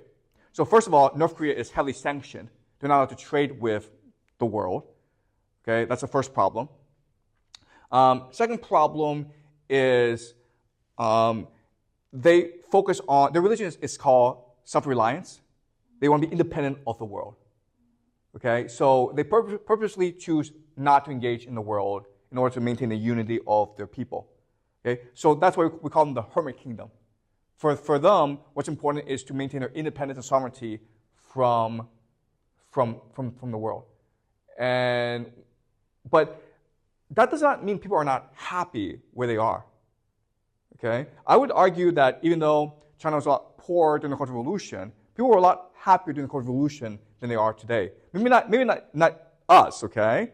But for most ordinary Chinese, they were a lot happier during the Cultural Revolution than they are today, because for them, life was simple and clear and certain. Today, you have globalization, you have the internet, you have noise, it's very confusing for people, right? And one piece of evidence is young people don't want to have any children today, whereas during the Cultural Revolution, people did want to have children because they felt that regardless of poverty, people were going into a certain life. They had health care. They had a job guaranteed for them. They had a sense of community. There was solidarity going on. Okay? So that really is the trick of capitalism, to make everyone think the same way, which is like money is everything. Okay? Does that make sense? Yeah. Great. Any more questions? These are great questions, by the way. So thank you for asking them.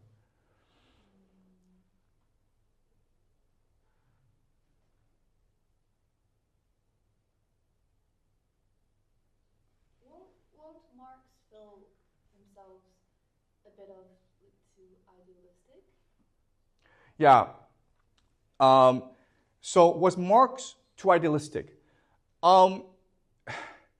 Marx didn't think it was idealistic. He thought it was extremely realistic.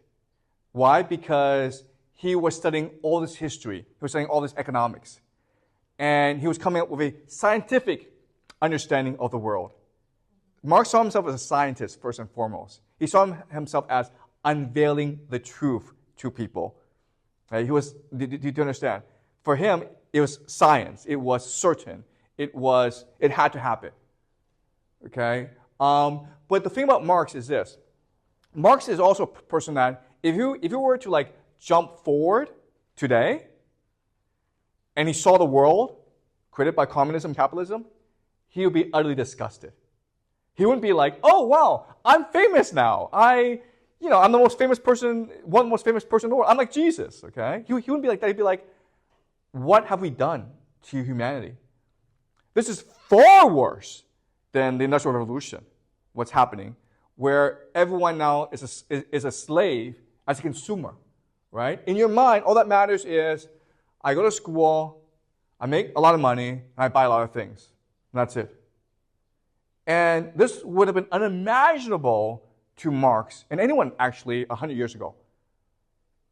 Okay, it's a fact that humanity has chosen to enslave themselves for like no particular good reason.